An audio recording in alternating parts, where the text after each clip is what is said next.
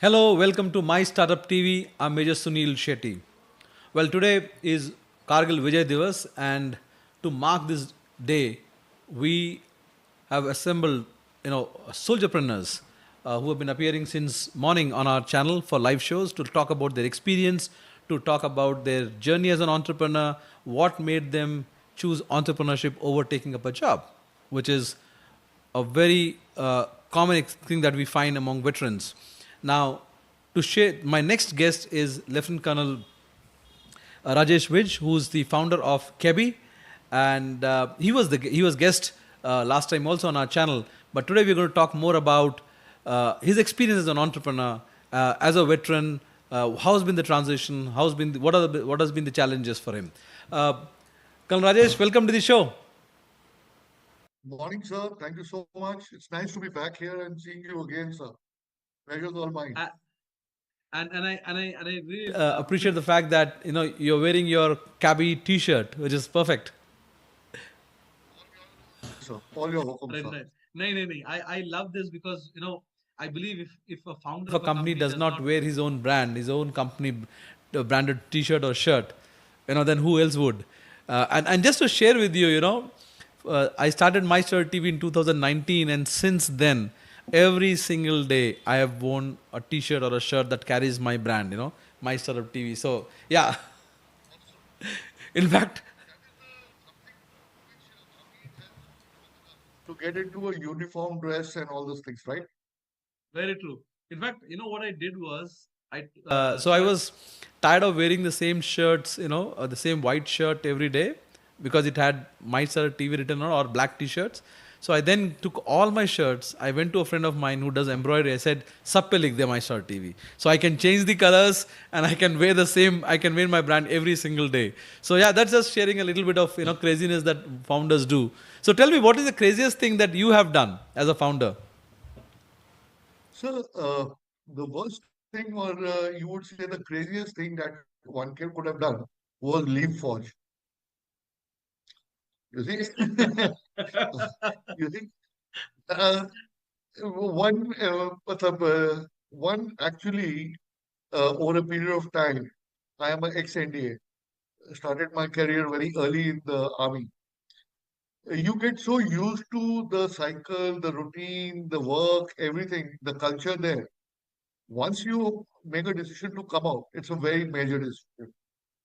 Then the second craziest thing is once you step in from a corporate world into the entrepreneurship, you know, it's a big risk taker. पहले तो होता है कि your salary is coming every month on time, you do your work, 6 o'clock, you just logged off and just move on. But then you find that as an entrepreneur, there is no time or routine as such. You know, things keep moving, things keep rolling, calls keep coming, and decision you have to take. you know. So once you get into this thing, it's quite crazy. It's a good world, I would guess. A good change. I think entrepreneur to get into entrepreneurship, it is the biggest craziest thing he can do, isn't it? Coming from a organized way of life, 9 to 5 or 10, whatever timing you want to say, to no timing at all, isn't it? Absolutely. It's quite different. It's quite different. That routine gets totally broken. Your body, your mind, your thinking pattern, everything becomes different then. So I guess to become an entrepreneur is also a great thing, especially for people coming from our sectors. Because somehow we are tuned to, or we are programmed to take up those challenges, or the uncertainty of day to day things that happens to an entrepreneur, because we do that, we have done that well while we are in the uniform, isn't it? Exactly, sir. Absolutely. Absolutely. I totally agree with you. So, for the benefit of our viewers, why don't you talk about tell us something about Cabby? So CABI is a smart city solution, intercity solution. It's a platform that has been designed, or rather, I would say, designed and tailor-made, especially for the people to travel between two cities wherein the distance is more, where the requirements of the people are different. You know, so I found that there was a lot of gap when it came to the prevailing major companies who are there in the market, you know, nobody wanted to actually travel with them. People want, or I would say all our guests, or anybody for that matter, wants a little bit of more human touch to it. They want a more boutique kind of an environment wherein they have got their own choices. Every person has got his own choice. They want those choices to be fulfilled. Now, I found that there was a major uncharted segment which was there where people used to generally be depending on some travel agent.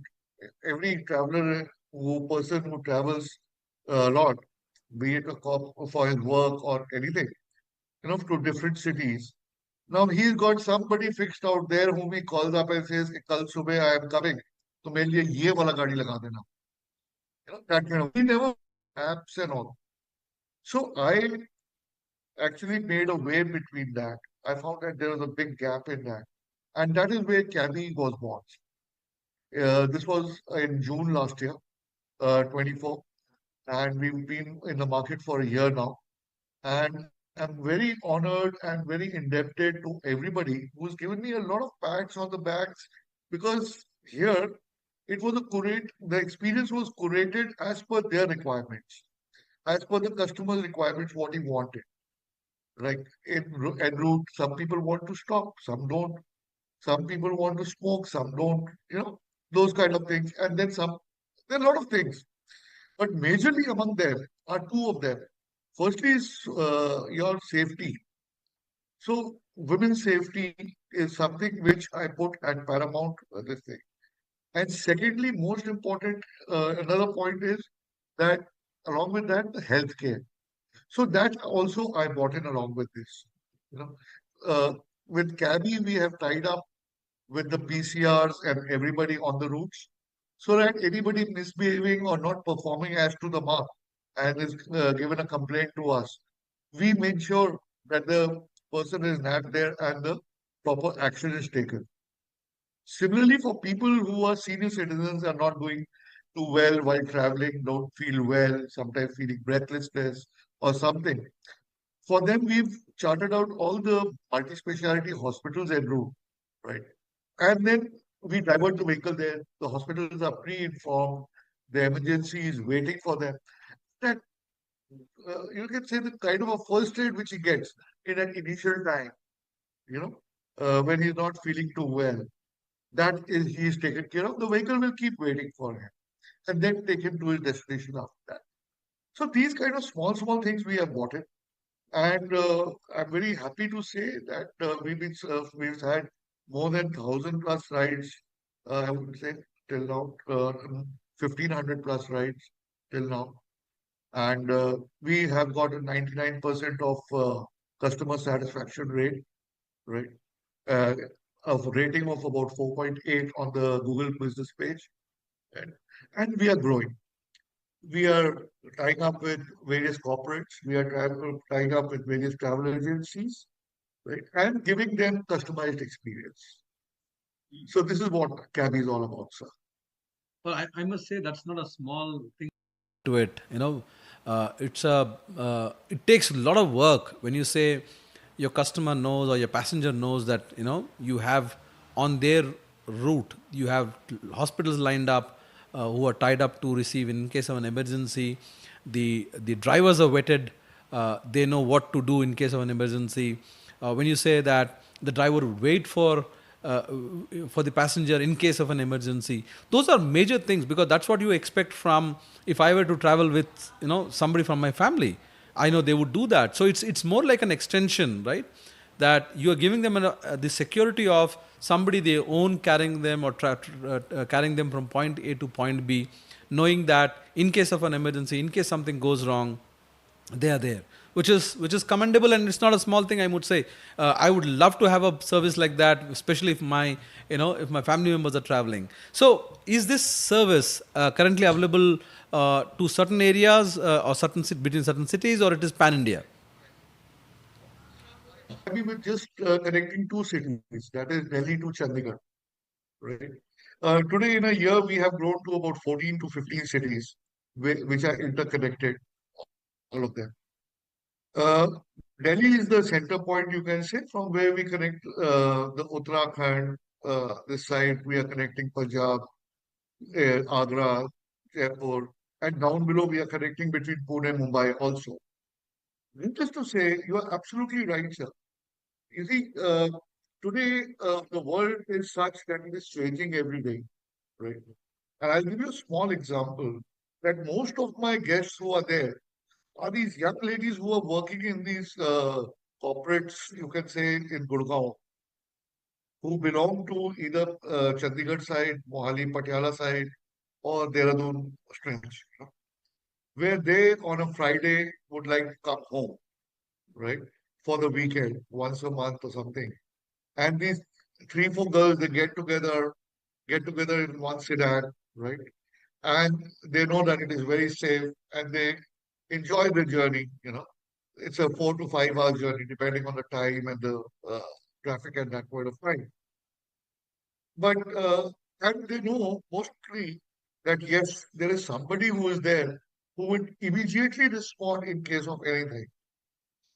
And for our this thing benefit of all, here we've got some every 1.5 hour as per SOP. There is somebody from a guest support center who calls them up and checks upon their well-being, that if everything is all right. So these girls, they feel very safe, they feel very good. And now, I should not say it, but it seems like we have become guardians of them because they'll give us a call and thank us, and ask about, Uncle, how are you? What are you doing? Sir, what are you doing? And chit chat with us. So we give them a liberty, the leeway to connect their mobiles with the Bluetooth, listen to their kind of music, and enjoy their journey back home. And then later on a Sunday night, take them back for their Monday morning work again. So this is how we are operating as of now, sir.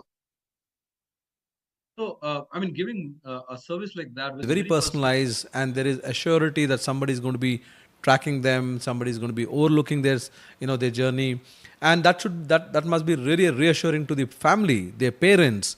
So, with that kind of a service that you rolled out, which is not only giving them that personalized service, but also ensuring that it is more like somebody from their own family driving them from point A to point B. What's your expansion plan? Do you plan to open up other cities in South India, East or West? So, like I told you, in the last 1 year, we have increased from 2 to 15 cities. Now, our next plan, phase, this second phase, we would be expanding again this year, adding in more cities. And our plan is for in the next 3 years, we'll be connecting 52 cities, which will be interconnected and things will be taken care of in a much better way. Improvements are going on both in technology as well as on the human aspect, the ops team and everything. And we are planning to expand, sir. There is no doubt about it. There So is no for the doubt. expansion, for the But it will expansion, yes, go ahead, go ahead. be like I have done it, slow, steady sustainability. That is most important. So I follow a pattern of go take a city, interconnect it, stabilize operations there for some time, then move on to the next city, for which already work is going on from this side. Then only take the next city, ensure that everything is okay, and then move next. Because our major time is spent in vetting the people, the drivers basically. Our maximum time is spent in that because we're here, apart from the 5 point program, like everybody else does, we go further into vetting a driver down to his police verifications and at times visiting his location where this thing, our ops team visits their location, just sees where they live and everything. And similarly, in case of customers also, we do all the thing. So we make sure that a curated experience is there or a curated ride is there for the customer as per his expectations. Sir. So what's your Yes. business model? I mean, do you hire, do you onboard just the drivers after vetting and give them cars, or they come with their own vehicle? And then how do you, I mean, is it a cost plus model for you, which you charge the passenger, or there is a percentage you take from the driver? So the thing is that firstly, Cabby is an aggregator. We are providing a smart platform, right? So going on to the business model, our business model has been very simple till now. That we have taken a small commission, which is approximately about 7 to 10%, right, from the drivers for the rides that we offer them, right?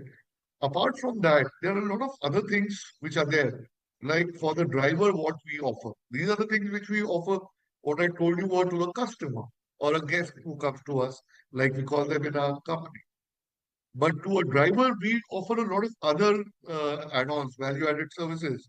Like for example, if a driver is driving, say from Pune to Mumbai, right, at night, dropping a passenger for an international flight.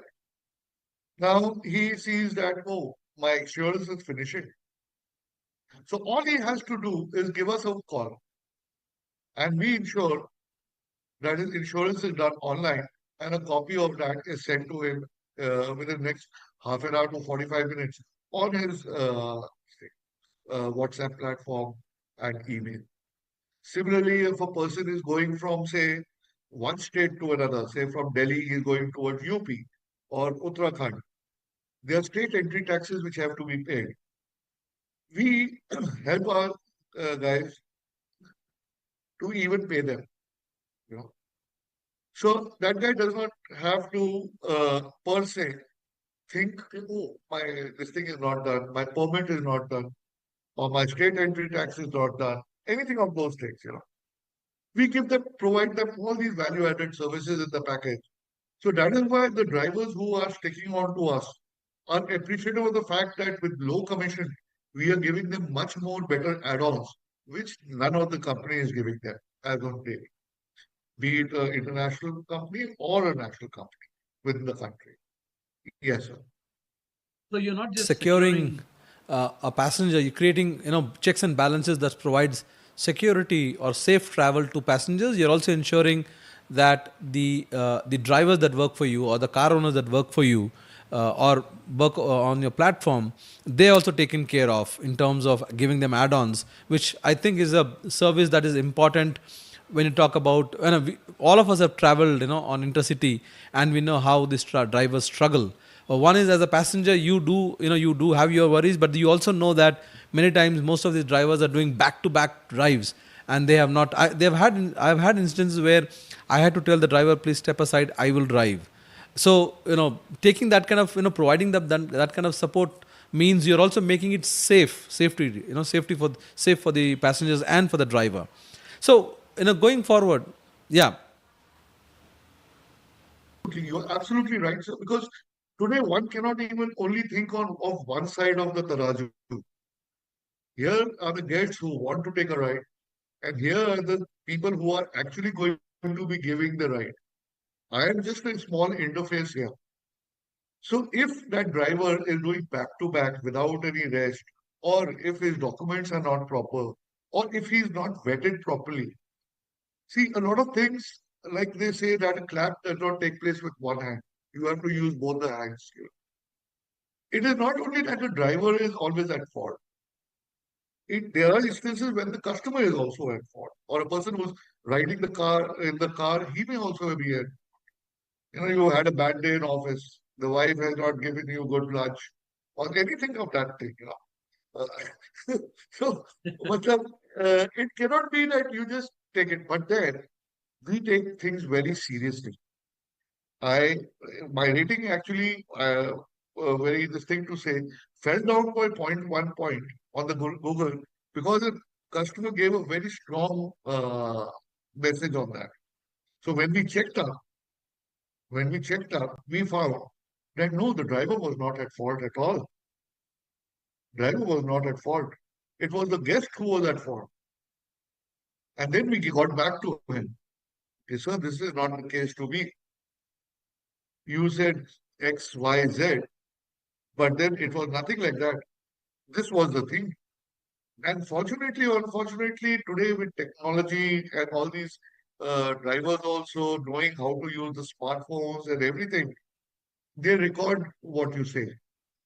You know, generally, if they have recorded it when they see something is going wrong or something, they put on that record button. So it all came out, which was sent to the guest, and he then later apologized. He says, "Yes, I was wrong."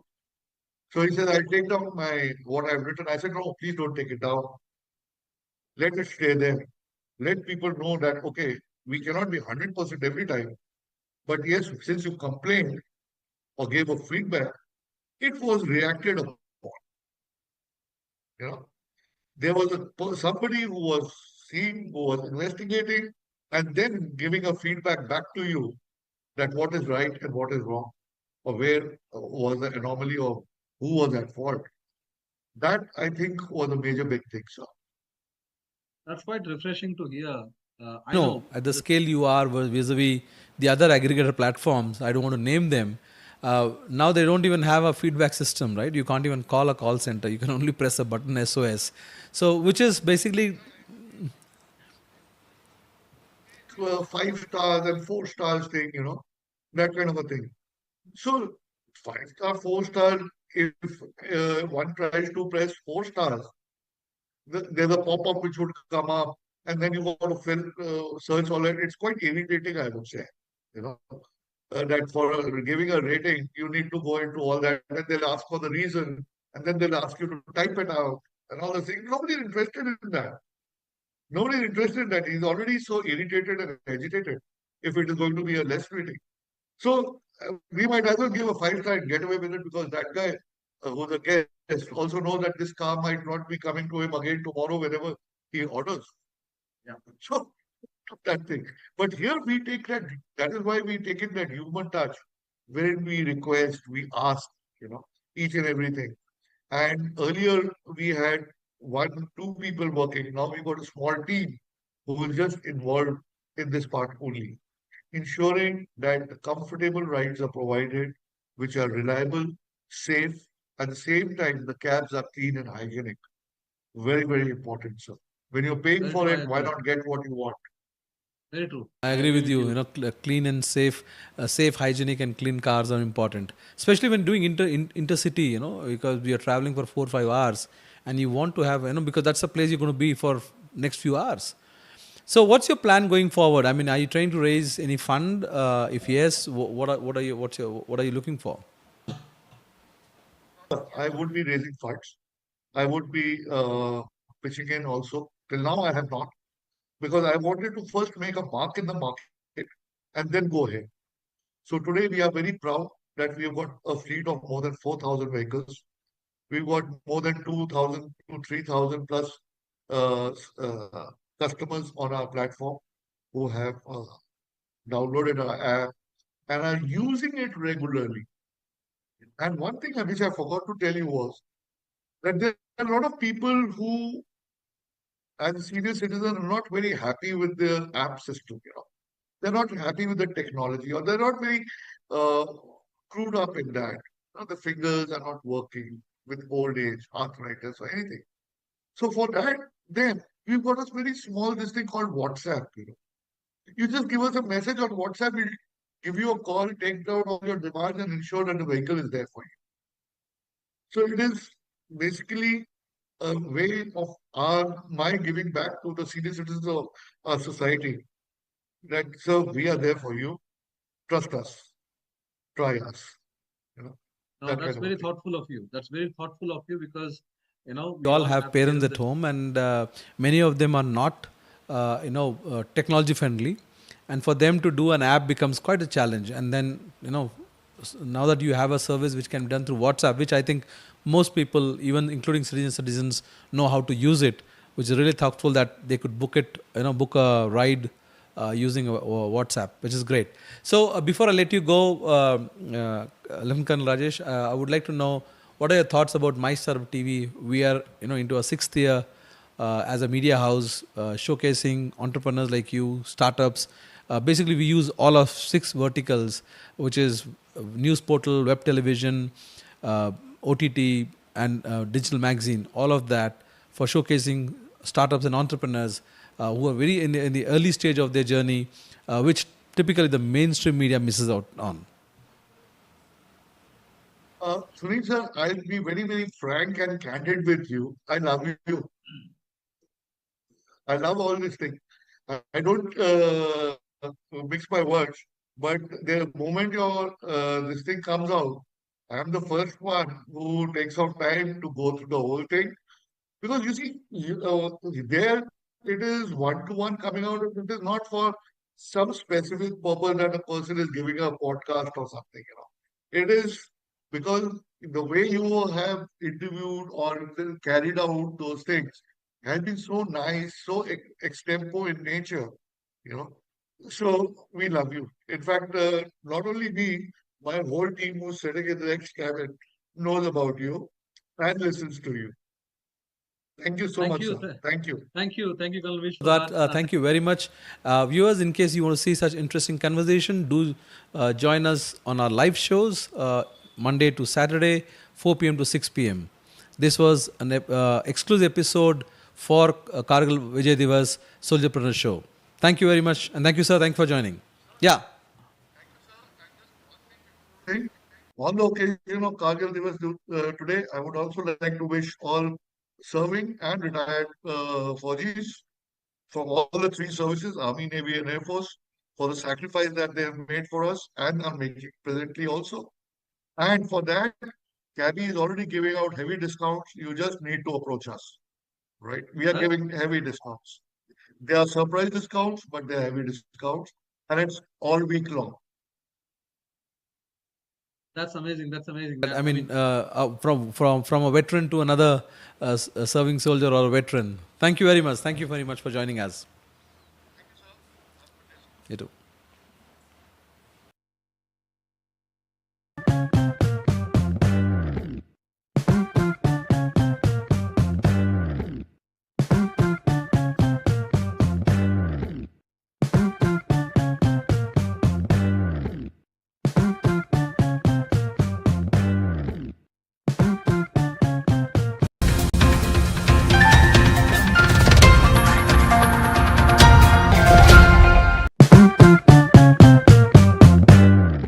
Hello, welcome to My Startup TV. I'm back again with another episode of Founder Talk Show. 9 out of 10 Indian cities are part of, when you talk about the global average, 9 out of 10 Indian cities suffer from air pollution. Now, this translates to about 55 million people suffering from chronic pulmonary disorder, and about 40 million people suffer from asthma in India. Now, this is no more an environmental challenge. It has actually become a public health crisis. Now, what's happening? What can be done? Well, there are climate warriors who are building solutions to address this very problem. Today, my guest is Pratap Singh, who's the founder of Clarifier Eco Breathe Technologies. Ravindra, welcome to the show. Thank you so much for this opportunity.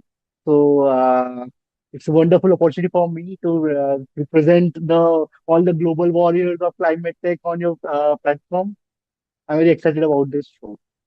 Before we start, why don't you paint the picture of what is the crisis, in for India in particular and for the world? When you talk about, all kind of, because of the air pollution, the diseases that people are, or the challenges people are facing in urban India. So the biggest problem, I would say that for right now, we are thinking about glo global climate change and all those things like glacier, melting of glaciers, and rising sea water level. But the one of the most major issue is right now is air pollution, and we take it for granted. The issue is like we think that air is still a luxurious, air purification is still a luxurious for the most of the people. Because for the wealthier people, they have purifiers at their home. they have at the office in the car. But what about the people who are middle class, or they are walking on the street or sitting in the garden in an outdoor air environment? So I saw this issue like every year, 1.7 million people die in India because of air pollution. This is not just an Omni report; it's a Lancet report, and one of the most precise report and specific precise report by the global research organizations. So when we're talking about globally, it's approximately 11 million people are dying because of air pollution, and it causes the heart issues, respiratory issues, allergies, and all the diseases. So I think that when we are talking about air pollution, the as you mentioned, 9 of the 10 cities in India are polluted, most popular polluted. So the when I compared the whole AQI data, air quality index data, what I observed was like world's top 6 cities from the most polluted are from India, like Ghaziabad, Delhi, then Mumbai as well, then Bangalore. So this is a major issue for everyone who are living. And the problem when we are talking about air pollution, the government are taking steps, no doubt. But they are not able to do is purify it. They have smoke towers installed, like in government installed in Delhi. They installed an 10 crore rupees purifiers for an outdoor purifiers. But the issue was after 6 months, the results were negligible. There were no specific input output which should be like purified output of air should be coming out from. This was a major issue. One thing we can say in India, in the top of the region, like the northern side, there are the area which is already there. I can't be purified always because in Mumbai region there are sea coast, there are oceans. So the polluted air gets what we can say is dispersed. But when we're talking about in Delhi, at the above there is an Himalayas range. Then at their side, the farmers are burning crops. Then other industrial power sectors and all those factors plays a major role in the air pollution. So, like 52% of the pollution from the whole India comes from the industrial plants. Then it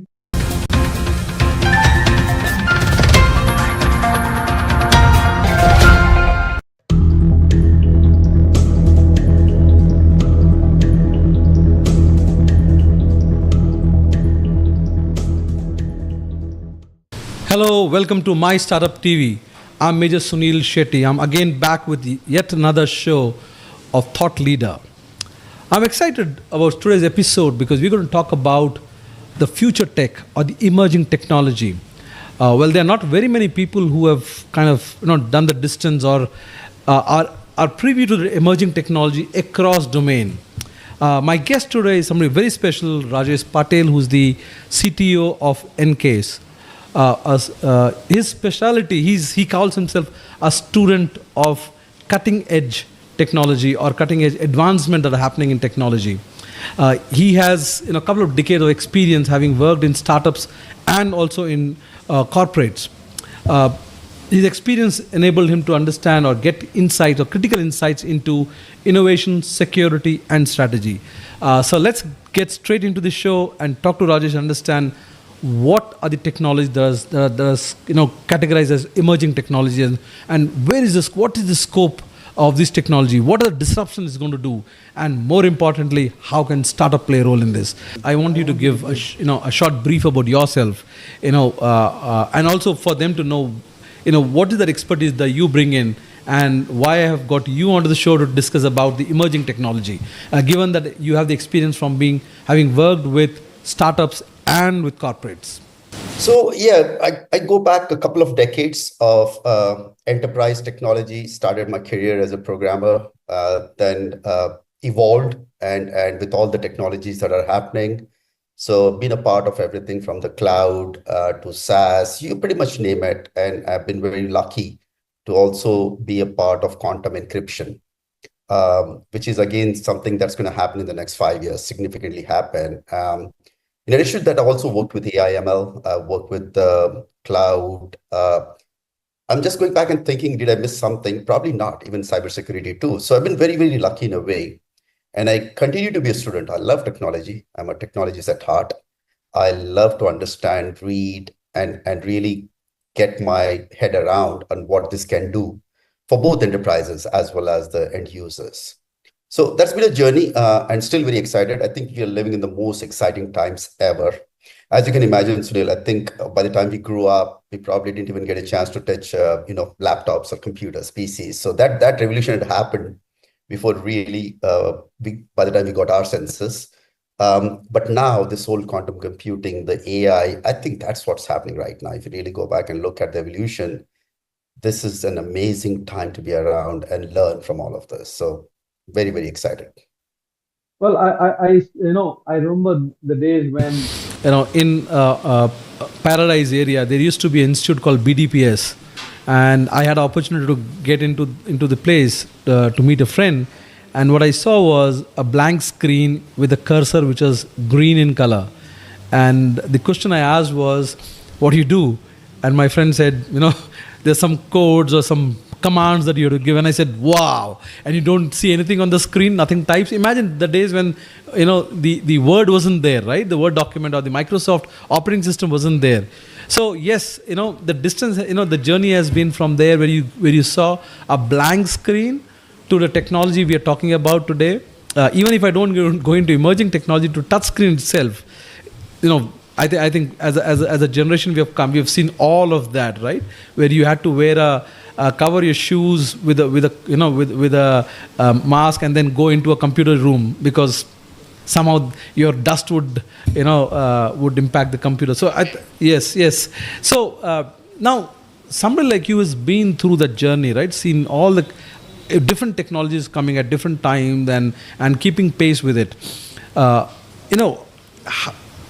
do you do that? Because why I ask this question is recently I was in conversation with another friend of mine who's again from the tech, but he's more into database, and he was expressing as to how difficult it is becoming to keep pace with technology itself. Even if you're not talking about cutting edge technology, just the disruption that's happening within that space.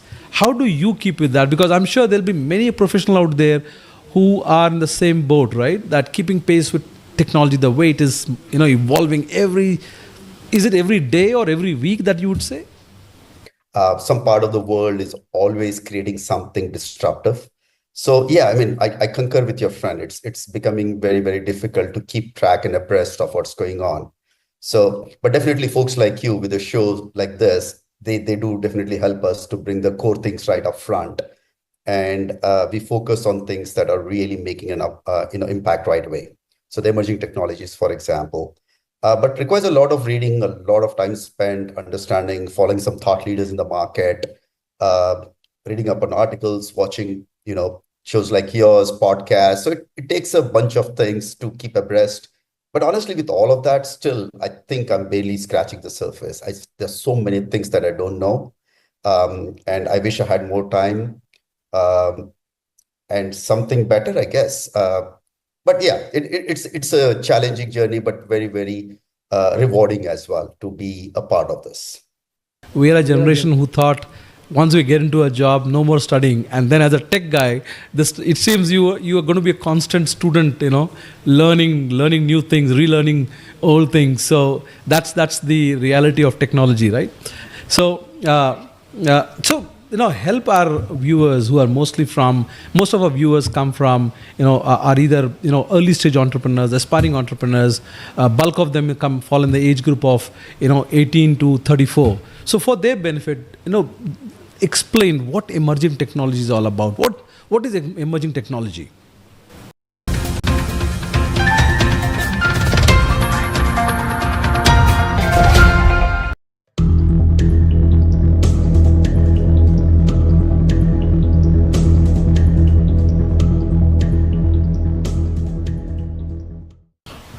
Hello, welcome to My Startup TV. I'm MajorSunilShetty. Today is a very special day for India, for Bharat. That is Kargil Vijay Divas. If you recall, many young men, over 500 of them, sacrificed, gave everything of theirs for the nation.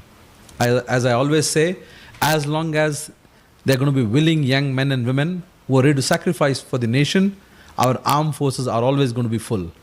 And as long as our people, the citizens of India, keep loving the armed forces, we will keep writing that blank check. With that, let me introduce on this special show Air Commodore Rajiv Mittal, who's a VSM, who's done about 37 years of service in the armed forces, in the Air Force. We are doing this special show called Soldierpreneur Show. This show is all about soldiers who in their second innings, soldiers like me who in their second innings have taken up entrepreneurship. That's why we call this show as Soldierpreneur Show. Welcome, sir. Welcome to the show. Very much, Sunil. Thank you very much. It's a matter of pride and privilege on this honorous day to join your podcast. पहले तो काफी बधाइयाँ on Kargil Vijay Divas, and as a soldier, what are your thoughts when we talk about whether it is 1971 when I was 1 year old, and I heard a lot of stories from my dad. He was posted in Udhampur at that point of time, and then when I was myself in the uniform, Kargil happened. I'm very recently, Operation Sindoor. So from a soldier to soldier, when you hear these stories, when you see these things happen, and Operation Sindoor has now become a kind of a talk of in the global community, especially in the defense forces, how we obliterated our enemy in few minutes, 22 minutes as they say. So what are your thoughts, sir? Absolutely a matter of joy and pride for a Fauji. Any time to remember such days. I have no real great memories of 71. I was only 5 years old at that time, but I had personally taken part in Kargil. I was posted to a transport squadron in the northern sector, and on every day we were doing 3 to 4 sorties. I was in a flying squadron. We were doing sorties, and initially we had the hiccups. We were taking the bodies, we were taking the soldiers in the morning, and next day we were bringing out some bodies also. But very soon our forces got the bearings right and did the action what was desired, expected out of us. And of course, that's the history. And of Sindoor, we have it is a new paradigm of the war gaming which has happened. And certainly, India is going from strength to strength. And I'm sure with the leadership taking the correct decisions and the public at large putting a kind of a show and solidarity behind the soldiers, we will suddenly be forced to reckon with in the next decade or so. It will be a real superpower in the world. Very true, And sir. already Operation Sindoor has shaken the mighties of the mighty armies of the world, and follow up with that is F-35 not able to get out of India. There are a lot of stories because there is no official confirmation about it, and I write a weekly geopolitics article for a local newspaper, and that's what I was talking about, how India has turned its silence into another weapon. So as somebody who's put in 37 years of service, if you could take us through your own journey, and how have you seen the Air Force evolve since you started to you decided to move out? Fine. I'm basically an engineer, electrical engineer to be precise. Did my post-graduation into the electronics and communication, and my initial journey was in the Air Force was into the communication field, to be precise in the troposphere communication into the FNet, and slowly I got into the electronic warfare, then preparing the electronic out of the battle. I worked with the DRDO and got the Best Scientist of the Year award from the DRDO. And I continued, came back to the basic core of engineering, did my tenure as senior engineer electronics, did my tenure as chief engineering officer. Then I was command engineering officer of the base of the complete command, one of the complete command, very, very operational. And that time also the Doklam thing happened. So we were very, very engaged during that time. Again, worked for some time in the ADA for the designing of the new LCA Mark II.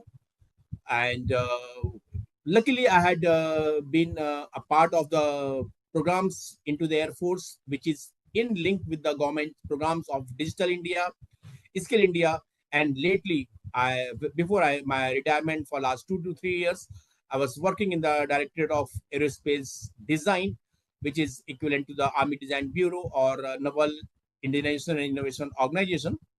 So did a lot of work for the startups there, did a lot of work for supporting the startups, and a lot of problem statements were solved by the young budding engineers.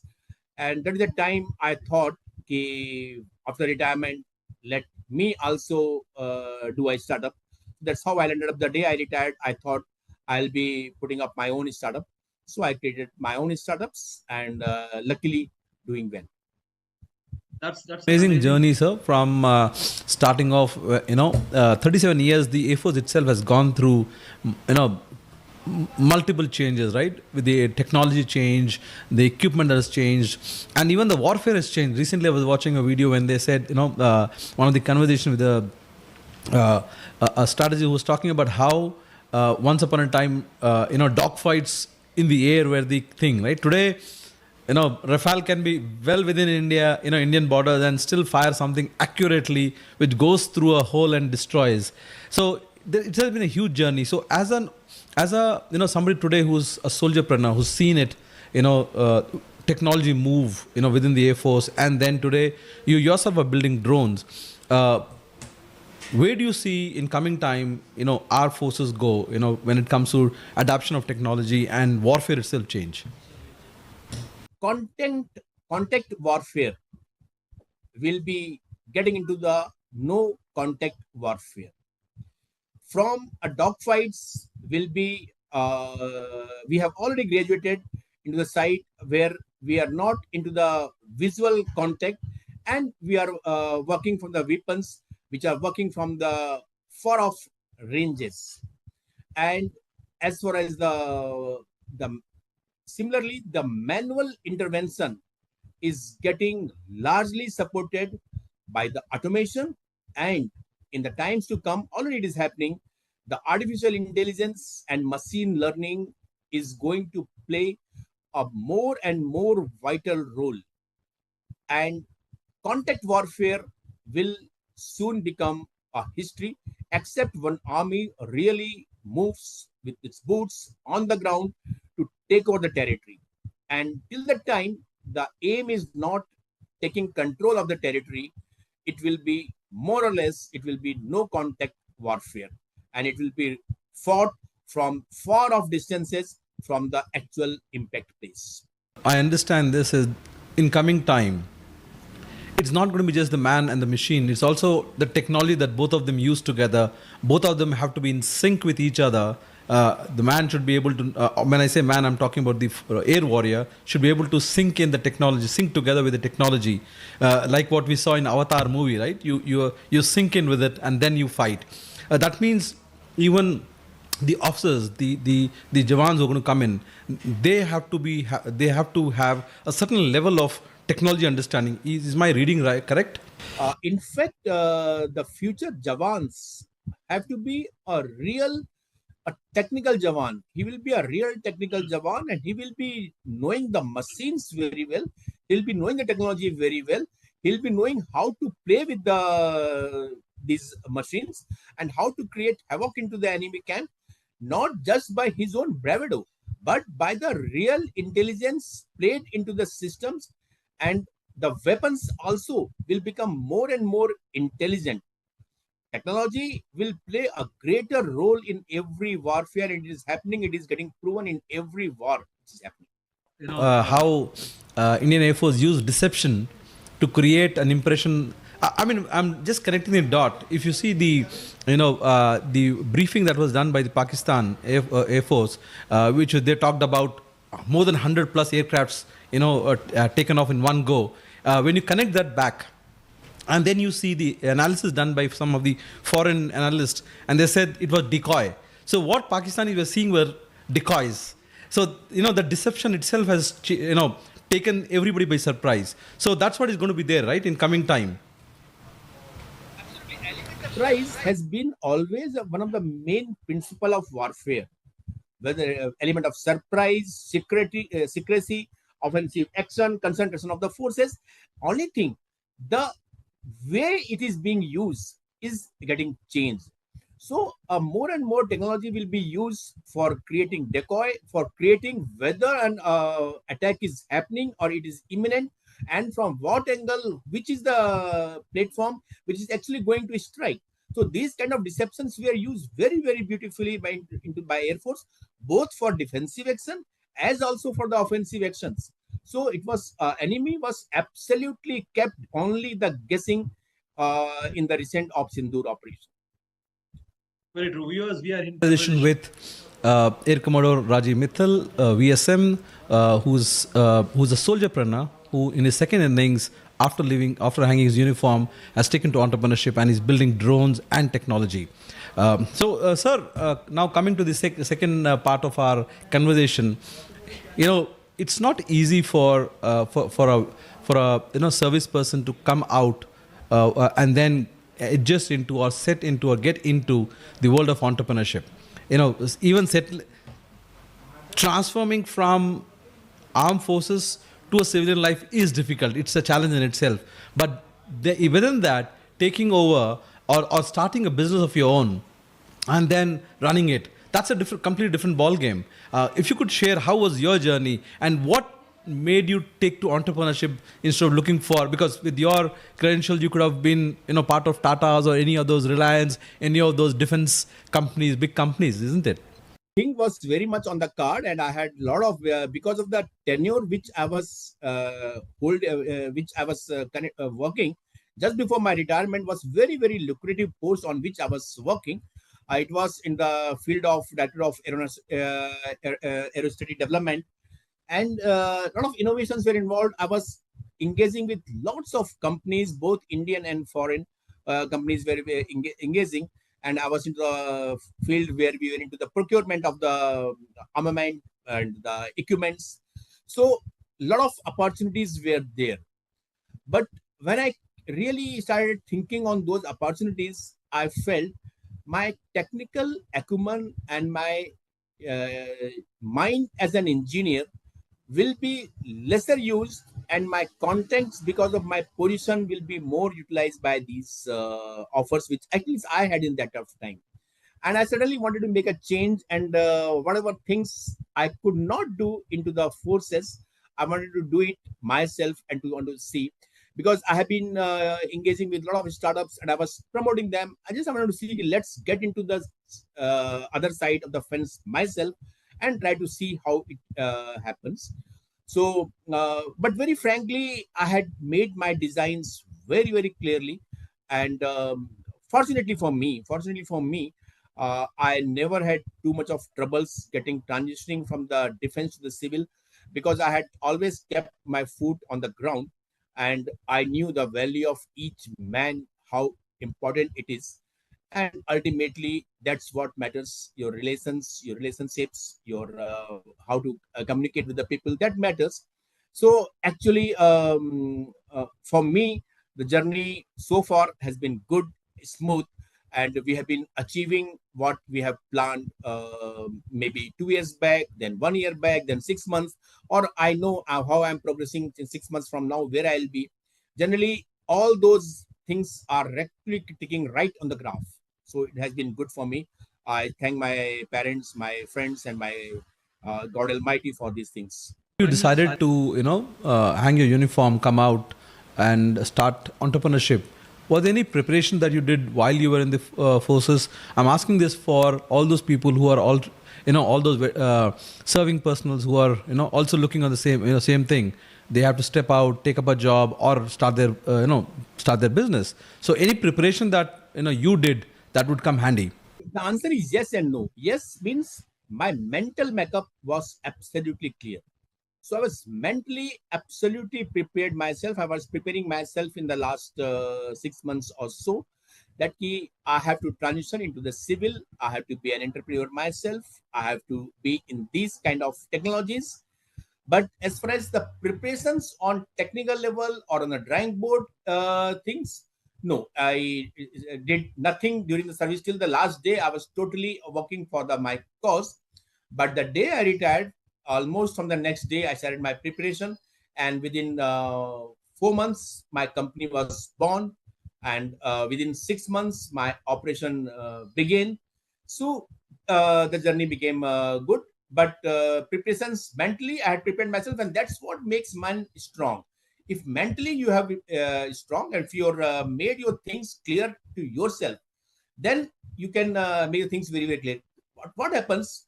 Most of us, while in service, they will get used to a kind of life, and we don't prepare ourselves before we hang our uniform to a different kind of life.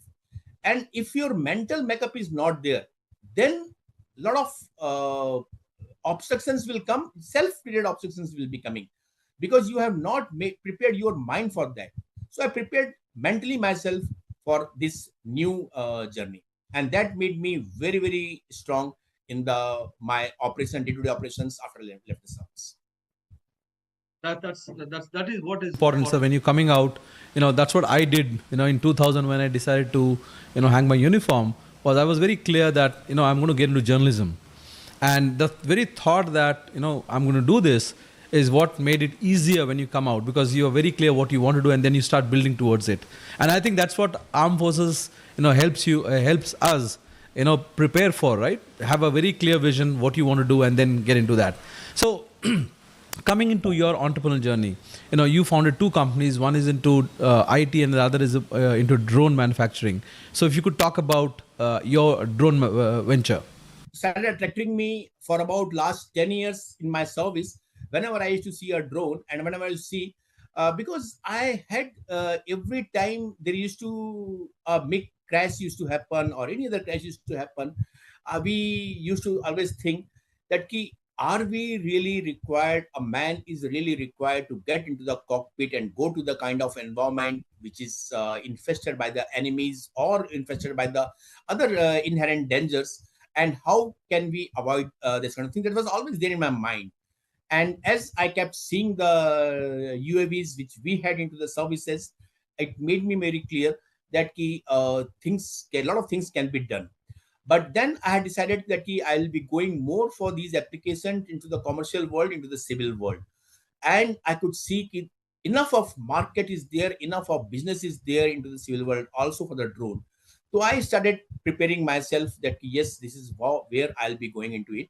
So absolutely fine. But yes, now drone has become a very, very buzzword, because in most of the warfares which is happening in the recent past, whether it is Armenia, Azerbaijan, whether it is Russia or Ukraine, or whether it is India, Pakistan, to be very, very recent in the Op Sindoor, they are playing a very, very major role. So, but yes, of course, just to clarify to you, I'm not into my drones. I'm just making drones for the civil world, for the forest, for the police, for the town planning, for the commercial worlds. Currently, I'm not making any drones for the army or for the air force, which we do not have enough of the reliable manufacturer in India. Most of the parts, my flight controllers, I design myself. It's chip level manufacturing, we do myself. My battery management system, we do it ourselves. And most of the other parts, also the frame, I make it myself. Most of the other parts also are made in India, but I'll be very, very frank. My camera, we are still depending on the imported supply. And one of the things that our program is watched mostly by young, in the age group of 18 to 24. They form the bulk of our viewers, and these are mostly students, engineering students. Are there any internship opportunities for them with your startup? Website of Dialog Global IT or Dialog ITES, 3 internships positions for the young engineers who are either in the pre-final year or the final year, or who have just graduated from the engineering. We have got 3 engineering opportunities for the internship. Last 2 years, I have helped about 15 engineers getting placed in the very good companies. They did internship with me. They worked for 3 months to 6 months, and I helped them to graduate, because naturally, if their dreams are bigger, so I help them to get into the big companies. Some of them are now working in the USA, some of them are working in the Germany, and some other in the very, very big companies in India. So we always keep helping 3 to 4 people who work with us internship so that they learn with their hands, with their mind, and they prepare themselves for the better opportunities. Any specific areas that you because as you're in drone manufacturing, are any specific streams you're looking for, like whether it is from mechanical or electronics, any specific fields? Very frankly speaking, I feel the engineering has become engineering is more of a qualification and a professional degree these days. In our time, when I did my engineering, there used to be just about 2 to 3 percent people who used to do engineering, and the remaining people we are doing the other streams. Nowadays, 80% people are getting into the engineering, so it has become the branch has become absolutely irrelevant now.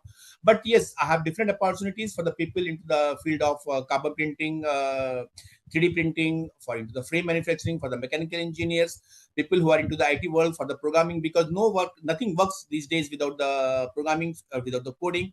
So I have opportunities for the people who are into the IT side, or for the people who are the electrical side. But generally, the young engineers are very, very sharp. They pick up the things very fast, and irrespective of the branch, I have utilized them on any job. They within months they get and start doing what is expected, and they start delivering what is expected from them. So going forward, what's the vision for Dialogue ITS Global Solution? What's the vision you have going forward in next 5 years time? We started just about 2 years back, and currently I'm able to sell one drone, manufacture and sell one drone per week. We intend to get into that 2 per week in about 4 months from now, and maybe in a year time, maybe one drone per day. That is the thing as far as the drone is concerned. My other startups where we are into the coding, so I'm not a very high turnover. It is less than a CR in a year currently. So that I want to expand it to at least 3 CR in the next year, next financial year. what Developments you think are going to happen in drone industry? Because yesterday I was reading an article shared by a friend of mine where, I think it is in Norway, where a bunch of young kids, showcase a drone that could fly and then dive into water and then, go underwater. So when you look at things like that happening, that's total disruption, isn't it? Absolutely. So, see, technology has got really no limitation. There is no limitation. And whatever you see in the nature, you see the birds which fly and which they go into the water. So whatever you see in the nature and whatever we have imagined and seen and heard in the Ramayana or Mahabharata, nothing is impossible. Everything will be proven in this very world, and we will be lucky to witness these things with our own eyes. As far as India is concerned, I'm very sure that we will become the drone capital of the world. We will be as also on the arms export. We will become one of the biggest arms exporter to the world, arms manufacturer, including the fighter aircrafts, transport aircrafts, drone. The future is very, very good, very, very bright. And it's only thing, it is taking time. Currently, most of the things are what people are making are the assembled, or we get to the parts. We are not too much into the transfer technologies. But remember the days when we were into the college and I saw a Honda came, and it was Hero Honda. It was TVS Suzuki. It was Escorts Yamaha. But now all these companies are making their own. The Suzuki came now, but we are making cars ourselves. So it takes time. It takes about, earlier it used to take about 2 decades. Just in about 5 years' time, we will have our own technology. We will have our own manufacturing facilities, and we will be a force to reckon with in the world of arms and in the combat equipment what the world will use. With Air Commodore Rajiv Mittal, VSM, who's a solopreneur, who after leaving Air Force, after 37 years of service, he started his own company, which is into drones and IT. So, sir, going forward, do you think at some stage, as you said, we're going to be a drone capital, and and we're going to be one of the big exporters to the world, when it comes to military equipment. Uh, do you think even the warfare is going to be going to be dominated by unmanned vehicles, unmanned equipment? 100%. I'm very, very convinced. Although many people will not vouch for it, and many people are keeping their eyes shut to it, but things are already happening in the world, whether it is multi man unmanned teaming, whether it is the use of UAVs into the both above the surface into the air or into the underwater things, or whether it is the robots onto the ground. More and more warfare will be in the contact. It will be the using the unmanned technologies only. The man will be at least 200 to 300 kilometers away from the border, sometimes even much further than that, and it will be controlled by the elements. It will be, man will be behind the machines certainly, but it will be more and more unmanned warfare in the future. And you and me are part of the Uh, how strong is the association, or is there a formal association for drone manufacturers, or those companies or startups that are into drone manufacturing or drone services? Yeah, so I'm Drone Federation of India, which is an umbrella organization for almost 93% of the drone companies in India. And it is doing a great job. Drone Federation of India is doing a great job for giving very well insights, technical support, making them supporter, putting the voice of the drone manufacturers to the government, creating an ecosystem. So it is not a formal association, but Drone Federation of India. There are other federations also, AUVSI and some other associations also there. So, but a good thing is happening. What is required to be done is currently each drone manufacturer is almost trying to do everything on his own.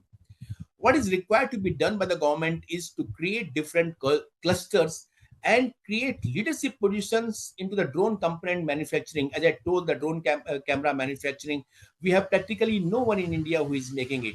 Drone motors, there are companies are there who are making it, but we have to create different clusters to make the drone motors, make the flight controllers, for the RCS, for the batteries, cells, from the wire batteries, cell manufacturing, and for the propellers, frames, and to the drone softwares also, which are there. Currently, many of the drone manufacturers are straightway taking the softwares or the firmware from the companies abroad. So a concentrated approach has to be done, and different clusters have to be. As also, the policy for the have to be eased out a little bit. To test a drone or to get a type certification for a drone is such a difficult thing in the current environment. These things have to be eased up, and in the various geographical facilities, we have to create more and more drone testing centers inside and outside to test and validate their performance. And the DGCA and Quality Council of India has to create different clusters in the various geographical facilities for supporting these drone manufacturers. And the process of drone certification, type certification, have to be made much more easier, user friendly, so that they are not roadblocks, but they are hindrance to our progress. So how ease to of doing business can be done, we have to do a lot of job. The government has to do a lot of things on that, and Drone Federation of India has to certainly become a catalyst to get these things happening in India. The likes of Motherson Sumi, they manufacture from wiper blades to seats, and the big brands like Maruti or the Fords, they buy from they buy the accessories from this company. You need a similar kind of structure where companies like yours probably, or other startups, could become accessory manufacturers, be it camera, be it the propellers, be it the mainframe, and those can be taken up by bigger companies to assemble them and then offer those drones as a service, isn't it? That's the whole idea. Even you see, Munda, whether you see Subros, whether you see Motherson Sumi, so there are these companies are there. They have become a force to reckon with in themselves, and the manufacturers abroad are also taking items from them. So we have to create these strong clusters and these strong manufacturers in their own field, and then we have to have a bigger companies who take the parts from them and they have this thing. Absolutely correct. You already said, India is going to be the drone capital, and you also laid out what needs to happen. Is there any role that education institutions can play in making India as a drone capital of the world? To be very, very precise and to be very, very honest, lots of IITs and NITs are already doing a very good jobs. Some other engineering colleges are also doing very good jobs. I see a lot of things happening in IIT Kanpur, IIT Madras, Indian Institute of Science, Bangalore, some of the other colleges also. But these, the three people have to be together: armed forces or the customers. I'll say two things: defense, non-defense. So in the defense, armed forces and the market forces, they are the one end of the spectrum. Second end of the spectrum is the manufacturers, industries like me, and third is educational institutes which have got this intellectual capital. These three have to be absolutely in cohesion, and the research which is happening, technology which is coming, has to pass on to these people, and the requirement from the user have to come very clearly in the clearly specified words to the technical institutions and to the industry, and they have to work together so that they know exactly, if I start manufacturing today, I should know for 3 years from now this is what is required. So the research has to happen today, and 1 year from now the research has to start getting tested. So these three have to work absolutely in the most galvanized fashion, in absolutely sync. There is a need for financial support or the investments, right? What role do you think financial institutions, or what changes can financial institutions and investors do where they can support startups like yours? Today, those who do not need loan, these banks are sitting on their head every day, up lonely लीजिए. And those young startups who just want to go, they are absolutely left in lurch, and they are not really helped. Although the schemes are there, CGSS is there, CGSTME is there, but to get the benefit out of them is actually very, very difficult. So, like the IDEX program, Innovation for Defense Excellence, which is such a beautifully designed program, where it is not really a grant, but 1.5 CR to 10 CR are given, and even if you fail, the amount is not recovered from them. You are given a problem statement, or he gives a problem statement, you start making it. If you succeed, it's good. If you don't succeed, nothing is taken, because ultimately someone has made an attempt. So they tell it, fail fast, recover faster. We have to have faith in our young entrepreneurs and students, bright students, institutions, and we have to help them, because I have seen in my service career the parts which we are importing for 100 rupees. I'm just giving an analogy. So, let's say 100 crore, these young startups have given me in 1 CR or 2 CR. So that is a kind of scale which can be given, which can happen if we start having faith on them. So a very good helping hand has to be there. And currently, which is not there, even the government scheme of CGSS and CGSTME, it is very difficult to get hold of those things. So the environment has to be made more conducive. I'm not saying it is bad. It is certainly much better than what it used to be 10 years back. But lot has to be done onto the ground. The policies have to be seen that they are actually working, and without much pressure, things are coming to the handy to the entrepreneurs. And somewhere Even the soldiers or the officers or the personnel, armed forces personnel, they also have a role to play, because with the Agniveer program, equivalent to Agniveer program, where people can come out in 10 years time, SS officers like me who would come out in 10 years time, they carry with them a lot of knowledge and experience and insights of what is the need, the real need of the armed forces. Once they become entrepreneurs or they join companies, they can add a lot of value to it, isn't it, to speed up this process? Actually, if you give me just about 2 minutes time, you have touched upon a topic of Agniveer, which very, very urgent attention is required at the top leadership, because very correctly summed up that they are really experienced people, they are knowledgeable people, they are very, very talented people. Secondly, they are very, very disciplined people. If this intellectual capital, if this knowledge capital, which is used correctly, they can do wonders, then the real benefit of Agniveer scheme can be seen to the world. But if their hands are not held, if either they are not given help to become entrepreneurs, or if they are not correctly absorbed. So there is actually a win-win situation. Industry can get talented people. These people can get very good job, or they can get very good, they can set up their own job. But again, a mechanism has to be set up where I know the problem statement, which industry requires what kind of people. We have to prepare these Agniveers for this thing. So maybe some other time we can discuss on that thing. It requires about 30 minutes, but actually it is the need of the hour, that smooth transition of Agniveer into the civil world for gainful utilization in a win-win situation, all by the government, all by the industry, and by the Agniveers, is certainly very much required. Trained human resource, disciplined human resource are an asset to the nation, and how do you use them, how do you deploy them, where do you deploy them, needs to be worked out much ahead of time. It should not be like when I came out in 2000, the only thing I could think of was, or I was rather offered, was a security job, which I was not ready to do it, because I personally felt I could do many other things better than just being exploring the same old thing, which is security job. So I fully agree with you. And viewers, we are in conversation with Air Commodore Rajiv Mittal, VSM, who's an entrepreneur who turned an entrepreneur after leaving Air Force. He has done 37 years service in the Indian Air Force, and currently he runs 2 companies which into drone manufacturing and IT services. So, if you have to give, if you want to share some thoughts or advice with, people who are still in uniform and about to retire, for them as to how good is this opportunity to become a soldierpreneur? I feel generally the young people are very, very intelligent and they're sure.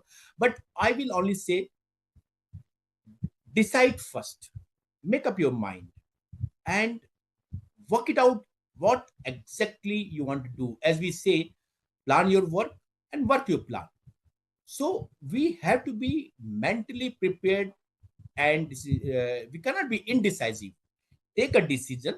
It may go wrong, no problem. If you really fail, chances of which will be very, very less, then you can take a recourse.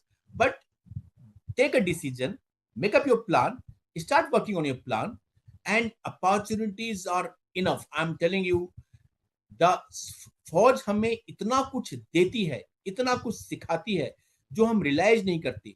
वो हम realise तब करते हैं जब हम बाहर आ जाते हैं, तब हमको पता पड़ता है कि कितना हमको फौज ने दिया है. तो उस सभी जो हमने उससे सीखा है, उसको अगर हम एक सही एंगल में चैनल कर लेंगे, जो एंगल आपको डिसाइड करना है, कैसे एंगल में करना है, आपको नौकरी करनी है या आपको अपना खुद का बिजनेस करना है, या आपको क्या करना है, अगर आप डिसाइड कर लेते हैं, आपको एजुकेशन फील्ड में जाना है, टेक्निकल फील्ड में जाना है, मैन्युफैक्चरिंग में जाना है, सर्विस में जाना है, that you have to decide yourself. But once you decide and you remain consistent on your path, success is there for you always and always. Very well said, sir. The takeaway from this conversation is plan your work and work your plan, which is very nicely put. So before I let you go, My Startup TV, the media house we run, is dedicated for entrepreneurs like you, for startups. And we cover from our 5 verticals, which is a digital magazine, a web television, OTT platform, and also podcast.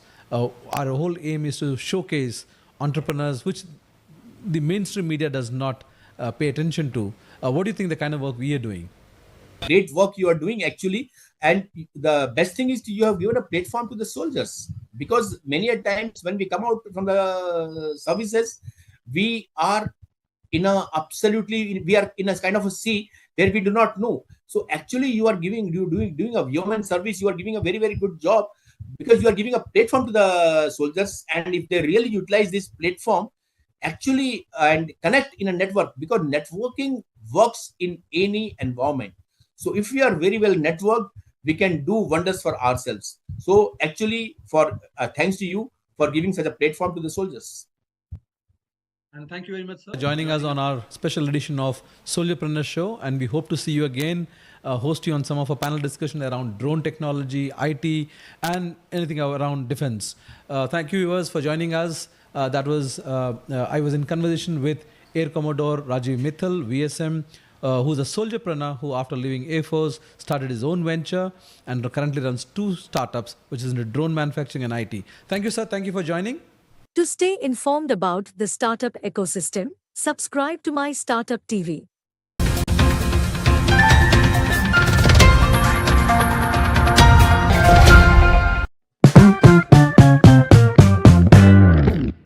नमस्कार, स्वागत है आपका my startup TV पर। मैं हूं major Sunil Shetty. Bharat में smartphone तकरीबन हर साल, इनफैक्ट जो नया रिपोर्ट है 2023 और 2024 का, उसके हिसाब से तकरीबन 150 मिलियन स्मार्टफोन्स और 14 मिलियन पीसीस की बिक्री हुई है। और आप अगर रीसेल की मार्केट देखें, ये तकरीबन 10% होता है इस अंक का। और एक रिपोर्ट के अनुसार तकरीबन 20 और 22 साल की उम्र के बीच में युवा में 49% एम्प्लॉयबल है, मतलब उनको नौकरी मिल सकती है इस सेक्टर के बीच में। लेकिन 75% कंपनीज को एक स्किल्ड यूथ नहीं मिल पाता, क्योंकि वो ट्रेंड यूथ नहीं है इस सेक्टर में, जो कि reused repair, mobile phone repair, smartphone repair या लैपटॉप के रिपेयर के लिए। वैसे भारत सरकार ने काफ़ी सारी इनिशिएटिव्स और प्रोग्राम चला रही हैं, जैसे कि प्रधानमंत्री कुशल योजना, विकास योजना। इसके अंतर्गत काफ़ी सारे इनिशिएटिव्स हैं, काफ़ी सारी ट्रेनिंग प्रोग्राम चल रही हैं। साथ ही साथ में स्किल इंडिया मिशन के अंडर भी काफ़ी सारे प्रोग्राम चल रही हैं। अगर ये सब हम देखें, लेकिन प्रोग्राम और इनिशिएटिव एक चीज़ होती है, इसे ज़मीन पर, ग्राउंड पर अगर इसको चलाना हो या यूथ को ट्रेन करना हो, स्किल करना हो आने वाले सेक्टर के लिए, जो कि तकरीबन $5 बिलियन का सेक्टर हो सकता है, जो कि तकरीबन 49%, 50% यूथ को नौकरी दिला सकती है। तो उसके लिए हमें ज़मीन पे चाहिए।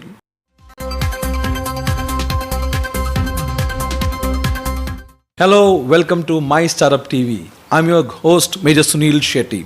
Today on our Founder Talk live show is Ravi Ranjan, who's the founder of Dhobiji, laundry tech startup that is using technology to revolutionize laundry services. So let's find out by talking to Mr. Ravi as to how and what they're doing with their startup. Came up with your own personal experience. We faced the problem in our hostel, and we wanted to solve it out, and that's where we all three together, me, Ankur and Dax, came together and told, let's take this challenge and solve it out for all the other students, so that no other students would face the same problem what we have faced. You know, when you start as a student entrepreneur, it's a different ball game, right? Once you scale it up, once you are no more a student and you're an entrepreneur, full-time entrepreneur, how does it change? I mean, what's the mindset change? What are the challenges that one goes through when you're migrating from being a student entrepreneur to a full-time entrepreneur? Okay, so basically I'll tell you the challenges when you are as a student entrepreneur, and then I'll tell you what are the change in challenges for the full-time entrepreneur. So when you are in college, that too, like I was in SRM University, where the fee is really high, and your parents expect that if they are investing money in you, so after the college you should go for a nice placement. That's why they sent you to the nice premium college by paying hefty amount of the fee. So they want you to go to the placement or go for higher study and all. So when you tell them that I'm planning to start a startup, they get worried. The risk-taking capability will be really high for you when you are in college. So I feel that this is the one advantage you have being a founder in the campus. But when you come out of the college, so my parents was always like, okay, do whatever you want to do, but in the final year, attend the placement. You keep the option in your hand, join the company, and then whether if your startup is scaling up, then you can leave, but have a safe option in your hand. And what's not wrong, according to the parents, they want the safety of the child. So now what we did, like we started in first year. So we were sure that we'll scale up to a certain level. So we told our parents, we'll attend the placement for sure. We promised to our parents, we all three. But when we went in the final year, we attended the placement, not as a job seeker, but as a job provider.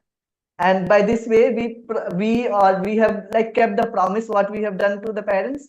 And also this gave a moral boost to the parents that if they can provide job to 2 or 3 new people means they can sustain the business. That's why they are able to provide the job. That too, when you are not a funded startup, you are a bootstrapped startup. So that means you are sustainable enough that you can give job to the other people. So this boosted the morale of the parents also. And then you do not take stress of yourself, you take stress of your team. You need to make sure that on the first, the salary should be credited in their account. The sales will happen, will not happen, we don't know, but salary should be credited. Now, when you in the college where you are not worried about even about your own pocket money, here you live about your own pocket money, you need to worry about your salary. The putting the salary on the first to all the people who is trusting you. So this is the difference, that in the college you can take risk even without the sales, you can sustain, but when you come full-time entrepreneur, you should make sure that you have the responsibility of your team and your team is believing on you. So as a founder, you should make sure you put their salary in their bank account by first, and that cannot be compromised at all. So that means that was the major bigger challenge for us being a bootstrap startup, to keep running our sales so that we have enough money to keep putting money in the bank account on the first as a salary to the team members. This is the major problem what I see converting from campus startup to a full-time entrepreneur. Especially as an Indian entrepreneur and a student entrepreneur, one of the biggest hurdles, or the first hurdle that one has to cross the barrier, is parents itself, right? Because they want a job security, especially if you're in a college where you're paying hefty fee. So that's definitely and this is what we have experienced on our various interactions with student entrepreneurs, that parents tend to be the ones they have to first convince to be able to go to the next level. So once you successfully navigated that particular challenge, one is running a startup as a student entrepreneur. The other is to go out there, and your degree is done, and you want to start. Now you are out there in the world, right? And then what is the challenge, especially when you come as a from a thought process, from a mindset, I'm talking about. That's what I said. First thing is that one is the financial aspect of the startup. Like when you are in the college, I told you will get money in your pocket money from your parents. You are safe about the financial stability. But when you come out of the college full time, so that time you are getting the problem that you have to make sure you have to sustain your own life, because they, as a parent, they expect that when you are graduated, you need to sustain your own life. That's why they tell you to go for the job security. So you need to be financially independent. And also, if you have hired few people who is working for you, you need to make sure financial stability for them as well. So that means in the college, you don't have to worry much about the sales. You need to worry about the product development. But when you come out of the college, your sales should be good enough that you can sustain all your co-founders from that money, and the people who have joined you early and who is working for you, the team, their salary. These are the few things. And then you have to go to the all other things, like you need to go for funding, all the others, whatever all the entrepreneurs goes, you have to go through that. But this is the major mind shift changes required when you come out of the college, that you need to make sure you and your team is sustainable on your sales money, and you are making enough money to sustain your startup and your team. Sales don't happen immediately, right from day one, right? I mean, it's maybe in some service industries that is possible, but otherwise that's not the case. So from your personal experience, what is that you would advise student entrepreneurs especially as to how it should be for them? What should they do? What should they think about? What should they go about doing till they get this first revenue, they start making some money from the venture? So there are few things which we need to focus, like how we start. So always whenever I meet a college students, that too when they are in first year, because I started in first year, I can say that. So what I say, that if you are in graduations, you have minimum 3 years and around 4 to 5 years if you are in MBBS. So you have the 3 years or 4 years time. Why don't you start in first year on the ideation stage? If you have idea in first year, you can try to, you have the 3 years time for you to just make the product, and then you can do your first sales within the college. So my advice to all the students, entrepreneurs are always that start in such a right time that your first sale happens when you are as a college entrepreneur only, when you are inside the college. And then at the same time, if your idea is really good, there are other places like now NSRCL has started campus founder program. So you can apply to all this like incubation centers and all during the college time itself, so that you have the better knowledge other than your core knowledge. Because when you are in college, you are doing engineering. I was a software engineer, so I have to learn about the finance, I have to learn about the pitching to the investors, all those things. So that you can do during the college time itself by attending different ecosystem events, maybe go to the pitching sessions, see how it happens, and maybe you can apply for the incubation centers, get incubated there, so that when you are out of the college, your target should be that my sales should start happening before I leave the college. That is one thing. And second thing, if you started late on second, third year or fourth year of your engineering, or maybe third year of your graduation of general graduations, so in that case, try to focus on your idea as much as possible. Try to get incubated somewhere, so that when you are out there, so incubation and acceleration will help you to grow faster and faster. So what you can do in 2 years alone in the college, if you go with the incubators, you can do in 6 months. So that is the you need to speed process your thing. And then also, because you are coming out of the college, so you need to make sure that you have funding with you. If you are not going to make sales, if you are a product, deep tech product, so funding is something which is really required in this arena now. And also we are happy enough to see, and we were there together in the startup Mahakund. Mr. Piyush sir has told that the deep tech need to be more funding, and government has started focusing on. So product development, if there is required, we need to go for the funding. And ecosystem, you need to approach to the right ecosystem. See, we say ecosystem, but we need to know what is the right ecosystem. When we are a deep tech and I want to develop the product, I'll go to IT Madras Research Park compared to going to NSRCL. If my product is ready, I want to make the sales and understand how business dynamics of this will work, I'll go to NSRCL. So I always suggest the college student also that you need to choose the right incubator based on your product, based on your startup idea, and go and get incubated. That is the one of the best thing you can do to bridge this gap from converting from the campus entrepreneur to a full-time entrepreneur. That's my personal experience also, finding the right co-founder, right? And I've seen in our last 6 years of journey as MyStartup TV that we've come across some amazing ideas, some amazing startups with great takeoff for them, and somewhere down the line, they failed because the founders couldn't work together. So how did you find your founders, and what was, if you could share some lessons for student entrepreneurs, when they, especially when you go about finding a founder? Because I personally, this is my personal opinion, that when on your venture, to find a right co-founder is like finding a life partner. It is kind of same challenges, right?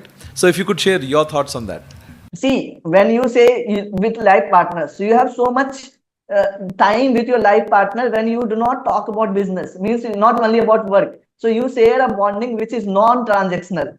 But sharing a transactional bonding and maintaining it for a longer time is a really tough work than the sharing non-transactional bonding. So that is one thing, because you are personally emotionally so much invested with your partner. So that is the difference. But I'll tell you how I did, and maybe other college entrepreneurs will really try to find out in that way, or they can get some insight. So this all happened because the problem what we faced, the laundry in the college. So I was from the village, I stayed out and everything fine. My second co-founder, Ankur Gupta, he is my hostel roommate. He was my hostel roommate in the college, and he was from another department. So he was the one who stayed with the parents till 12th class. He never stayed away from the parents. And then he never washed his clothes himself. He was one pampered child, you can say. So now when he came to Chennai, so that your service is typically for people like that, right? Yes, you can say. And even when I'll tell you about the third co-founder, you will add him also in my customer list. I'll tell you that also. So this person, Ankur, my co-founder, he was never has washed his clothes, and then we in our college was having that you need to wear formals. And so when you join the college, you buy new formals because first time you are going excited and all. So he bought a lot of clothes. So he was using daily and throwing it in the laundry basket. And it ended up in such a way that next day we are having our first class test where you need to be well presented. Then only they will allow you to go inside the class. And he was not having any formal left to wear. So at last moment, he started, instead of reading for the class test, he started ending up washing his clothes for the first time in his life. So that was a little experience which we faced. We took as a challenge, like, yeah, this is the something problem which you are facing. And then so now this is the problem. So I was the one who was very sure I will do my own startup from my class 8 onwards, that I don't want to go for job. So I found like, yes, now I got the right problem which can be solved. But is it really a big problem? So we went back to the college students, our hostel mates, different rooms. So we just printed one A4 sheet where was a problem statement analysis was done. So where we asked, are you facing this problem? If you are facing, then how much you will be ready to pay? So me and Ankur went and get it printed and went to all the hostel rooms and distributed this. And then we found out this is a really big problem. While doing this process, when I was in my classroom, there was one.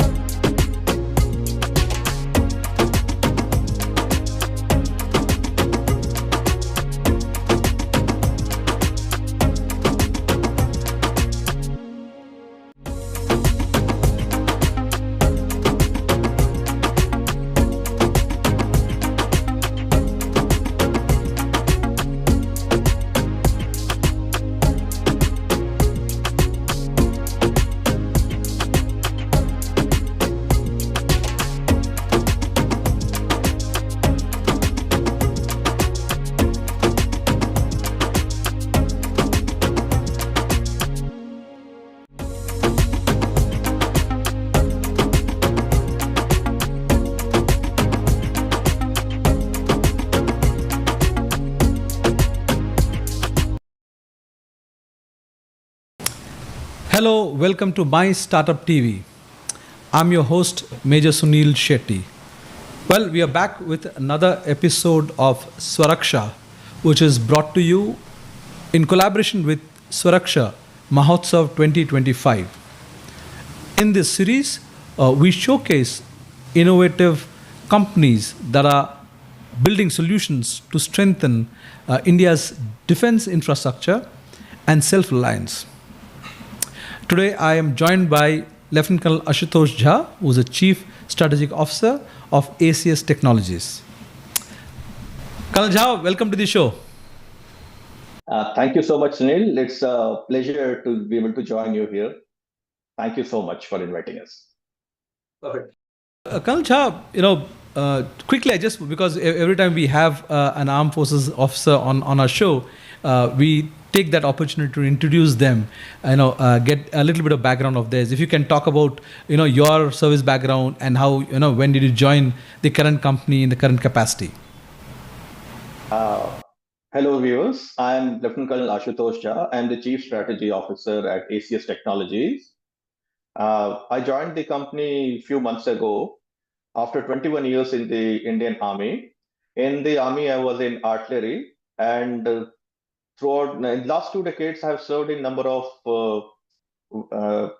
parts of artillery, starting from gun units to missile unit to surveillance and target acquisition units. So I commanded a surveillance and target acquisition battery. I'm also fortunate enough to have served in a BrahMos regiment. So BrahMos have been in the news, and for all positive reasons. And then, having served in that, you could relate much better to how, what would have been their performance. So, keeping all of that in mind, and you are with ACS Technologies, which is, working in the defense sector.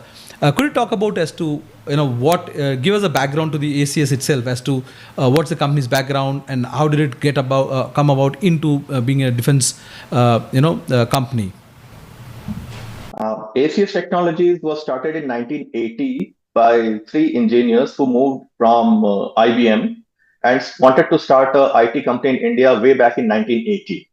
So over the last 45 years, we have progressed starting from IT infrastructure company to different aspects, including now we have got solutions, we provide solutions based on AI. We have got a subsidiary which is working on Internet of Things. And we also provide custom-made solutions to different applications and different use cases. So we are no longer restricted to a IT company. We have got different products and services as per the, including IT infrastructure, security and surveillance, IoT, smart analytics. So all these sectors. So you could, Give us specifically what is that you are tailor making for the defense sector. I know you are in IoT, security, all of that. Is there any specific solution that you provide, to the defense sector? I'll cover it into two parts. First part is I'll give you the traditional solutions which we are providing. That is basically the providing the network services to different defense establishments, including the shipbuilding center at Visakhapatnam, the naval dockyard. Then the latest INS Varsha project, which is coming up. So we are providing the security, surveillance, and access control systems over there. And we are also providing the network infrastructure over there. So this is the hard network infrastructure side of our business. Now coming to the convergence, we have got a second vertical which we call as the convergence, where different technologies converge. So two of our products have been accepted by the Indian Navy, AI-based products. Our first one is AIC, that is the automatic identification classification. So what happens is that naval submarines use passive sonars, which basically they look here the sonar operator listens to the noise of the engines and then tries to identify as to what is the source of that particular noise. What our system does is to automatically analyze the particular source of sound and then classify it whether the sound that they are listening to is from a engine of a aircraft flying overhead, oblique a ship or a submarine. Then further classify it further. That is classify it further whether the ship is of what category, what class, and then finally they also allow us our system allows that we are able to our system allows us to identify whether that particular target whose sound you're listening to is approaching you or receding from. So this is one application. There's another product, again AI based, where we assist in uh, rapid identification of any mine or explosive ordnance which may have been left, sea mines, from talking about mines, sea mines. So when the sonar of the minesweeper moves for the survey, we are able, our system automatically picks up any signal for and identifies any mine-like objects. The beauty of the system is that all of us understand that sea is an unstable platform. So the mine that you detect today here, by next or third run, it will move by 10-15 meters due to current, underwater currents, other factors. So our system is not only capable of identifying it, but it also classifies and identifies, tells you whether the same mine has moved or something new has moved. So these are two latest examples of our successful products. Oh, that's. As an infantry officer, I know landmines are a challenge, but the way you put it out across, the mines on the high seas definitely are a big challenge because they move. So we understand that ACS, supplies environmental testing chambers such as ESS chambers for defense and aerospace testing. You also have partnered closely with Data Patterns since 2007. Could you explain the significance of these testing chambers? Sunil, what happens is that for carrying out various kind of tests and accelerated impact of the environment on the equipment, plus there are different kinds of, all of us understand in military technology, the different variations a system hardware is likely to encounter in terms of weather, be it the variations in temperature or salinity or wind conditions. So what our chambers do is basically create those conditions, replicate it in an accelerated manner so that the degradation, if any, in the quality of performance of that particular hardware can be checked. So security And surveillance are important, critical in defense sector. Could you share how ACS is securing highly delivering a tailor-made, highly secure solution? In fact, I can give you for security and surveillance, I'll give you two examples. One, a defense related project which we executed, which is already there in shipbuilding state of Visakhapatnam. So the access control, the networking of CCTV, the automatic motion detection and alarm generation, those things. Basically, it not only gives situational awareness at the control center, but also allows you to react whenever something is happening to draw the attention. All of us understand that the person sitting at the end on a monitoring system is a human being. So he may not be looking at all those multiple screens simultaneously. So we also have this automatic alarm detection facility, which basically draws the attention of the operator to wherever a possible intrusion is taking place. So that is there for the defense sector and for the defense PSU, or the shipbuilding sector. And for a pure defense application, the GMR Visakhapatnam Airport. So we are providing, our company has executed the project for access security and access control, and also provision of data and data channels, knowing the OFC and entire network creation that has been done for the GMR Airport at Visakhapatnam is being done by our company.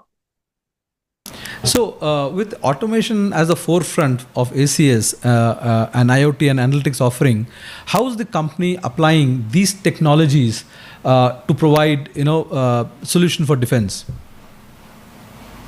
See, as we are moving into automation and especially the Internet of Things and automation, one of the interesting areas which we are looking into provide solutions is to predict the equipment life. For example, let's take the example of a ship again. For example, all of us understand that the present systems, if something goes wrong, you get an alarm. In the engine of the ship, something going wrong, you will get an alarm.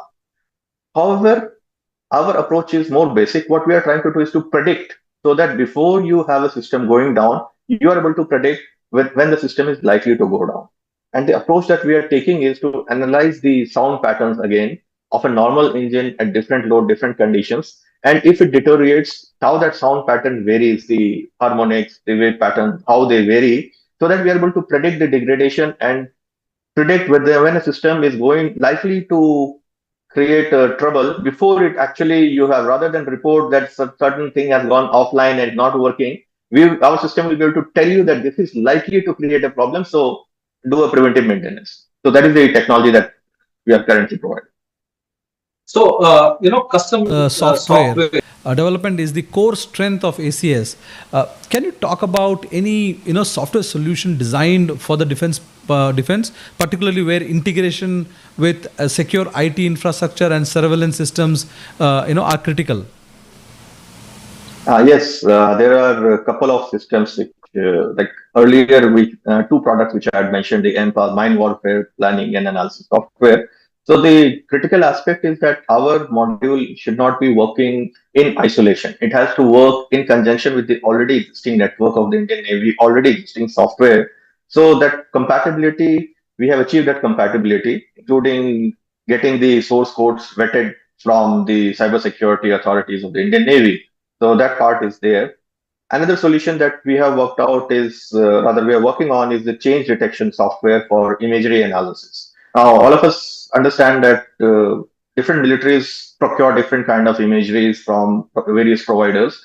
And let's take the example of an enemy airbase. You know that there's also airbase.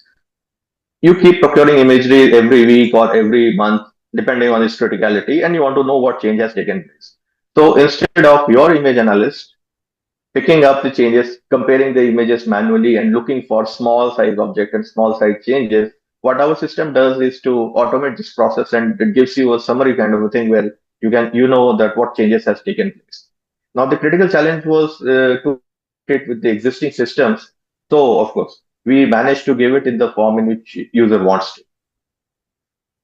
And operations Sindur proved it as to how such critical information, minor changes, play a big role in achieving that success, isn't it? Being able to hit through a small hole, in a nuclear facility is amazing. That talks about India's, the companies like yours are doing amazing work on the ground. So ACS is, ACS emphasizes on innovation and future readiness. What emerging technologies is the company exploring to meet evolving defense needs, keeping in mind, post Operation Sindoor? Interesting applications is the area of drones. As you know, that Operation Sindoor was a massive utilization of both drones and counter drone technology. So we have acquired a drone manufacturer, and for us at ACS, drone is not a end product which we look to provide to the users. In this case, Indian Defense Forces, it is rather we see drone as a medium which will allow us to deliver other solutions. So we are not looking at drone just from the point of view of being able to provide a drone, but also to implement the network, the IoT, our GIS capabilities, these things using a drone. So for us, it is just a medium, and we look forward to integrating and providing different use case solutions from using drones and our traditional strength of software, GIS. We have got about 30 plus years experience in GIS surveys, and so combining all this. So that's why I mentioned earlier that we are looking at a different head called convergence, where we look at the convergence of drones along with the AI, the software applications, new software development with the GIS platform, which already by the way, ACS also has got its own in-house GIS platform called GeoStricity, which is entirely indigenous with each and every line of source code being owned by us. And it gives a comparable performance to your commercially available multinational GIS softwares.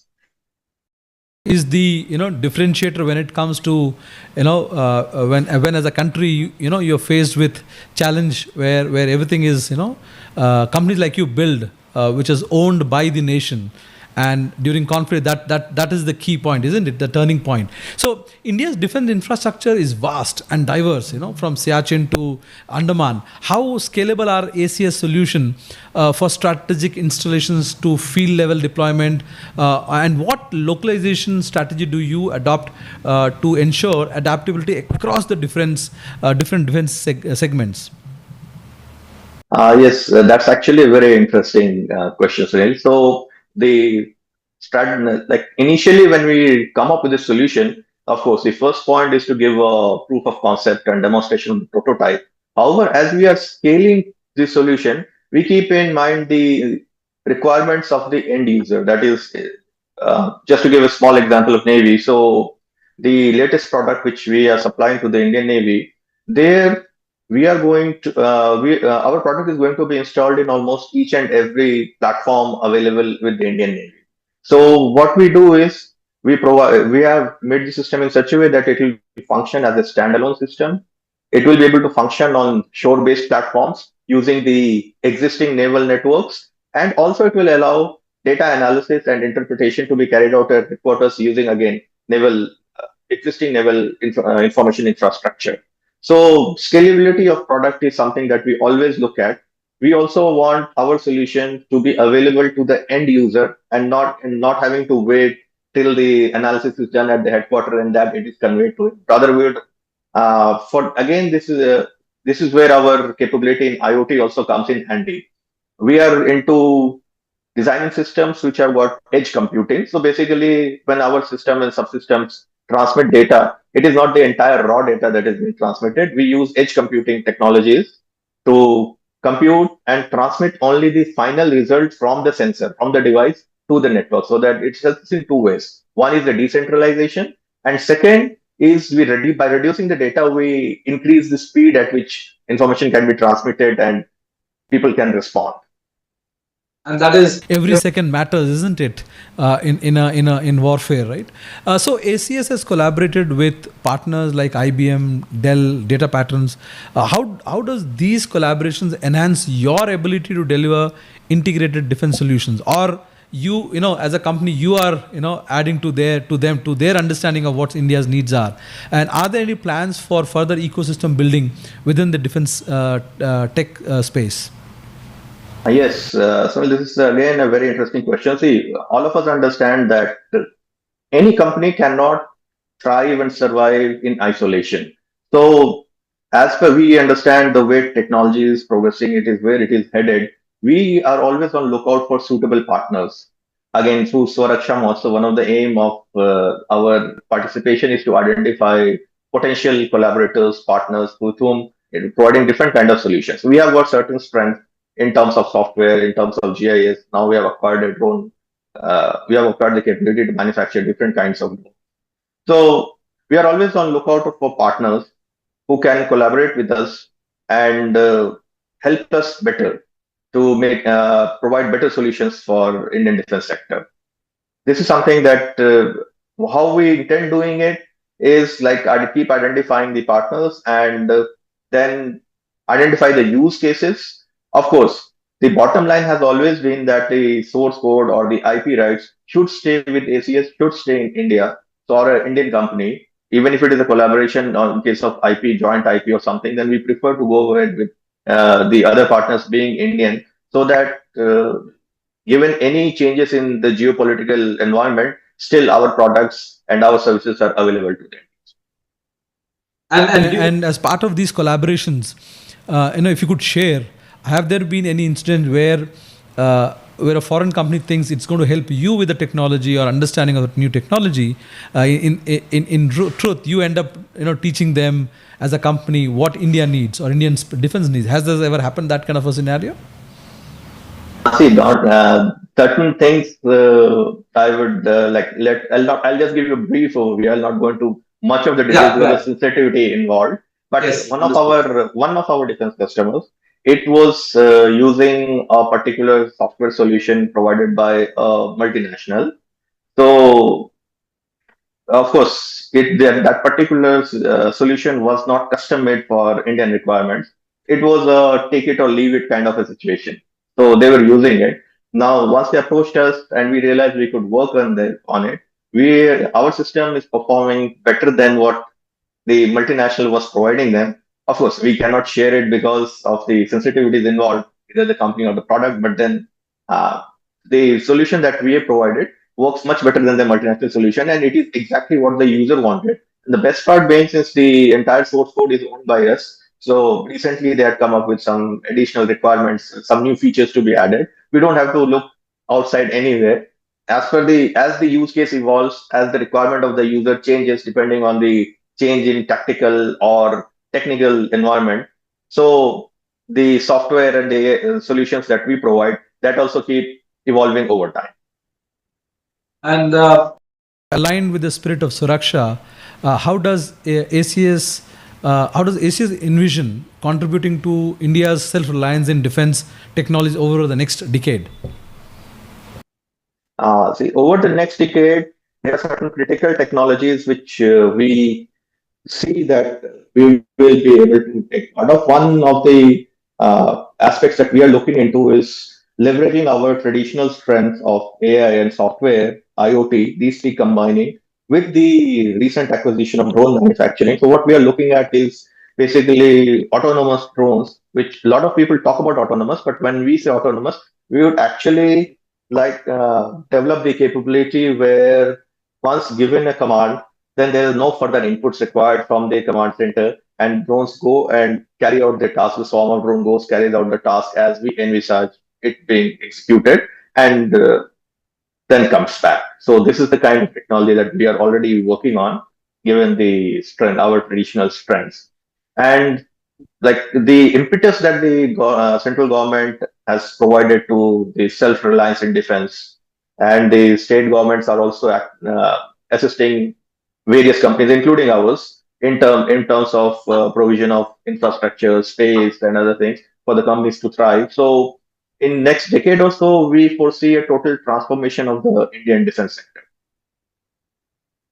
we wish you all the very best there. Before I let you go, Colonel Jha, I want to get your thoughts about the kind of work My Startup TV. We are a media house dedicated for startups and MSMEs like yours. We carry their work, their stories, their journeys, for the wider audience, and we are dedicated for the MSMEs and the startups. So, what do you think the kind of work we are doing? Uh, Sunil, firstly, kudos to you for the kind of work and the time that you are doing, especially for this, bringing out the awareness. As I have always believed, like last 7, 8 months, I have been working with the various industry partners. There is a lot of talent available. There are a lot of companies which are working in this, especially the MSMEs, which are working towards realization and towards making ourselves the in-house capability. They are developing. Everyone is developing certain kind of in-house capability for various critical, be it the equipment or the software part or certain portion subsystems or components. The unfortunate part is that because of a lack of central platform, the awareness is not spreading. So your effort like yours, the startup TV and all, which are dedicated to the MSMEs and especially those who are working into the sector, in this particular sector, it will definitely goes a long way in letting people know as to what the others are doing and where they can utilize. So rather than everyone trying to reinvent the wheel or looking left right for where the can I get components for a particular system that I want, it's thanks to efforts like yours, Sunil, that people are able to easily reach out to each other. So you play actually the role of facilitator, I would say, is the yours is the role of facilitator. And if this mission is to succeed, then your channel has to actually come up in a big way and perform this. Thank you, sir. Thank you for that. Viewers, if you want to hear such interesting conversation around defense and defense sector and the companies that are making an impact through their innovative solutions and processes, join us 12:30 to 1 p.m. Monday to Saturday on our Suraksha show, which is in collaboration with Suraksha Mahotsav 2025 that will be held this month in Vishakhapatnam. Colonel Jha, thank you very much for joining us, and we hope to see you again on some of our panel discussions around defense and defense sector. Thank you, Sunil, and I look forward to more interactions. Thank you so much. Thank you for your time. Thank you.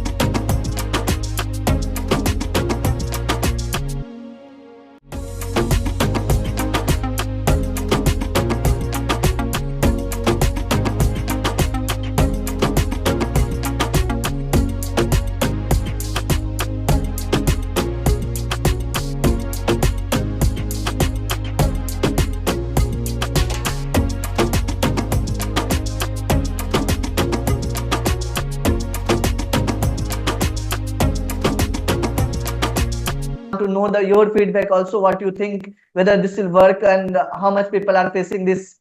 So the moment I told him, he's like, bro, whether you get any other customer or not, I am your customer for sure.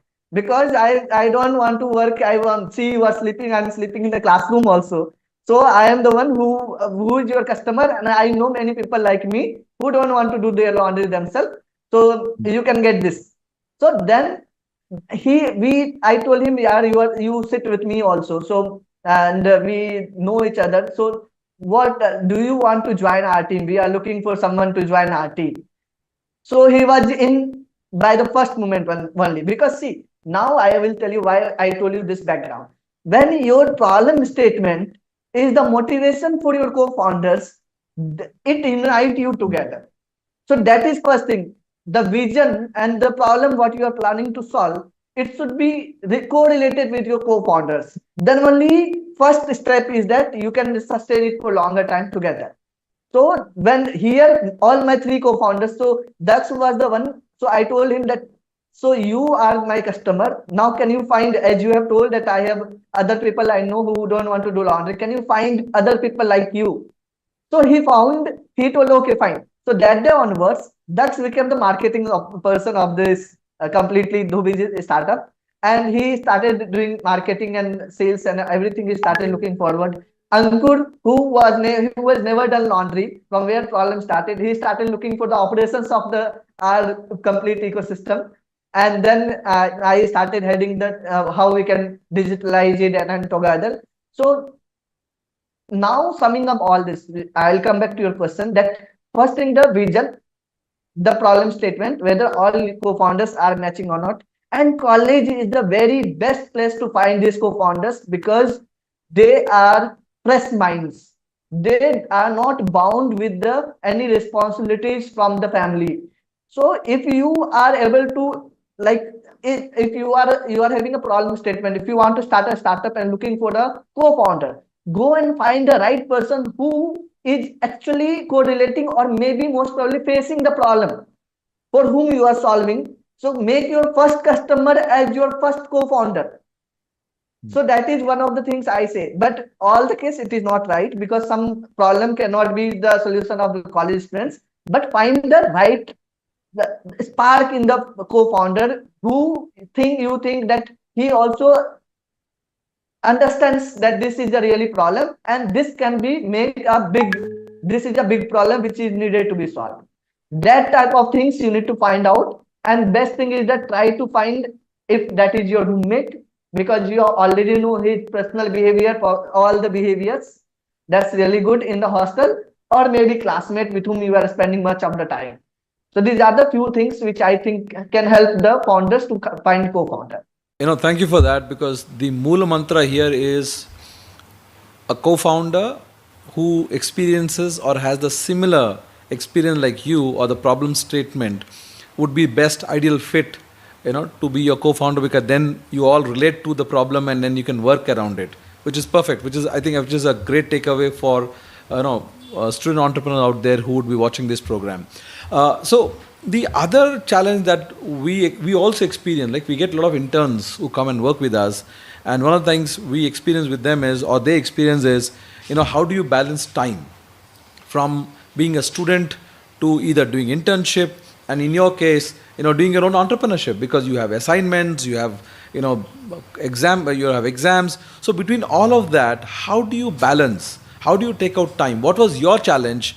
When it comes to that, finding the right time, balancing it out between your academics, projects, internship, and then running the your own venture as well. When you say you are trying to be entrepreneur, I'll tell you in terms of entrepreneur, for interns, this will little vary, the answer will vary. But for entrepreneurs, I'll say, when you say I want to become entrepreneur, that means you are a problem solver. So according to me, you are trying to find out a problem which you want to solve by making product, by making service or any way. But you have seen a problem, you have seen a gap and you want to solve it. So this is one of the gap which you find in your personal life, that how should I manage this? So better way is that first thing so you should try to have co-founder with you.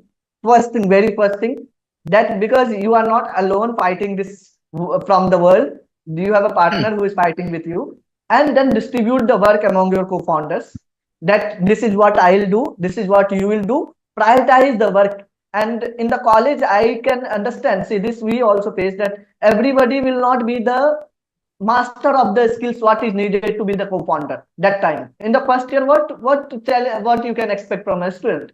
He will not know much about marketing, he will not much know about development or anything.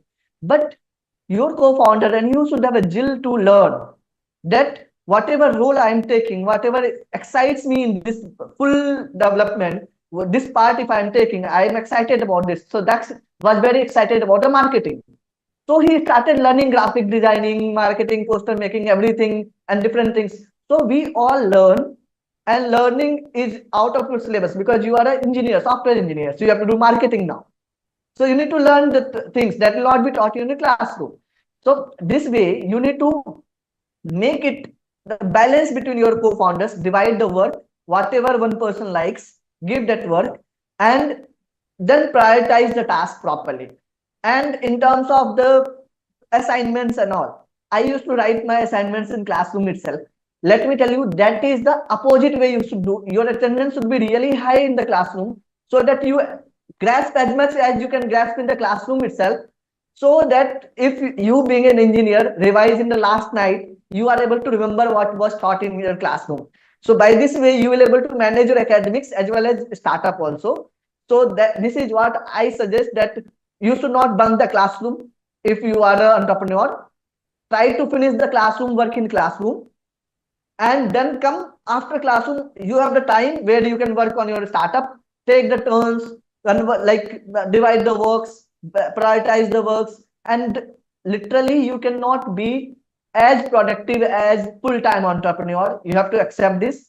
You will be little slow than others.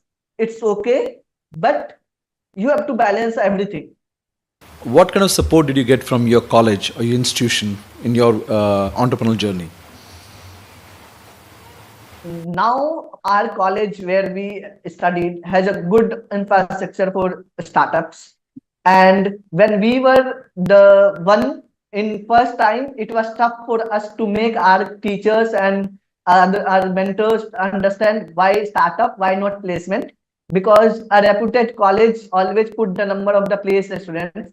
So that was the thing where it was tough for us to make them understand that the startup is something where you will see as a future, that you need to start writing. We have 80 startups, then writing we have 500 placement. So, but that time in 2016 back, it was not so easy for us to convince them. And in terms of infrastructure, there was no much infrastructure for the startup support. But 1 year of our like continuous knocking the door of the everyone, they understood these people will not give up. So they started supporting us. Like whenever they came to know there is any event going to happen in anywhere nearby college, wherever the startup is there, if anything. So we were one of the first startup of our college who were really doing it seriously, not just for the namesake of the project. It was a startup. It was not a college project. So, but then start slowly and gradually, this all the teachers and everyone started doing it. And then first time in our college, they collaborated with the UC Berkeley, and they conducted the seminars in our college itself. And then with us, few more startup was started in the college, and that was the supports. But now they have incubation center as well. So we are like in proper touch with our college. We try to give them the information. We try to help them to like set up the guidelines for the students to make sure that the people who are really interested in entrepreneurship get benefited from the college as well. Perfect. So now coming, moving on to the next segment. Before that, subscribers, if you can, follow us on on YouTube, My Startup TV. Follow us on our social media if you want to see and hear such interesting founder talks. Okay, coming back to your startup journey itself, to your startup itself. Now, laundry is there are, at least we ourselves have come across multiple startups which are into laundry service. So if you have to say, how are you different to any other startup out there that is providing a similar service? We do not tell ourselves as a laundry startup. So we have a word, we say it for the first time, and NSRCL also has recognized the word laundry tech. So we are a laundry tech startup where our goal is to focus on the technology and digitalization of the laundry and dry cleaning industry. So what sets us apart from all the other startup is that we are trying to build the technology around it, which can be used by all the fellow entrepreneurs and colleague or co-founders of the laundry. They can use our platform. They can make their business even more foolproof and make their business grow. So we are building the technology around it, be it IoT enablement, the enabling all the machines and everything using IoT, be it the software for the tracking of your staff, orders and everything. So our main USP till now, if we see the software in the laundry industry was being used, was the POS for the point of sales, for the billing, and then the delivery boy tracking app some laundry used to use. So these are the few things where the technology was used, but the process was nowhere digitalized. There was no process, no place where they used to track the complete process of your clothes, whatever is happening inside it digitally. So we have built our own first laundry OS, so laundry operating system, which help any laundry to like completely digitalize their process and track their machinery performance and everything in and out about their process. So this is what sets us, differentiates us from.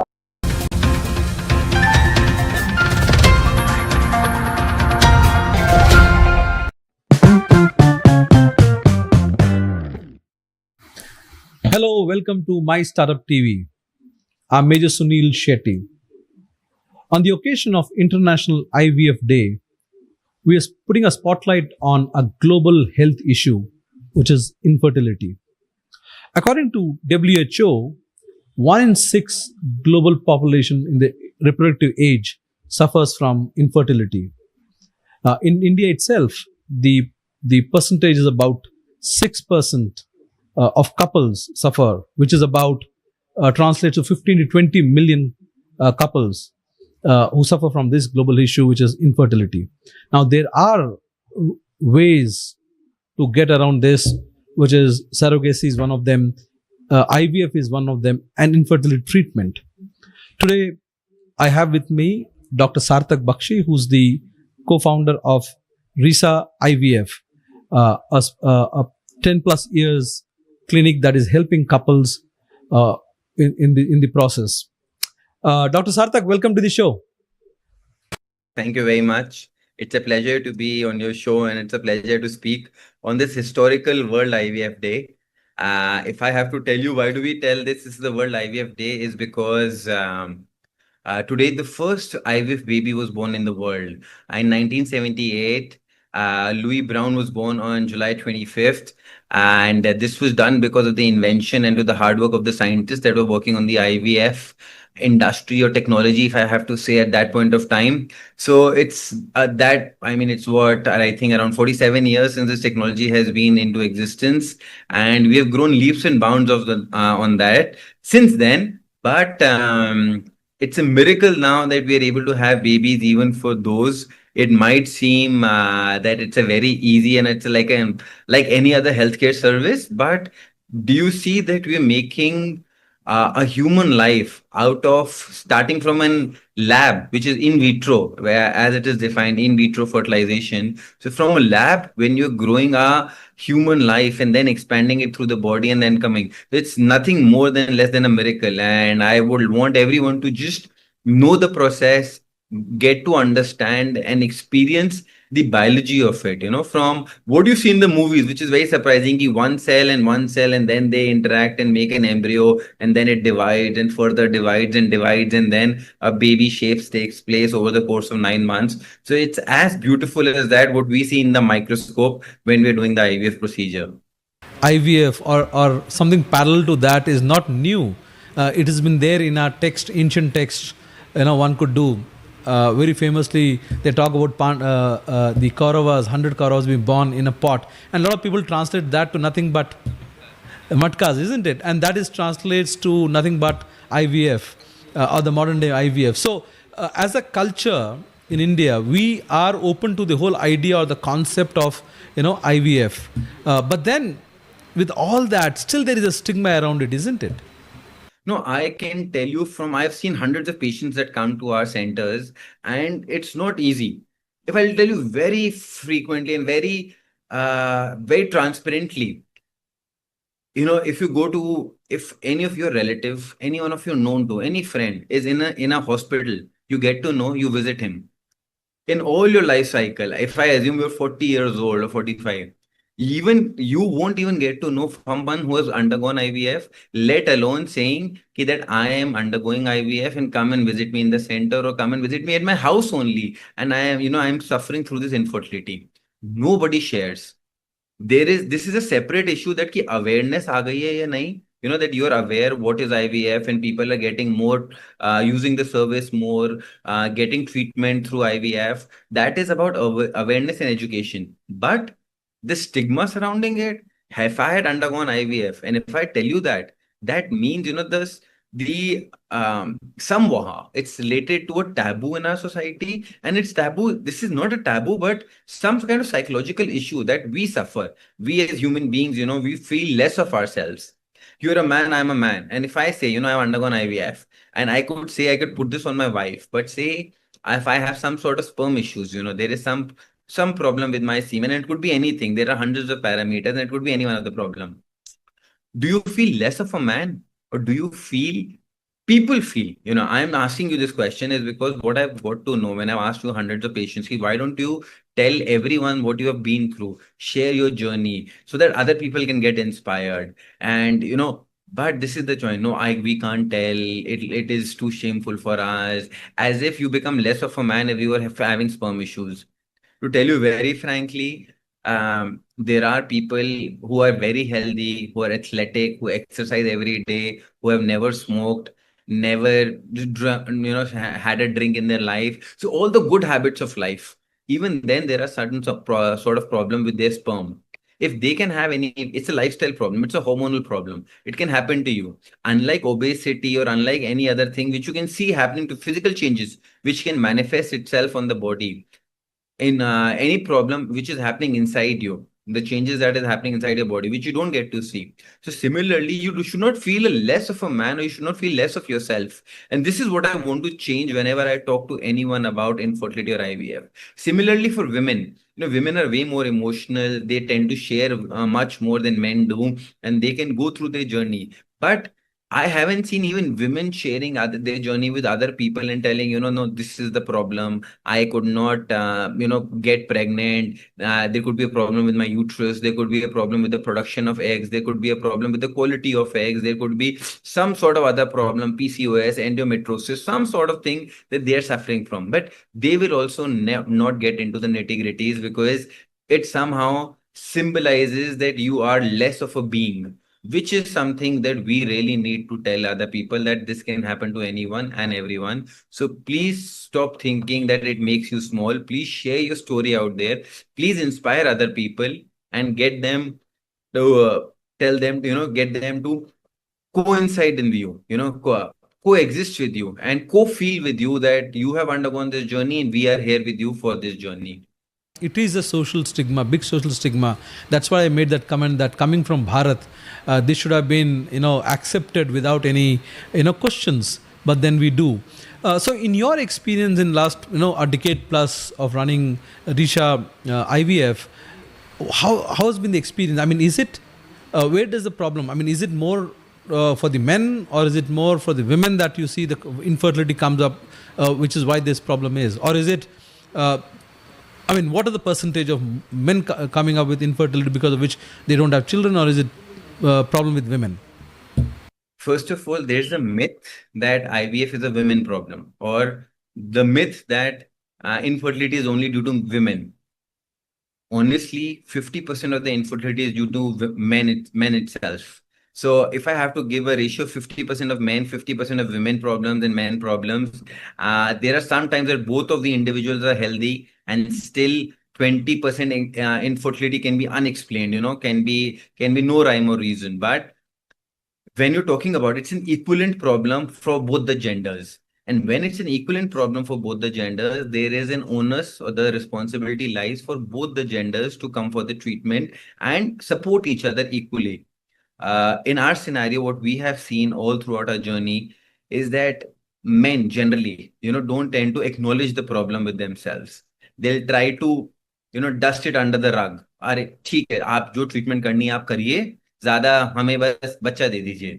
Rather than getting into it, कि ठीक है आपकी there is some sort of problem with the motility, the count is less than 10 million or less than 1 million, or the morphology is not right, or you should start taking supplements for 6 months and we are prescribing you these medicines and then come for another checkup. So that kind of, I have seen that men generally do not acknowledge the fact that there can be a problem with them, which is one of the other things. And I'll give you a very interesting fact that in my parents' time, my father or my grandfather, the WHO, World Health Organization, the annual average sperm count for any man was apparently 120 million at my grandfather's time and probably 180 to 100 million at my father's time. Nowadays, during this time, WHO has come out with the fact that the average sperm count is 40 million or so. So it is decreasing that rapidly. And there are certain studies by 2050 or 55, it can come down to less than 5 million. So we are alarmingly decreasing with the average sperm count in men. Further, it's not that women are do not have that their share of problems. PCOS is increasing, menopause is happening faster, the delayed marriages, has a there's a direct biological relationship with the number of eggs for women, and at a later age when they get married, that number decreases tremendously. Post 34, 35, there's a sharp decline. So there are multiple reasons out there through which infertility is increasing rampantly. If I have to give you one more number, in a country of 1.45 billion people, and I get this asked a lot, ki, in India, do we want more babies? We are already 1.45 billion people. But I definitely tell that ki, no matter, we may be 145 crore people, but think of those people who do not have one child.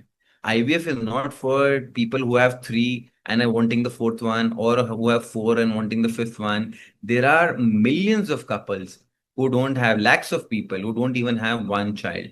And there's something called as TFR, total fertility rate, which means the population should be replenished. कि एक youth population है, एक old population है. The amount of old population which they, as they keep passing away, and the number of people that should be born to keep replacing that, the ratio is 2.1. India right now is at that borderline ratio 2.1. All the developed countries in the world, America, Japan, the whole of Europe, Australia, they're less than that. They're 1.6, which is telling you that their older population is way higher and they're not producing enough babies to replace those older people. They're already on a decline ratio. That's the very reason, right? Where you should see some of the politicians, leaders have made a comment of asking people to increase the number of children in India. And coming back to your point about, it's been women who have been carrying this burden, isn't it, of being childless than the men. So when you interact with couple, do you see men, okay, as you said, they don't want to acknowledge it, and they want to just get over with it, right? But do you see them emotionally providing that emotional support to their wife or their spouse when she, because this is what I know is that it is not an easy process. One is emotionally it drains the woman, the other is she has to undergo a huge medical cycle through this, and that's not easy again. So during this period, do you see men emotionally supporting, standing with their spouse? I have seen that, yes, men are supportive, because the journey is way more difficult for a woman than a man. A man only has to give a semen sample, whereas the woman has to undergo 10, 12 days of injection. The hormonal changes inside a woman are a lot. They're being super ovulated, and hence, we are, in a nutshell, we are playing around with a little bit of hormones over there. So they are supposed to be more moody, more emotional, more demanding. And I think it's the best time where any husband can be supportive and needs to be there for their spouse, no matter what, because the journey is together. So if you're asking me, I will always say that IVF is not a man's problem or a woman's problem. It's a couple's problem. And if both the couples, both the genders and the husband and the wife are not going to be emotionally supportive, mentally supportive, and psychologically there for each other, it actually affects the success rates. For us, the cycle does not have 100% success rate. World over, the success rates can hover around between 40, 50, 60% at the max. But this emotional, this well-being, and the caretaking that the spouses take for each other, that definitely helps in bringing up the success rate, even though marginally, even if there's a 1 or 2 percentage point chance that your success can improve, I think we believe we need to support our spouse and get those happy hormones flowing through us. Once those happy hormones keep flowing through us, that definitely increases our chances of success. A woman has to go through, is invested emotionally and also physically has to go through that, process. And with 40% success rate, is there any number of attempts that you would recommend or you would say that a woman should try? To be in a very offshoot scenario, I have seen people getting 9 to 10 IVF cycles and then getting successful. And then there are very lucky people who get successful within the first IVF cycle. I do not, you cannot say that there has to be an end to it. Every cycle is an understanding. So if we also have a patient who has undergone an IVF cycle and has failed with us, we try to understand why it failed. What was the question? Did the embryo not get implanted? If it got implanted, did it not grow? Did it grow certainly? Was there problem with the egg quality? Was the problem with the sperm quality? So even every failure teaches you. I mean, that's my motto in life, that every failure teaches you everything. So in the similar way, every cycle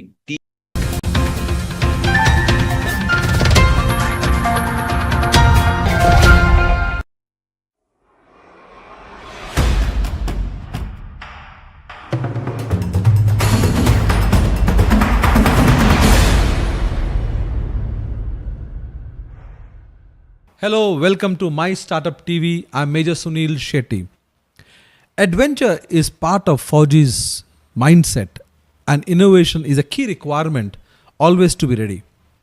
But when a Fauji steps out of his uniform and blends innovation with adventure, a truly unique business idea is born, or a business is born. That's exactly what my guest today has done. Captain Suresh Sharma, founder and director of Green Dot Expeditions.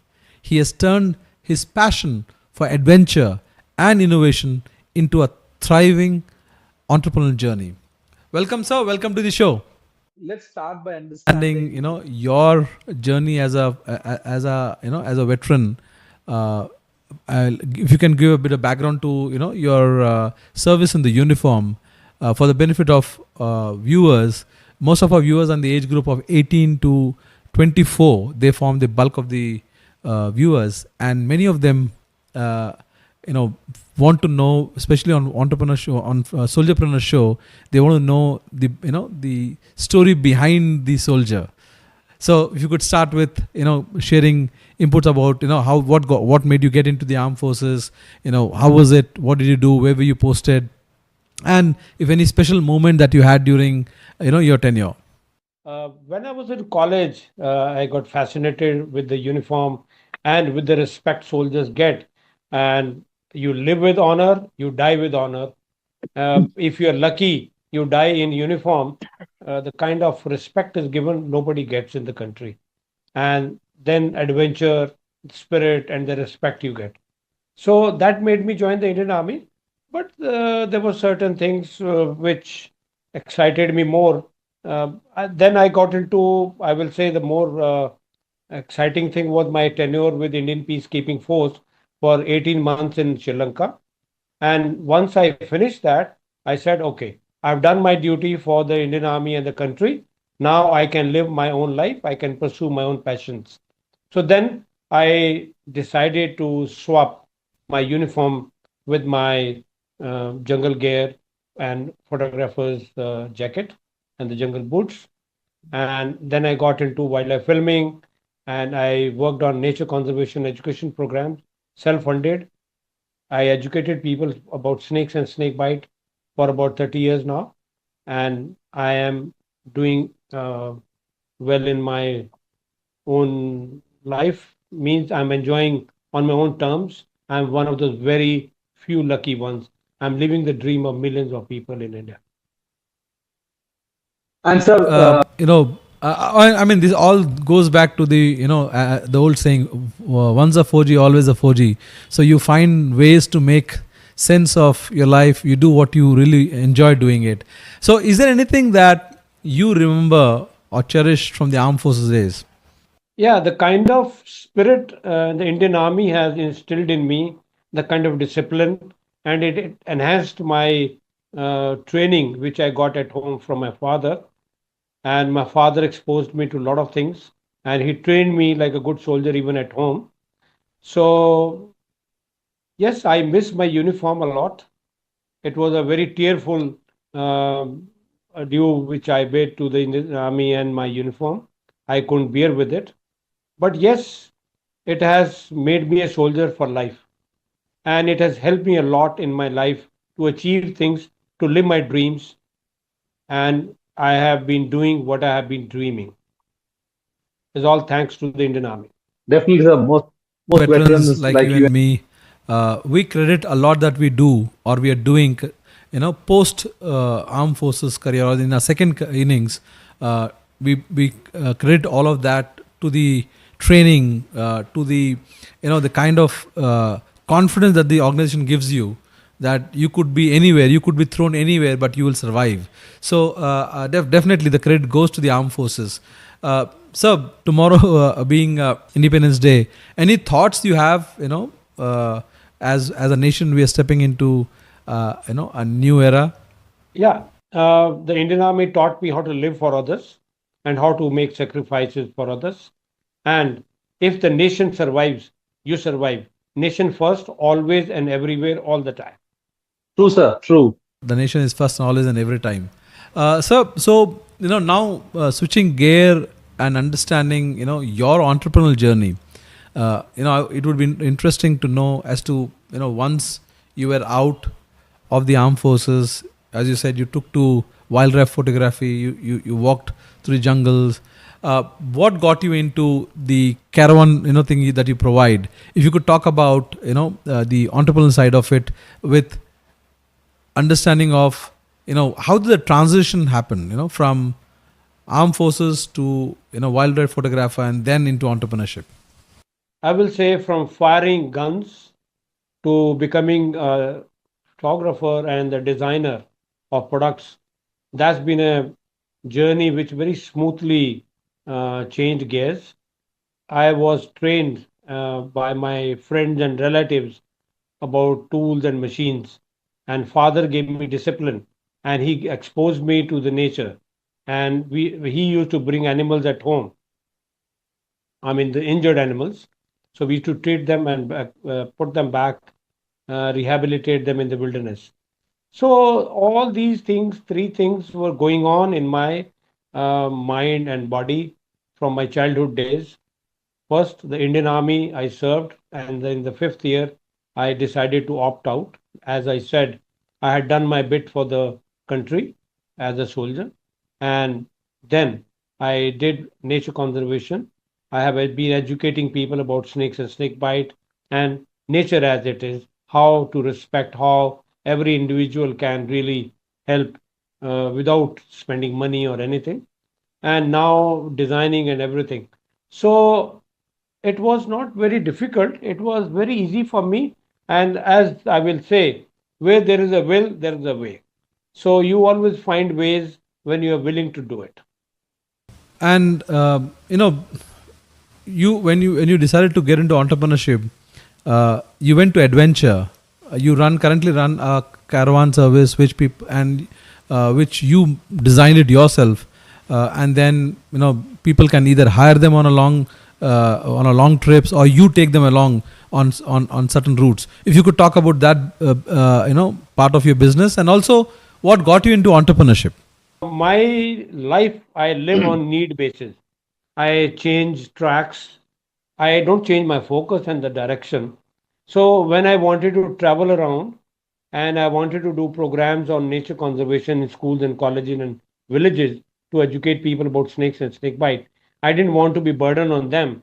And I wanted to carry my equipment of projector. In those days, all films were projected on 16 projectors. So I had to carry my own equipment to villages. And since you get used to certain comforts, so I wanted to sleep comfortably myself and cook my own food.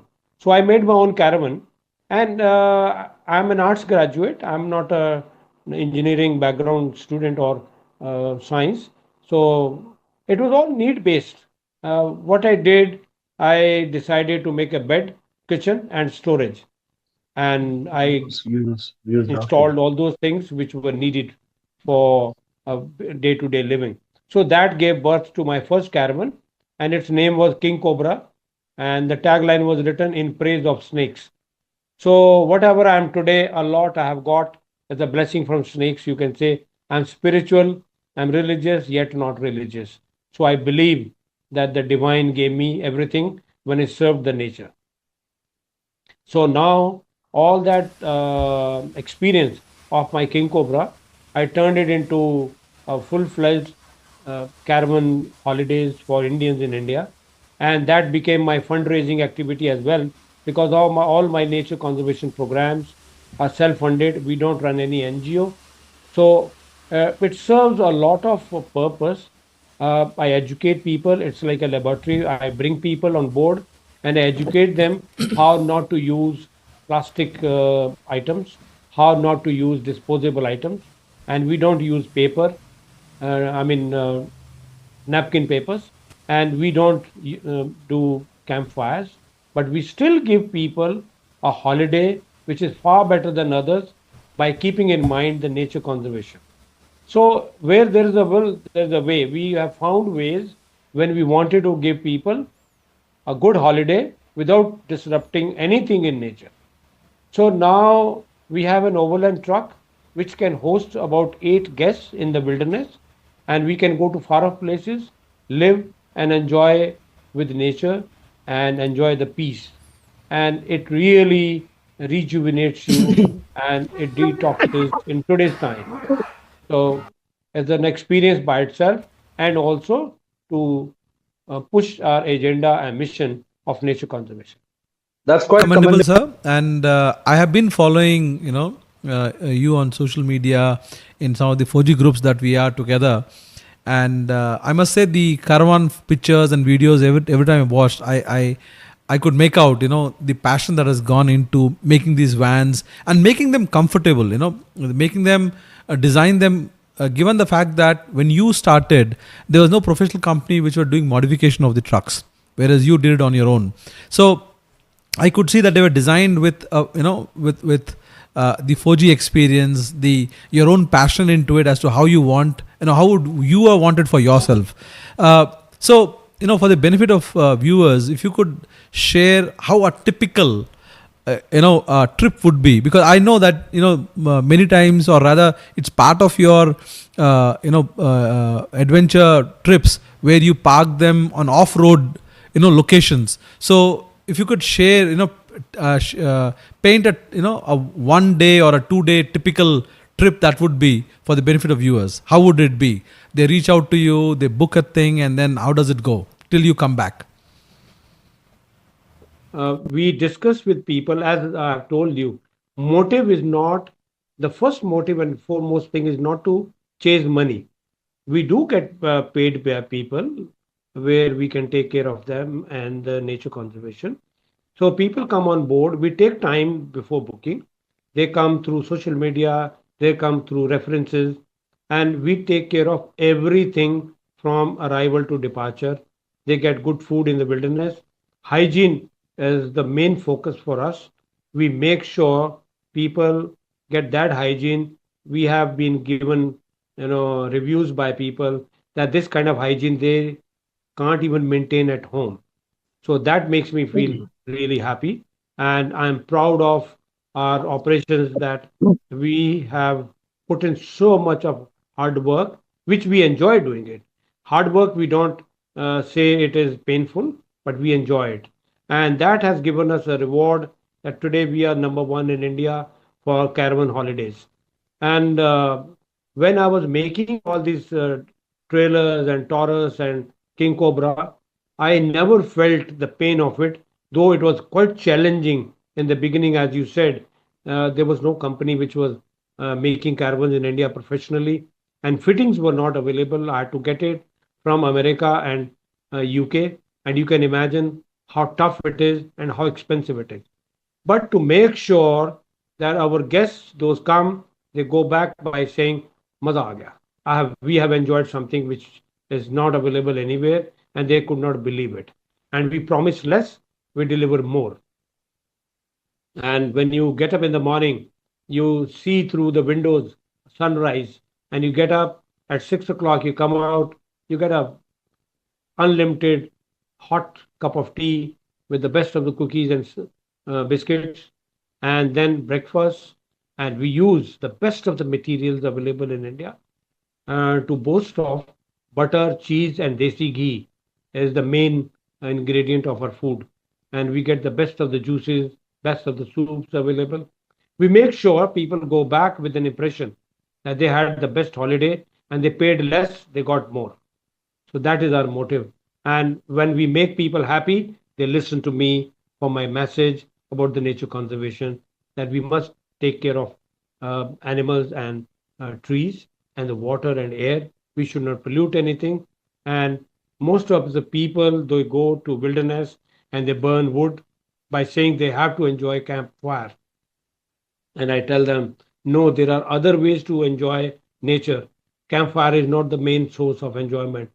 So we should not enjoy at the cost of others. We should not enjoy by, depleting nature or by disrupting nature. So there are many ways which we have, incorporated in our holidays to convey our message about nature to people. And that's That's the other part which I really love about what you do, which is nature is at the center of everything that you're doing currently. Whether it is caravan, whether it is packaged, designed holidays that you offer them. So, sir, if somebody wants to, book a trip with you, if you could share the routes that you do. Is it only limited to North India? Is it only a couple of states that you do it in? Is it pan India? If you could help us with that information. Go on routes which we have not seen. I do a recce because, in my views, the location really plays a big role. And I can take pride today saying that our operations are known, our brand is known for the best of the locations that I can show you in the photographs. And we have taken a lot of effort, pain to do recce. We invest a lot of money and time to see locations. Like I have taken people to Pingleshwar Beach, which is secluded beach, totally silent and peaceful at night. Nearest tea shop is about 18-20 kilometers. And we have camped on the river banks. Really, really exciting, where we create that atmosphere with good food and storytelling that people really enjoy. So once people come with an open mind, that it's not people, those are looking for luxuries. I mean, 5-star. For them, it's tough. But people, those know what is outdoor life. For them, we provide 5-star comfort. I mean, you can imagine on a overland truck in a small tent, there's a constraint. You can't compare it with the hotel room. But imagine taking a walk with your wife or children on a secluded beach where the noise is only of the waves. Rather, I will say, it is the orchestra played by the nature, and only very few lucky ones really learn to enjoy with us. And our aim is to make sure people fall in love with nature. As I have told you, our aim is not to run a business and to grow rich. Aim is to give back to nature, which I have enjoyed in my young days, even now. So it's my duty towards building, civic society and nation building. And it is to educate the young people how to take care of the nation. It's not only by going to the borders you care for the nation. You care for the nation by protecting its natural wealth and heritage and respect for the culture and people. So a lot of effort goes around in making these caravan holidays very fruitful for everybody. I mean, I can tell you, we have installed a filter which I got it from the US, and that saves us, I think, many thousand plastic bottles every season. And you can imagine in last 11 years, how many thousand water bottles we must have saved. And we don't give paper, and we use cloth napkin. And these kind of small things we incorporate without being a hurdle for the pleasure of their holidays. Again, I will loop that back to the way the organization that we were in, trained us, made us, respect nature, because we live so close to it all the time. From Kanyakumari to Leh and Ladakh, or this side northeast to Gujarat, we are the ones who are living close to the nature and living 24/7. So we understand better as to why we need to take care of nature if we want nature to take care of us. So for those who want to understand the type of package you offer and the costings, if you could just give a ballpark figure without going into details of it. Has been we're changing. It was we had included Himachal and Ladakh during summers, but now we are going to focus for winters in around Rajasthan and Kutch area because we have other responsibilities in summers. So roughly it works out to be about 7,000 to 8,500 rupees per person per day, per night, I can say, for stay and food. It's just a broad figure. It can go up also, it can go down also. And if you want to stay for a night in a static mode, and we host about 10 to 12 people in static mode, and when in mobile mode, we host about 8 people, and we give food from morning tea to food till night, everything. So then it comes to about 4,500 rupees per night per person when you are in static mode. So it does not include any sightseeing. We don't book your air tickets because that's very personal when you want to travel, from where you want to travel. So basically, on point of arrival until departure, we take care of it. I must say that is For given today's pricing, even for a regular 3-star hotel or a 4-star hotel, and compare that with the pricing you're offering at 7,500, which includes travel, food, and outside seeing, I think that's a gold, I would say. I'm not marketing. Just a disclaimer for viewers: I'm not marketing here, but I'm just making I'm stating the truth that as a frequent traveler, getting something for that includes your local travel, that includes food and stay in amazing places for 7,500 per day, I think that is value in gold. After some time, next day morning, at the breakfast time, he was talking to me, and he said, Captain, he and his friend, they were discussing how much business sense it makes out of our operations. And I said, yes, I can afford it because I live my life, very frugal life, very, very basic. My desires are not big. My financial dreams are not very big. I don't want to become an Ambani out of it. But yes, I don't mind. But at the same time, my focus is on the operations and to make it viable for people. Aim is to send a message to about nature.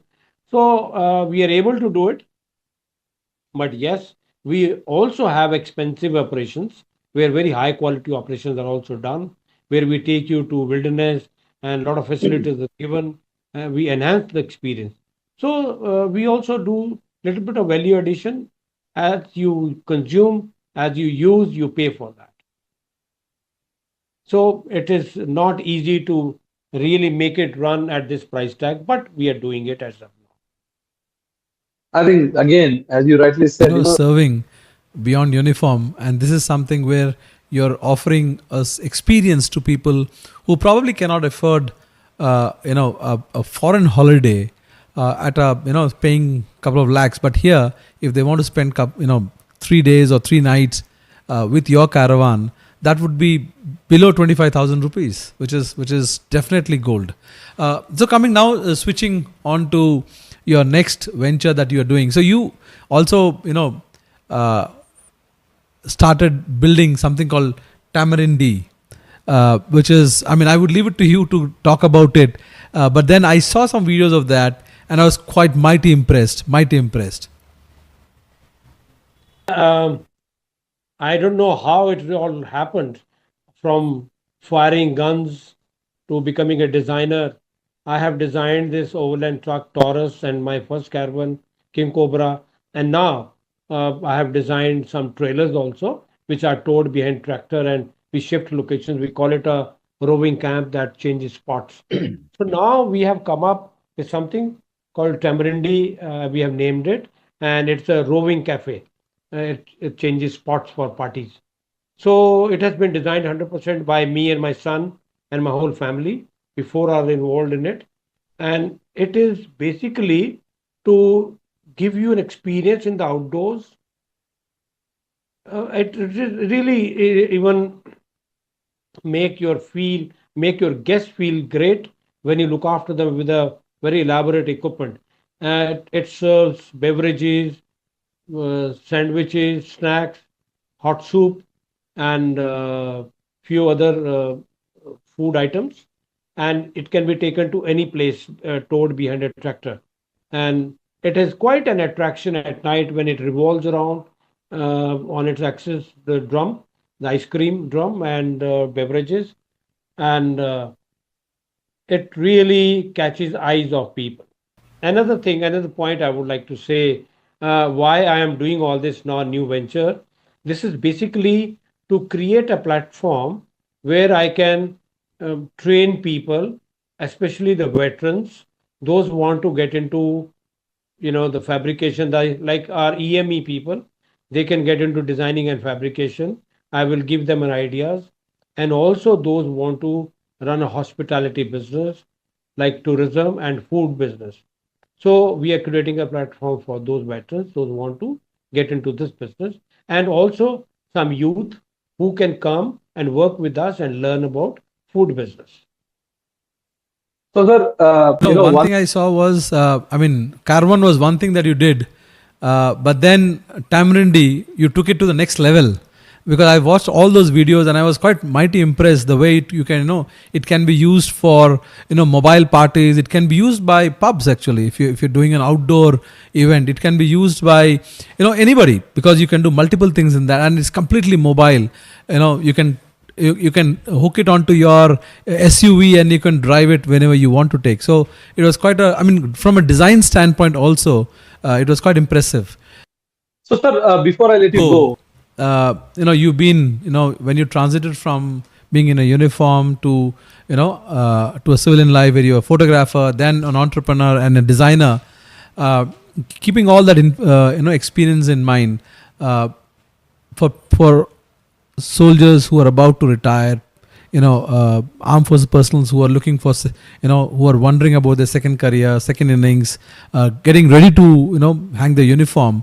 What advice would you give them, or what would you like to share with them?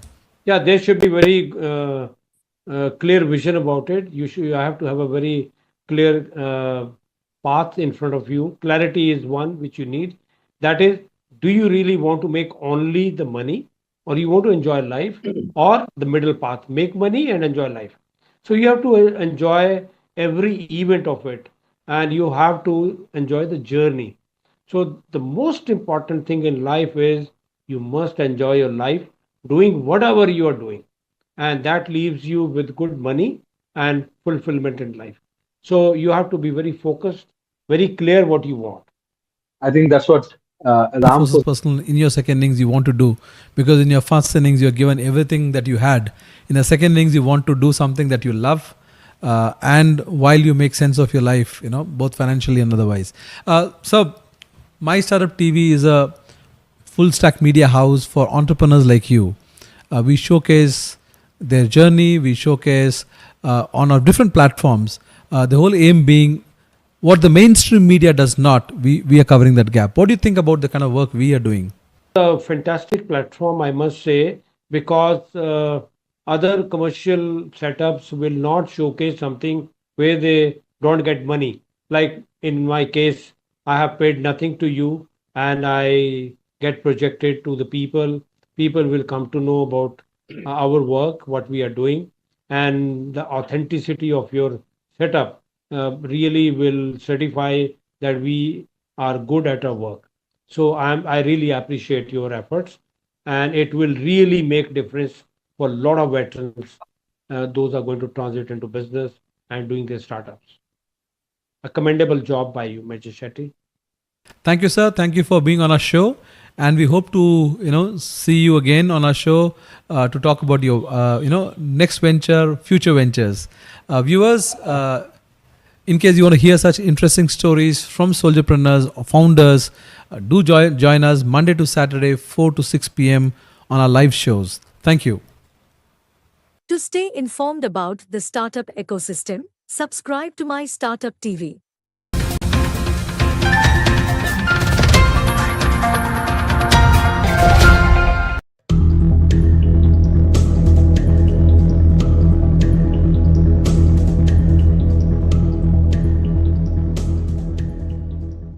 Hello, welcome to My Startup TV. I'm MajorSunilShetty. This week on Thought Leader Show, we are looking into the challenges of education, employment, and entrepreneurship for rural youth. In India, the employable youth are about 378 million. Of that, about 252 million are in rural India. And of this number, about 51% are educated graduates but unemployed. Now, one of the reasons for this is obviously for lack of skilling, the right skill that they need to be effectively employed. Now, there is hope for them as many organizations, social organizations are coming up to bridge this gap, skill rural talent or rural youth into a skilled workforce. One such organization is Rural Shores.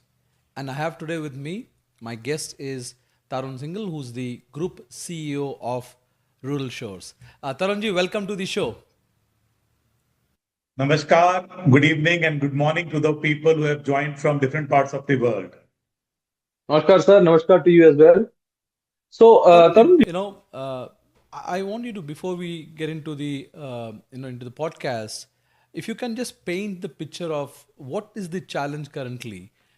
How grave is the situation when it comes to rural youth, when it comes to employment, entrepreneurship, or even finding the basic jobs. MajorSunilShetty, first of all, thank you for inviting me and providing me with this opportunity to share some of our precious experiences with you. And you and I were chatting earlier today, so probably in response to your question, I'll also give a little bit introduce about myself and the background. And let me start by saying that बड़े बड़े शहरों में ऐसी छोटी छोटी बातें होती रहती हैं, पर असली कहानी तो गांव से शुरू होती है. So for those who would have watched the movie Dil Wale Dulhaniya Le Jayenge, this is inspired from there. And for those who doesn't understand Hindi, in big cities, small things like these happen all the time, but the real story begins in the rural world.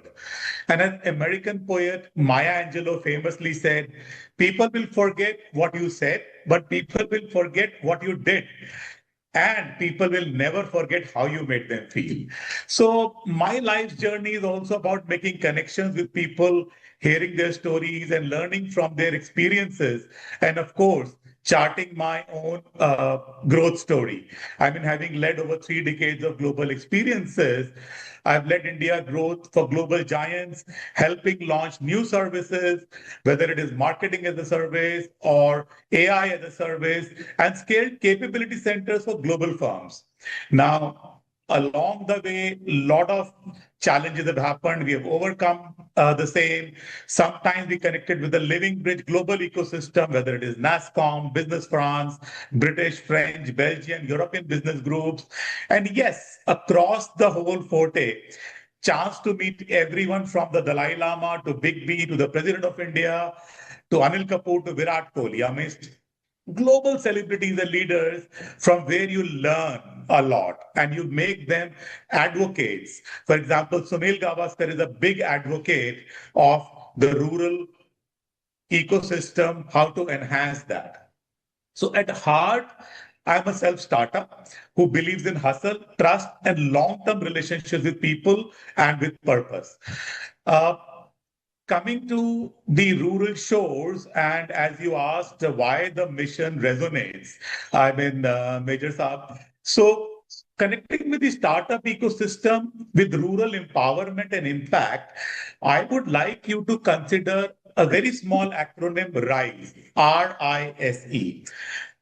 To make it simple for all of you, R is for rural, I is for innovation, and S is for startup, and E is for ecosystem. For us at Rural Shores, RISE is unlocking rural innovation in the startup ecosystem.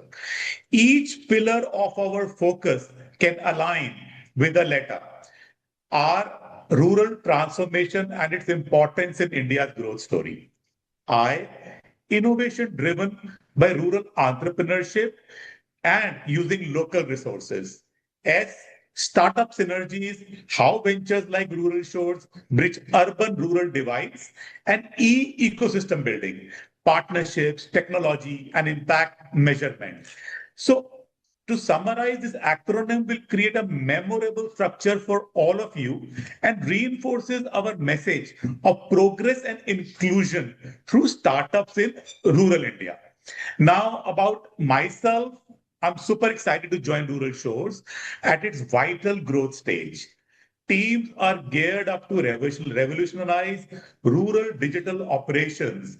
In fact, we are world's largest rural digital operations company today, transforming to offer AI-enabled, ESG supported, data-driven services. This is empowering rural India, aligning with Viksit Bharat's global vision of countryside nationwide.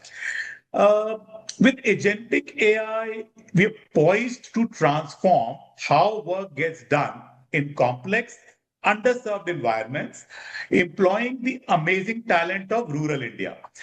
Our north of 3,000 plus colleagues across 14 centers in 9 states in India, and with our multilingual skills, they are playing a pivotal role in shaping our next phase of expansion to accelerate Rural Shores and Rural Shores Skills Academy, positioned to the forefront of tech and talent innovation. So, as Major Saab, this is just my second week, and having met with the colleagues here at Rural Shores, I feel enthused and energized and charged to lead Rural Shores integrated business at this pivotal moment where technology, impact, and inclusive growth intersect. And we are able to all inspire everyone to join a purpose-led organization, creating real opportunities for real youth while delivering value to our global clients. And this is a strong foundation, and this scaling new heights, creating value and advancing our contribution towards Viksit Bharat. So we have an essential role to play in making businesses secure, affordable, and reliable for our customers and communities. We are co-creating a future that's inclusive, innovative, and impactful. So I'll just take a pause here. I can continue to go on, but I'll pass it back to you, Major. Major, you briefly touched upon this topic that in India, the majority of the working population resides in rural areas. And over 70% of the country's workforce is living in the rural areas. So in the keywords of our board member, Mr. Murli Volaganti, he says that this moment is not just a transition, it is a launch pad. To date, we have built strength. Now, together, we will build the future. So we as Rural Shores are a social enterprise delivering employment opportunities for rural youth. We deliver innovative, scalable, value-added solutions to the clients.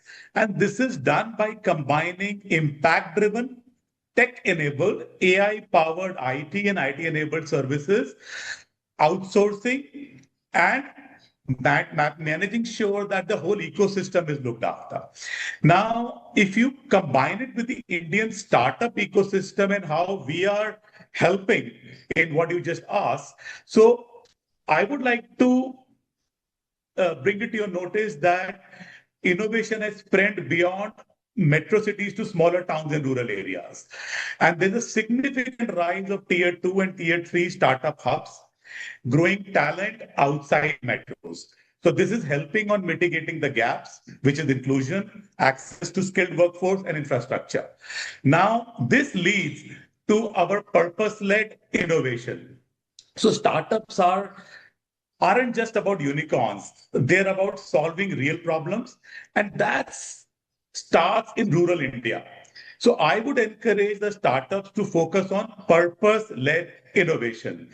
So for us, the key sectors driving this transformation are e-commerce, fintech, edtech, health tech, agri-tech, and tech-enabled services, amongst many. So I can give you a brief example amongst many on agri-tech. So we work with rural farming sector, offering some of the below services, for example, farmer help desk, which is inbound services, solving for queries related to weather, fertilizer applications, seed treatment, or outbound campaigns, which is introducing new products, measuring farmer satisfaction, post-product application, or back office, which is cleansing of data and management, demographic collection and correction. Then also drone services, so which includes outbound calling to the farmers to introduce fertilizer and pesticide application methods and helping in booking slots for drone services. And last but not the least, tractor services. Tractor booking on rental basis, generating tractor leads and passing the same back to the dealers. Now, adding on to it, what is also very important is in our mission is diversity and inclusion. These are no longer just the buzzwords, Major, as you would know, they're driving real change. So over 45% of Indian startups today are women-led, a powerful testament to the evolving landscape of entrepreneurship in India. There's also a growing focus on social impact and sustainability as core business imperatives. So at Rural Shows, we are not very different. We proudly align with this vision. Women power is at the heart of everything we do, and we are very proud of it. From our grassroots operations to delivering high quality services for global clients. Diversity isn't just a metric for us, it's an engine for innovation, resilience, and impact. So over to you, Major. So, as my Startup startup. TV, when our media team travels, even when we step out about 50, 70 kilometers outside Hyderabad, or even for the matter when we are traveling, what we noticed is definitely there is a clear lack of infrastructure in villages or in tier 2 or tier 3 cities. Let's say Hyderabad, Bangalore, when you look at the startup ecosystem, they're far more, they're far better than any other, even major cities.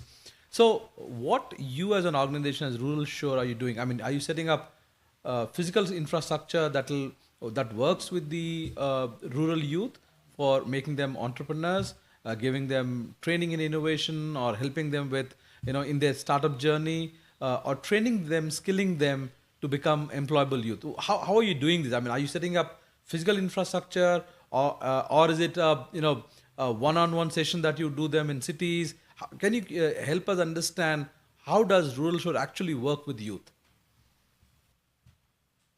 What you're basically asking is challenges and opportunities in the startups. So startups in India, especially those working in rural contexts, face a unique set of challenges. Now, whether it is funding constraints, because I know in the people listening here, a lot of startups and they want to hear this, even though they would know, but only about 10% of total venture capital reaches rural focused startups, making access to capital a major hurdle. You talk about regulatory complexities, compliance processes and policy navigation can be overwhelming for first-time entrepreneurs, especially in non-urban areas. You spoke about skill gaps. Nearly 47% of Indian graduates, Major, are not employable in the knowledge economy. If you look at India Skills Report of 2024, it's creating a gap between available talent and startup needs. You spoke about infrastructure deficits. Yes, rural areas still face issues related to unreliable electricity, low internet penetration in some pockets, and poor logistic support. And last but not the least, high failure rates. As per various studies, up to 90% of Indian startups fail within the first 5 years, largely due to execution and market mismatch. But having said all of it, Rural Shores has been a successful startup in the rural, by the rural, for the rural. So opportunities are equally powerful. Now, we take jobs where people are. So if you look at the model, it's easier for people around the neighborhood to come and work and be proud without staying away from the family. Now, demographic advantage. With over 65% of India's population below the age of 35, there is large aspiring and tech-savvy workforce in rural and semi-urban regions. Talking about digital India impact, affordable smartphones and data have driven rural internet penetration to close to 37%, unlocking new digital-first business models. Talking about government support, programs like Startup India, Atal Innovation Mission, PMG Disha, and Digital India are actively nurturing the rural entrepreneurship ecosystem. There are untapped markets. Rural India accounts for more than 50% of FMCG and mobile phone sales, an indicator of growing consumer power and business potential. So for rural focused startups, the path isn't easy like any other startup anywhere, including rural shores, but it's high impact and future forward. So with the right ecosystem enablers, rural India could be the next frontier of inclusive innovation. Now, how rural shores help in this mission? So we assimilate rural India into the knowledge economy by setting up digital operation and transformation centers in villages, creating sustainable jobs for the rural youth and reducing migration to the cities. We bring digital work, Gen AI, cybersecurity, and digital operations to rural India. We as Rural Shores are a purpose-driven social enterprise with a startup DNA, empowering women, youth, and communities through tech-enabled livelihoods. And our unique differentiators are scalability, quality, and impact. To give you an example of one of our experience in field operations, we have trained over 25,000 women under one of the program in last few years.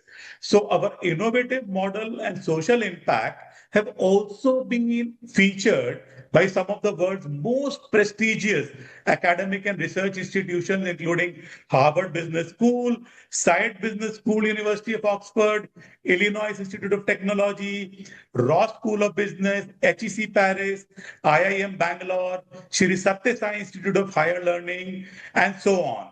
And we have been continuously decorated with a lot of credentials and awards. For example, Amazon Mark Tank for the best innovation idea, IAOP for Global Impact Sourcing Award, Aegis Graham Bell for Skill India category for Rural Call Center, and so on. Now, this global recognition underscores what we as Rural Shores are committed to: inclusive innovation, rural transformation, and sustainable business excellence. You spoke about training. Now, there is something very interesting I would want to talk about here. Rural Shores Skills Academy, which we call it as RSA, is a vital pillar in the thought leadership narrative. It directly strengthens the E in RISE, which is employment with dignity, and positions Rural Shores as a full stack enable engine for the rural. So indeed, RSA is empowering through skills. We have trained and skilled over 100,000 plus youth over last 1.5 decades, providing employment, indirect jobs, and impacting their families by, number one, mission-driven skilling. So RSA was set up to bridge the skills gap between the rural youth and digital employment. The clear focus is on 21st century skills, which is digital literacy, Gen AI fundamentals, customer services, data handling, cybersecurity, hygiene, and many more. Second is demand-led generating model. RSA aligns its curriculum to the real-world needs of clients and startups. Skilling is co-created with industry experts to ensure job readiness from day one. We have number three, inclusion at the core. So over 60% of trained candidates are women, many of them first generation earners. Training often delivered in local languages with cultural sensitive methods. Number four, enabling startups at scale. So startups don't have time or resources to train fresh teams. Here comes RSA, which ensures plug and play talent from rural India. Then we have micro centers that can be scaled quickly with RSA trained talent, giving startups an agile, cost-effective backend. Last but not the least, number five, recognized partnerships. So at RSA, we have worked with bodies like UNICEF, UVA, NSDC, and others.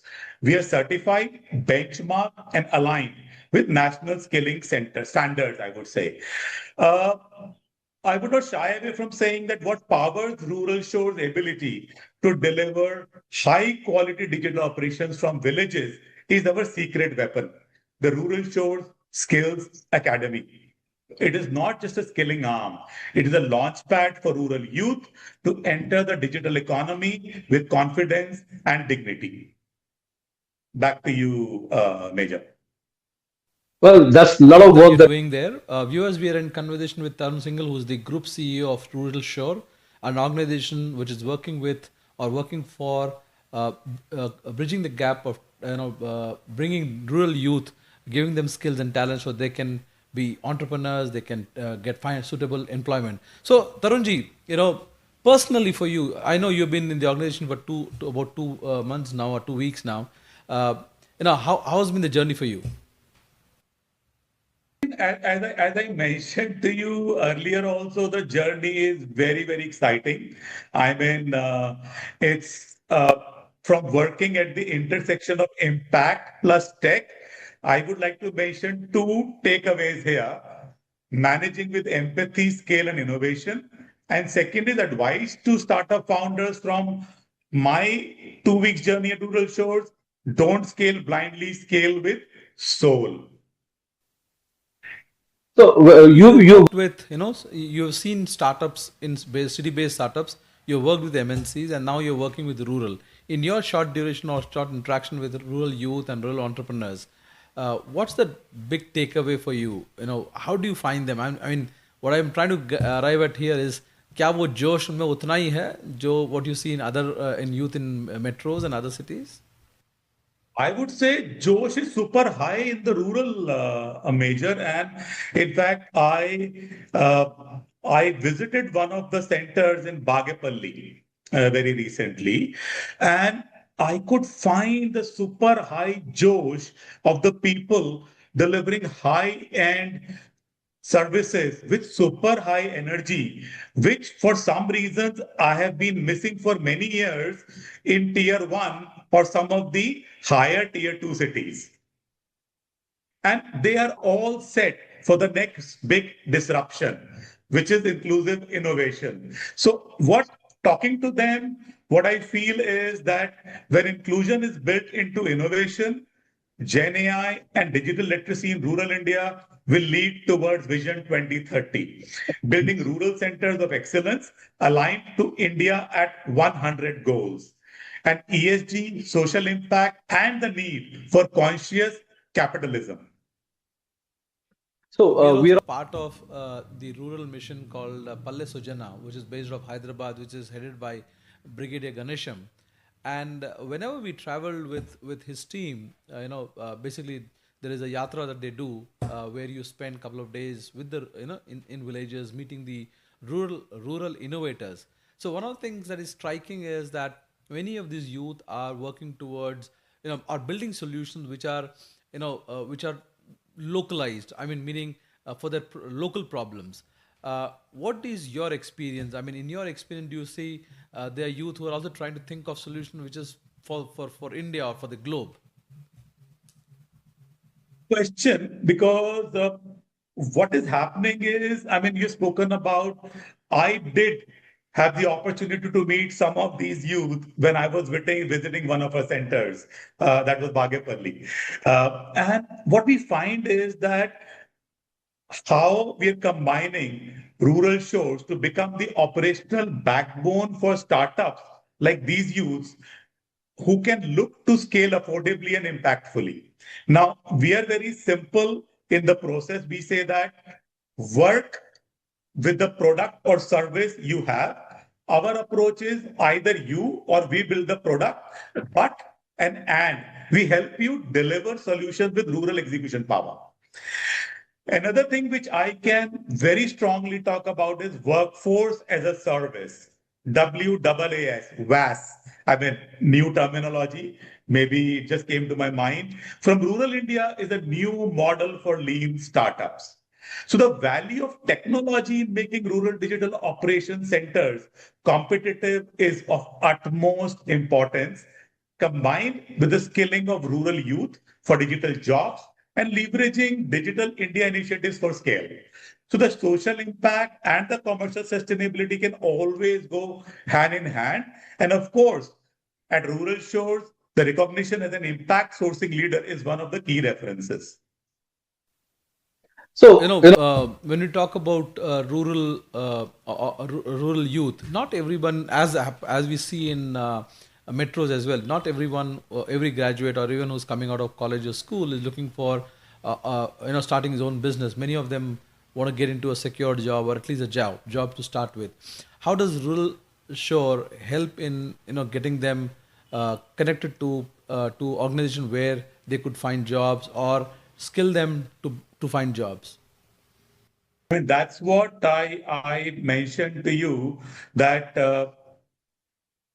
from Rural Shore Skills Academy, we have not only skilled over 100,000 plus youth, providing employment, indirect jobs, and impacting their families. I spoke about it briefly earlier, and we are very, very focused on that. And of course, by upskilling the people, some of these are already working in our centers. As I said, we have north of 3,000 people across 14 centers, delivering high-end digital operations to the global clients.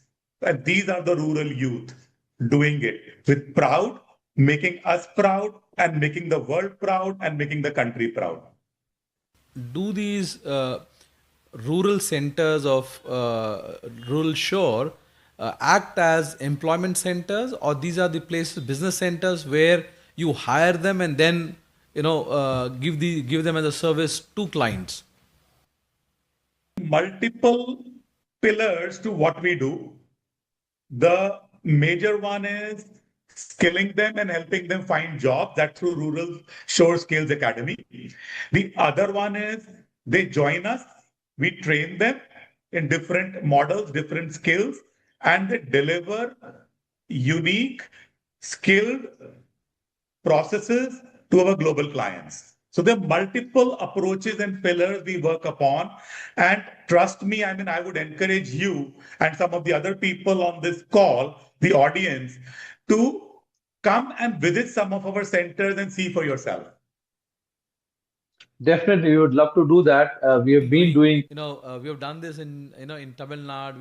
We have done this in parts of Telangana, and we would love to do that.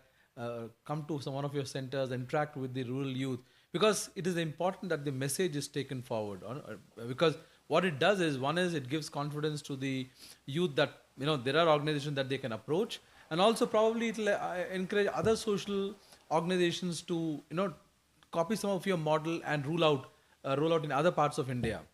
And my interest always has been toward Northeast, because that is kind of remote, and their youth are equally educated, English speaking, and they are looking for similar opportunities. So what is it for? I mean, how do you see it going forward next 5 years? What's your mission? What's your plan going forward as an organization? Simple. I personally don't believe in any competition. I believe in collaboration. And with collaboration, we can do wonders. And you spoke about Northeast. We recently opened up a very new center in Garchuk, which is very close to Guwahati. And that is doing very, very well. So we have the presence in Northeast. As I said, we are across 9 states and 14 centers. And we are happy to collaborate with anyone who wants to come and work with us as a partner, as an extended corporate, or in any form. In fact, let me use this platform to make an appeal to invite the startups listening to this session as an audience to collaborate with Rural Shores and support the mission of rural innovation as a mentor or a partner. Now, India's next tech revolution, you believe it or don't believe it, won't come from cities alone, Major. it will come from its villages. As our Honorable Prime Minister Narendra Modi ji leads the country towards Viksit Bharat, he's also leading digital revolution, connecting not only cities, but also villages, forests, and borders. You and I recently met in Mudanhalli, Major. So Sadhguru Shri Madhusudan Sai spearheads a unique global mission of service across 100 plus countries. Now I'm talking about global, not just India. And by the way, People Shores is one of the other companies which is founded by Murli Vulaganti alongside of Rural Shores in the US with the same mission. But we can talk about that in detail later on. But coming back to Sadhguru Shri Madhusudan Sai's mission of service across 100 plus countries focusing on healthcare, education, and nutrition. So that is the one world, one family mission with special focus on rural. And you heard that along with me, Major, recently in Mudanhalli. So this helps the ecosystem with the transformative potential of merging startup energy with rural inclusion and encourages all stakeholders, whether they're investors, founders, policymakers, and the youth, to actively support rural entrepreneurship and impact-driven models like Rural Shores. So genuinely, I encourage you all to connect with us, collaborate, and share resources to build a robust and inclusive startup ecosystem. And please adopt thought leadership, not just within your niche, but by sharing learnings with the wider ecosystem. Collaborate, publish findings, and create room for co-innovation. Empower people at every level to contribute ideas, experiments, and drive scalable change. There are a lot of founders on this call. I urge all of you and the professionals listening to us to focus on both strengths and weaknesses, build organizational frameworks for growth, adaptability, and resilience. And with your permission, Major, I've spoken in some of the other forums. Let me, re-emphasize the relevance of collaboration and connection in today's world and share tips on being real in the hybrid world because people are confused. I simply, as you know, I like acronyms. I will use the acronym IGNITE. So stay ignited. So when I say it is I, which is innovate, chat, email, video, Skype, in person, everything is available in rural. Explore and find newer ways to connect with people around. G is for growth. Invest time in building your relationships, connections, nurture so that these connections can be further mutually leveraged. N is for natural. Stay true to your own self. It is okay to get influenced, but don't let it override your conscience. Then coming to I, which is integrity, it always pays to be integral, transparent, and honest in your networks and connections. Apart from building positivity, it also helps us save our energies in sustaining lifelong bonds. T is for trust. Like I said before, trust is a crucial currency of the digital economy. It is all the more important that we develop faith in each other, capabilities to accomplish common goals and collaborate. And last but not the least, which is E, which is empathy and engage. So connecting with people regardless of the boundaries and limitations, religious, social, physical, or economical, also engage with them to achieve meaningful outcomes. So I would in simple words say that for the startup ecosystem, there's a big opportunity to land into the rural area. Please come. We are welcoming you with both hands. Come and work with us as a colleague. Come and work with us as a partner. Come and work with us as a trainer. Come and work with us as a collaborator. Come and work with us as a salesperson to take this model to the global world. All models are open. That is what I can say in simple words to sum up, Major. No, definitely. Collaboration is the only way forward, especially if our startup ecosystem has to be impactful, and also if we want to take the returns from it right up to the last mile in across India. Viewers, we are in conversation with Tarun Singhal, who's the Group CEO of Rural Shores. Tarunji, finally, before I let you go, My Startup TV or a My Startup Media House, we're a full stack media house with 5 verticals, web television, where we broadcast 25/7. Then we also have our digital monthly magazine, podcast, which we publish on Spotify. We have an OTT platform and a news portal. Basically, we have created this various platforms to showcase work like Rural Shore is doing, founders, thought leaders like you, because the mainstream media tends to ignore this. What are your thoughts about the kind of work we are doing? The work what you are doing is absolutely awesome, and you are one common element which is a conduit between the startup ecosystem, irrespective of rural or non-rural, and the whole global world. And you are making sure that it succeeds. So you are a big enabler for all the startups in this country. And I've said that before as well. Now, my only 2 cents to you is that if we would have, as you know, I told you, we have 14 centers across the country. We are happy to collaborate with you. We are happy to have a mini major and the team in all our centers to help you do more, do better. Definitely, we will definitely, explore that, and we are we are also also equally keen to be part of Rural Shore and take the message across. Thank you, Taranji. Thank you for joining in. Thank you, Namaskar, and thank you to all the audience, and thank you to the team, My Startup. Keep doing great work and appreciate what you all do, and keep the Josh super high. Thank you viewers for joining. Do remember, from Monday to Saturday, we bring live show thought leaders like Tarun Singhalji and also founders from across startup ecosystem.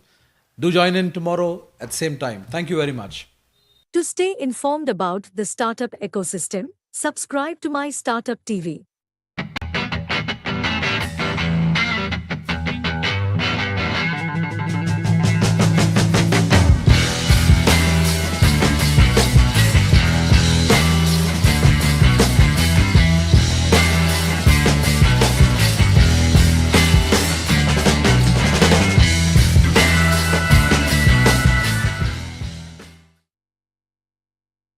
It's a happiest moment for me. Exactly 1 year before, when we had the pre-conference workshop at Science IIT Bombay, hosted by Science IIT Bombay, without consulting my office bearers and the governing body members, sumoto I took a decision and I announced, saying that the next pre-conference workshop and conference we'll have it at Hyderabad, and we want THUB and CCMB to take it forward. And I don't know what conference, but I had conference with my colleagues and friends who have been there with my network.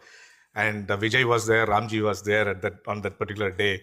And immediately I made an announcement. I looked at them, they nodded their head, and it has happened today, exactly 1 year before.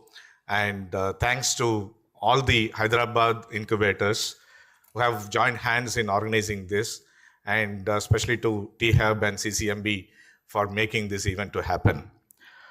In this pre-conference, I also take this opportunity to recognize the presence of Mr. H.K. Mittal with us amongst us. He's sitting in the last row today. Right. It's a pleasure to have him with us, because 20 years before, when this association has been formed, he was like part of the association, well-wisher of the association. Right? It's a peculiar community is ours. An association, right, will negotiate with the government, will try to do with the government. But as an incubation center, 20 years before, when we started this association, where a few of us are still continuing, right, Bala, myself, and others are the founding members of this association, we found Mr. Mittal has been representing the government, but has been so supportive to us in forming the association and to have the bylaws and how to take it forward. And he has been very supportive. And slowly, we learned many things from him, and he also slowly made us to learn how the government will detach from the association. And he himself, after 10, 15 years of the support, right? He also made us to understand, right, how this association can grow. And even after his superannuation, he still continues to be our well-wisher. We accepted our request in the last April to be one of the member of our advisory committee, along with Ms. Poini, Ms. Deepanvita, and Mr. Ramanan of former and founding mission director of Atal Innovation Mission. So I thank Mr. Mittal, sir, for joining us for this pre-conference today and to spend his time with all the incubation center executives. This is the 16th conference, and we started in a small way with 25-30 incubators across the country as an association. But over a period of 2 decades, this association has grown. And pre-conference workshop, my colleague was asking me the outside whether it's conference or pre-conference. I'm seeing the entire conference executives are here, but it is about the way it has been brought together, the way the association thought what will be the expectations of the members and what we can bring back to the members as value from the association. It has all happened. And thank you all for joining. Even the organizers, we also miscalculated, right? We expected about 100 plus people will be coming for the pre-conference. And I think we should have kickstarted the conference today itself, right? Right. So thanks to T-Hub team for making this event pre-conference workshop to happen here. The entire team has geared up and meticulous planning. Last 1 week, 10 days, I've been watching them, what they're doing. I've not interfered with them.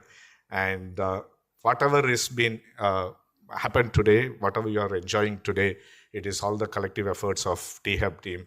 A big appreciation from you all for their wonderful thing. Thank you, team, for us. And today we are going to have 3 sessions as masterclass, and all the sessions has been handled by our own members. And the first session is on creating quality pipeline, and we are going to have Dr. Lakshmi Jagannathan from IIIT Hyderabad. Earlier she was with Derby, and before that she was instrumental in promoting entrepreneurship initiative at Dayananda Sagar. Have put more than 20 years of experience, and along with her we also have Ms. Gladys from iCreate, who has been the head of learning and development and also the governing body member of ISBA. All of them have contributed a lot, and despite the organizing pains, right? Last 2 months, 3 months, every Wednesday and Saturdays we used to have meetings, and then we should have a lot of meetings. But despite that, they come forward to spend their time as the session resource person, right? So that's the stretch that they have come forward to stretch themselves. Apart from taking the responsibility of organizing the event, coming and handling the sessions is not that easy. Same thing, the second session is about mentoring networks by T-Hub. The team T-Hub took the responsibility of organizing this, but again, they have come forward to handle the session for 1 hour, and right, that's the commitment. And when we decided to have the third session, again, our GB member has been instrumental in organizing this conference, also told that I'll handle the session, and Mr. Prasad Shetty has come forward to handle the session on seed fund.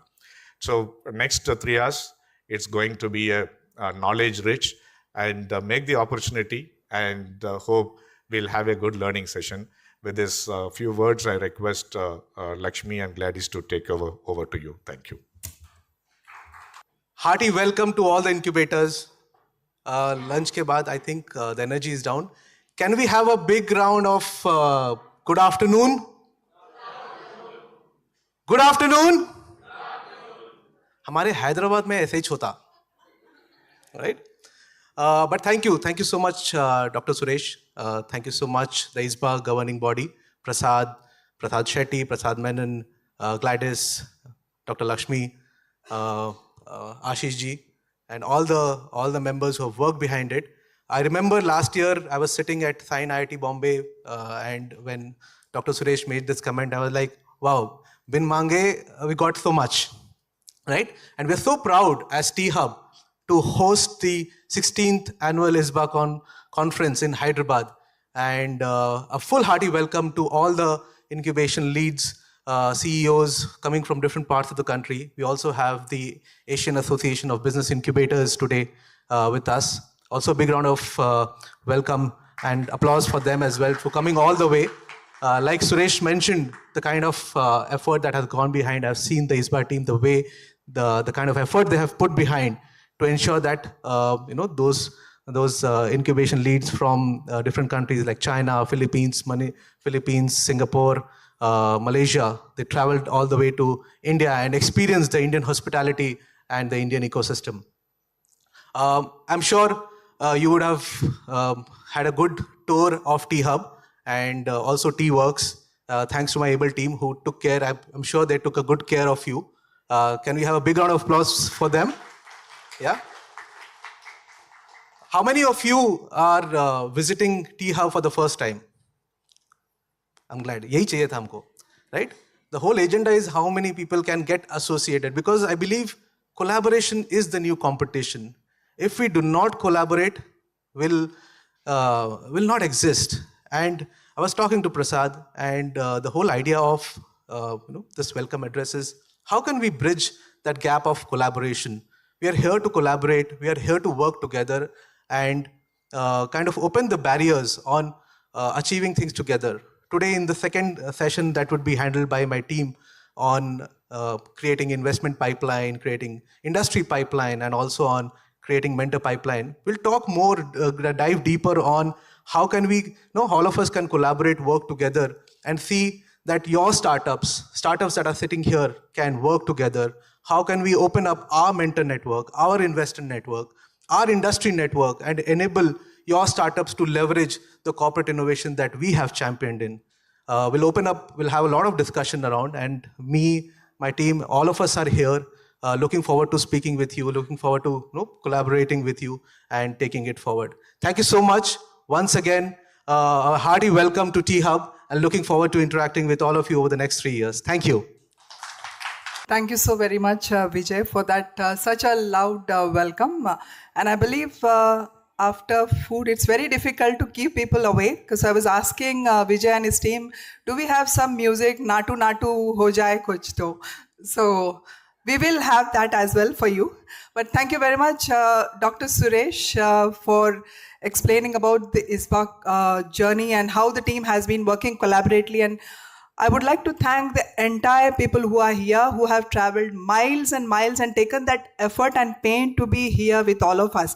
So a big, big round of applause, जोरदार तालियां, धमाकेदार तालियां, और तालियों की आवाज ऊपर आसमान तक जानी चाहिए. Thank you.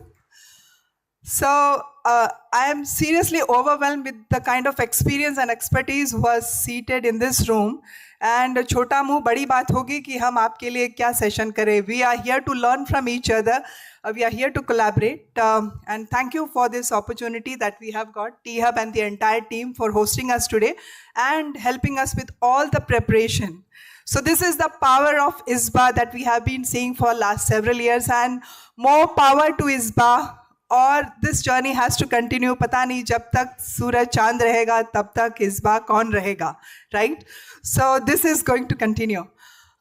First and the foremost, I would like to ask you a simple question. I would like to walk around and then I can have a discussion, because I don't feel like standing here and talking, because I want to have the connect, the face-to-face connect. So I'll be coming close to you. Please be prepared. I'm going to make you uncomfortable as well, so don't worry. So imagine if you're going to get some superpower. अगर आपके पास कुछ ऐसी शक्तियां, some superpower is going to be given to you all. What are you going to do with that power? You cannot use this for yourself. And if someone is answering one power I'm going to use for this, the other person cannot use the same power, because we come from the startup ecosystem. No cheating allowed, no copying allowed. You have to be unique. You have to come up with your unique thoughts. So who wants to start first? कुछ खूबसूरत लोग मुझे दिख रहे हैं. Sir, आप बहुत smile कर रहे हैं, आपकी स्माइल काफी अच्छी है.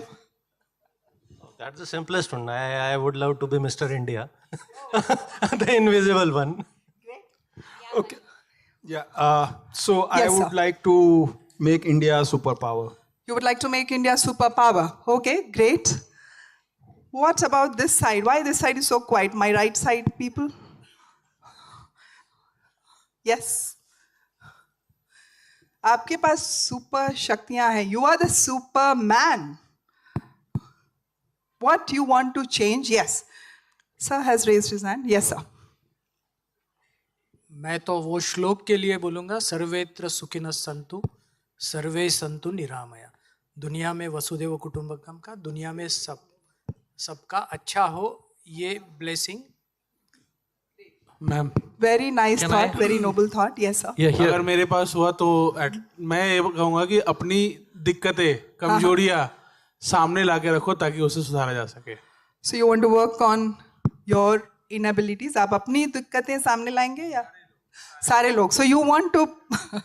Okay, बहुत अच्छे ख्याल है. Can I? Yes, yes. Ji. Yeah. Ji sir.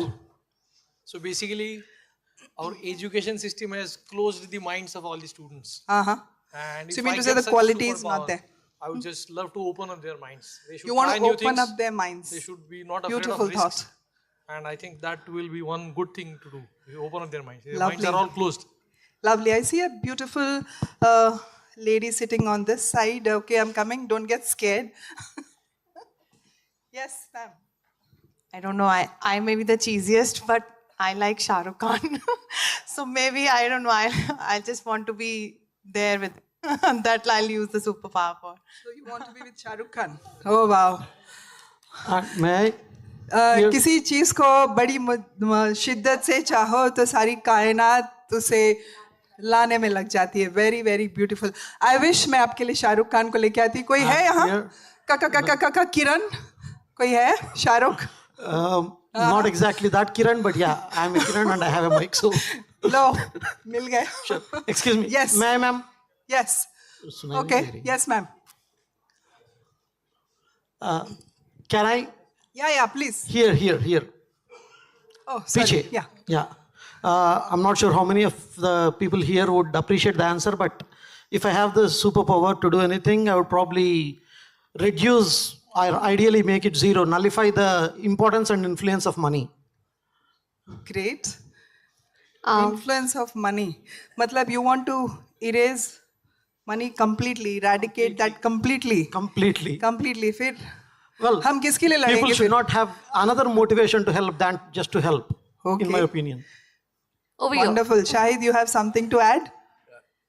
Yeah, Gladys, thanks, and foremost, thanks for calling us here and inviting to be a part of the iconic ISBACon 2024. And the way Gladys is, she involves everybody in this session. I've seen her sessions before.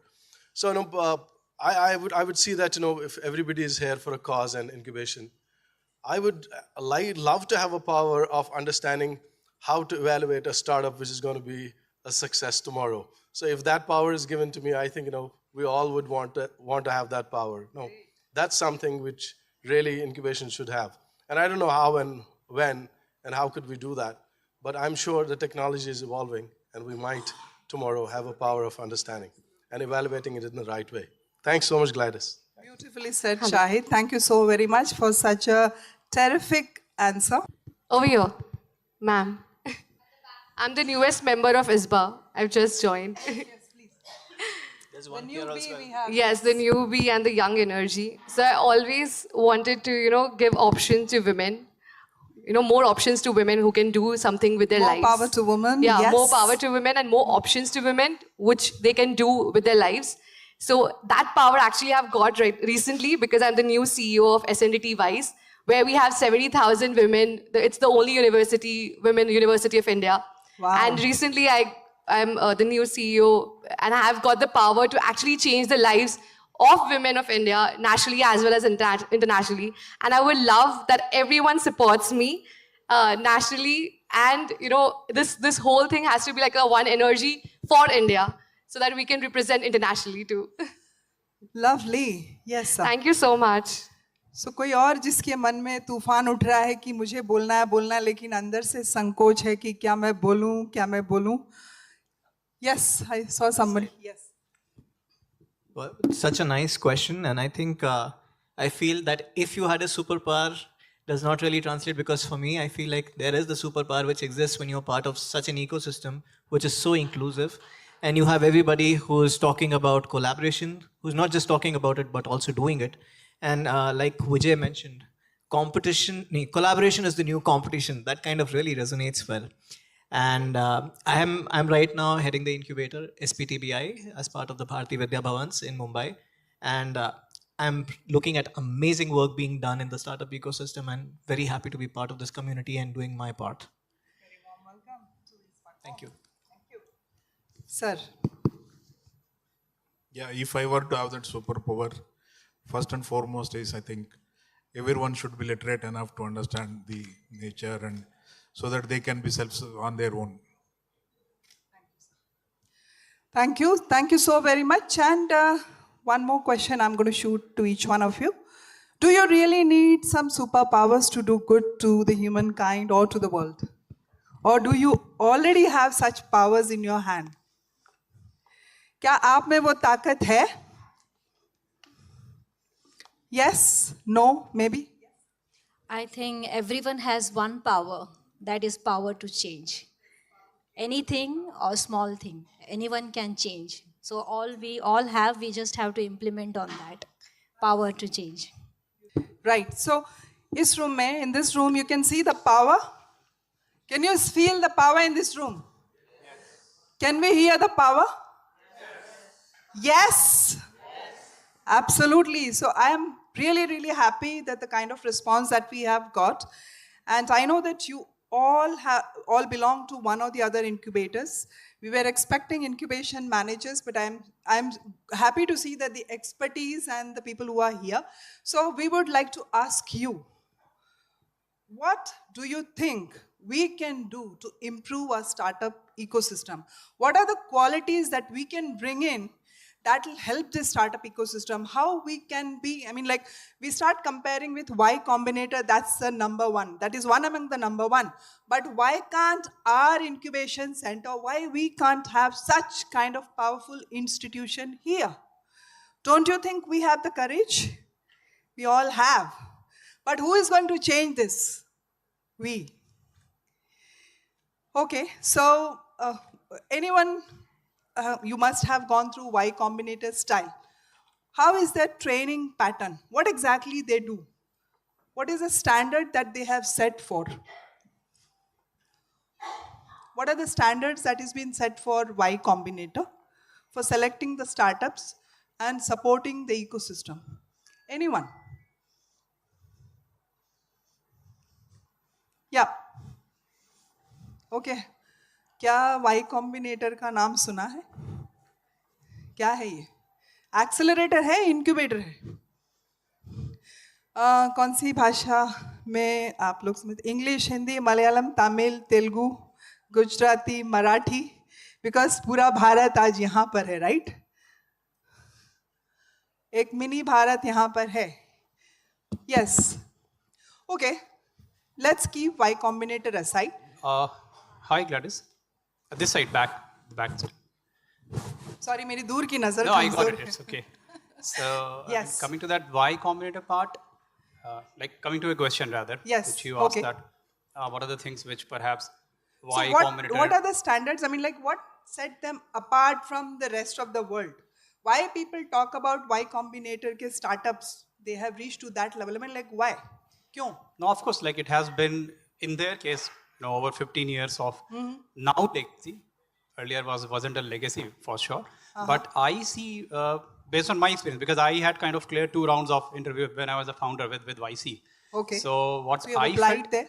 Yeah, so Okay. I got a reply and I got a chance to have interaction with their people as well. How so was the grilling process, I would ask? Yeah, the process was actually very exhaustive in the sense that Very they had asked, exhausting. they Yeah, had asked, absolutely. they had asked subjective questions, and that was tons of questions. Tons of and questions. I was supposed to write and not and write. So all the questions were very introspective.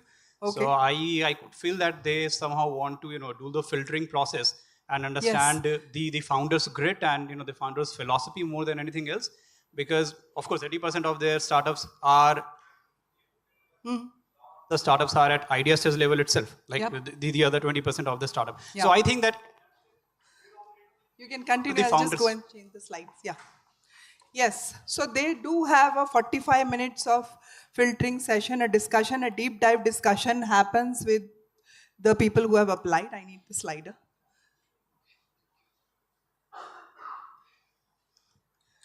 Yeah. So we are here to talk about the quality standard which is being set by Y Combinator. Anyways, that is there. The application, the amount of application that they receive is in thousands. Do you think everybody can get through there? No. So that's why there is a standard in place. Do we have a standard in our incubation center? Do you guys have a pre-elimination round, I mean like a selection process to check the quality of startups? We do have, right? So how are we selecting the startups to check the quality? I mean like what exactly you all check?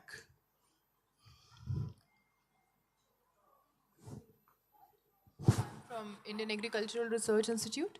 So we are checking whether it is technically feasible to make that kind of a product or the business viability also, and then we check the IP and other stuff. So 3-level checking that we do for scrutinization, and then after 2-way filtering again, like we are also getting applications in thousands, and we are taking 40-45 startups out of that. So rigorous checking. Yeah. No, in a year. For a specific program, yeah. We place a large stress on the team and the problem they are solving, and how good they are technically at it. We don't care whether the product is going to succeed or not, as long as the team knows what they're doing. Great points. Thank you so very much. So team plays a bigger role. If there is a founder, co-founder, you should know who exactly is part of that entire team, whether they are going to stick together or they are going to perish in some time. So similar pattern is being applied, as sir mentioned. They check for the technicality, they check for the business. They don't care, I mean like this is going to sustain, but how confident these individuals are. So that's why the percentage that gets shortlisted at the top level is very bleak. Very less number of people make at that level.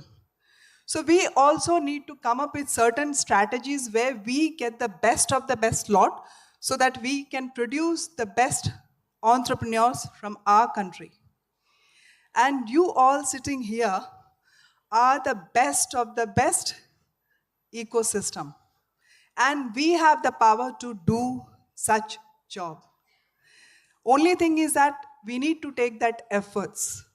I remember one of the story, long time ago, there was an auction happening somewhere. Lot of beautiful items were placed in that particular auction. There were jewels, jewelry, gems, diamonds, and antique pieces as well. Slowly, gradually, each and every pieces started going off. I mean, the bid started and things were getting sold. There was one red guitar which was also placed in that bid. The cost of the guitar was $5. That was the least amount quoted for that guitar. The guitar was in broken shape. The strings were broken. It was completely dusted. And people did not even bother to look at that guitar. They didn't want it to buy. I mean, like, who will bid for such a ugly looking guitar, and that too in broken? So one gentleman walked in and he said that I want to take this guitar. They said, okay, fine. As the crowd who were there for the bidding, they slowly started walking out. This gentleman nicely cleaned that guitar. The strings which were broken, he tied those strings and started playing the music. The entire room was filled with such a melodious music. People who were there, who were walking out, they slowly started coming back. Because this gentleman was able to identify the worth of that particular guitar, which nobody noticed. Again, they put this guitar back into the bidding, and that was sold for the highest price for that particular day. Right? So you need to identify the best of the best lot. You will get a lot of applications. You reject. Sometimes they go back and do better. We ask them, okay, no, nahi chalega. But are we seriously working with these startups? Are we really genuinely taking interest in these startups? How much efforts we put? How much support we provide? I have been part of couple of panel discussions. So one of the, I don't want to name where exactly this was. So one boy was just presenting his case. It was a pitch presentation. He presented his case, and there were a lot of people who were there in the panel. So one person was really rude. I mean, like, this is not going to work. Stop it. No, nahi chalega. Na, band karo, band karo. Like, that's really mean, so rude. I mean, if you straight away shoo away that person, where he's going to end up? He has spent close to 10 years building that product. At least have a look.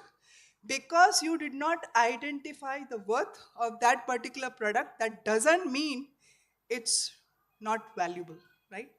You need to have those eyes to go through that particular lens and check, is it going to work or not? Support them, but do not demotivate people. That should be the last resort. You can tell them, okay, this might not work, but can we not try this way, right? So we are talking about quality. What is quality? Creating quality. I'll come back to you guys only. Sir, you're smiling again. Again, the classic definition is conformance to requirements. Yes. Anything more? Yes, sir. Whatever conformance has to be done, whatever is desired, meeting those things, or how closely meeting those things. Okay. How closely you can meet the requirements, okay. Anything else? Yes, sir. Nice suit. So basically, I try to say that a startup is primarily a business idea. Yes. So if you don't get the business part straight, then it remains an engineering experiment. And that is where we would try to steer them towards the commercial success. The parameters that you have kept for the 4 slides. 4 slides. Okay. First is who will buy, Who will buy? why they will buy, Why they will buy? what Where you're going to sell it? And what options they have. options they have. Okay. And if these questions are answered, then we move on to the remaining part. And then we work backwards to cost and to other things. Yeah. But the first thing is there a market for this? Is there a market? Absolutely. And that comes from the statement that a startup is primarily a business idea. Correct. Because they do not get the right direction. They do not go and check the market need directly. People are so attached to their product. It's my baby. Because I made it, it's going to be the best in the world, right? मेरा बच्चा सबसे खूबसूरत, right? सब जितनी माताएं यहाँ बैठी हैं, जितनी बहनें यहाँ बैठी हैं, they'll tell, okay, my baby is the best, right? If you ask to compare. But when we are talking about product, can we be emotional with the product? Do we need to be emotional? Get emotional. We keep telling people, don't get emotional with your product. If you're getting any feedback, don't take it to your heart. This is for your betterment. This is for your good. Ji, sir. Madam, I personally feel that the product can be better from the previous one. And it Absolutely. It should be product, what we call providing service at assured level is far most important than what we cannot say is better बिल्कुल product. Sir तो version हो सकते हैं because we Maybe tell that it okay has to be इसका better अगला from the previous version. right पहला जो बना उससे बेहतर And और it can- बेहतर और and- बेहतर so and moreover, it should keep be sustainable improving. for long period so that there will be less competition. We are talking about startup. I think what we start today, that startup may excel after 2 years, 3 years. We need to think of future. Yes. And we need to support those startups which can sustain for long run. I feel Absolutely. that. Sustainability is very important. नहीं तो कहाँ जाएंगे हम, right?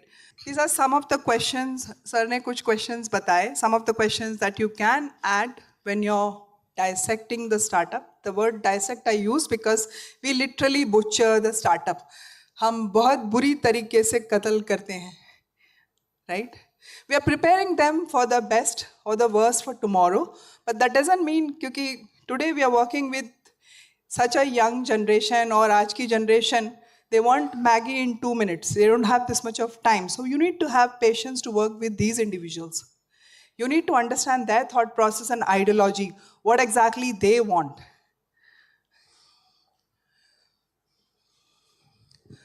What kind of mentoring style you have? किस type की mentoring करते हैं आप लोग? Is mentoring happening religiously? Do we do the right mentor and mentee match? Or just because we want to fill up the Excel sheet and do the check box, we just fill in that? Do we really do? Because I have observed this at several places. किसी को भी बिठा दिया, okay, just have a discussion, ठीक है यार कर ले, हो जाएगा. No. Please don't do that. If you do not have the expertise, bring in someone who can add value rather than just, क्योंकि you're playing with someone's career. उस बिचारे ने या बिचारी ने अपनी पूरी जिंदगी उस पे लगाई है, and you don't know what you're doing with them, right?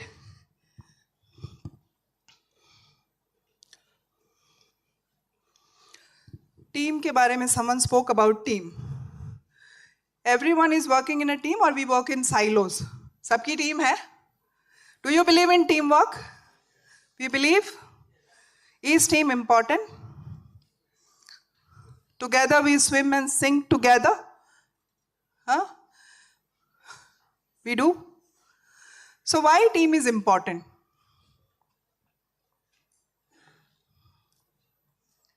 To dependability? To become champions? Absolutely. What else? Everyone doesn't have it. It has to be a complementary skill. What happens if you have all tech experts in the office? What will happen to the rest of the things? Who will take care of HR, marketing, and the rest of the business? Will it be managed or handled? Nahi hoga, right? We mostly Y Combinator, we were discussing about Y Combinator.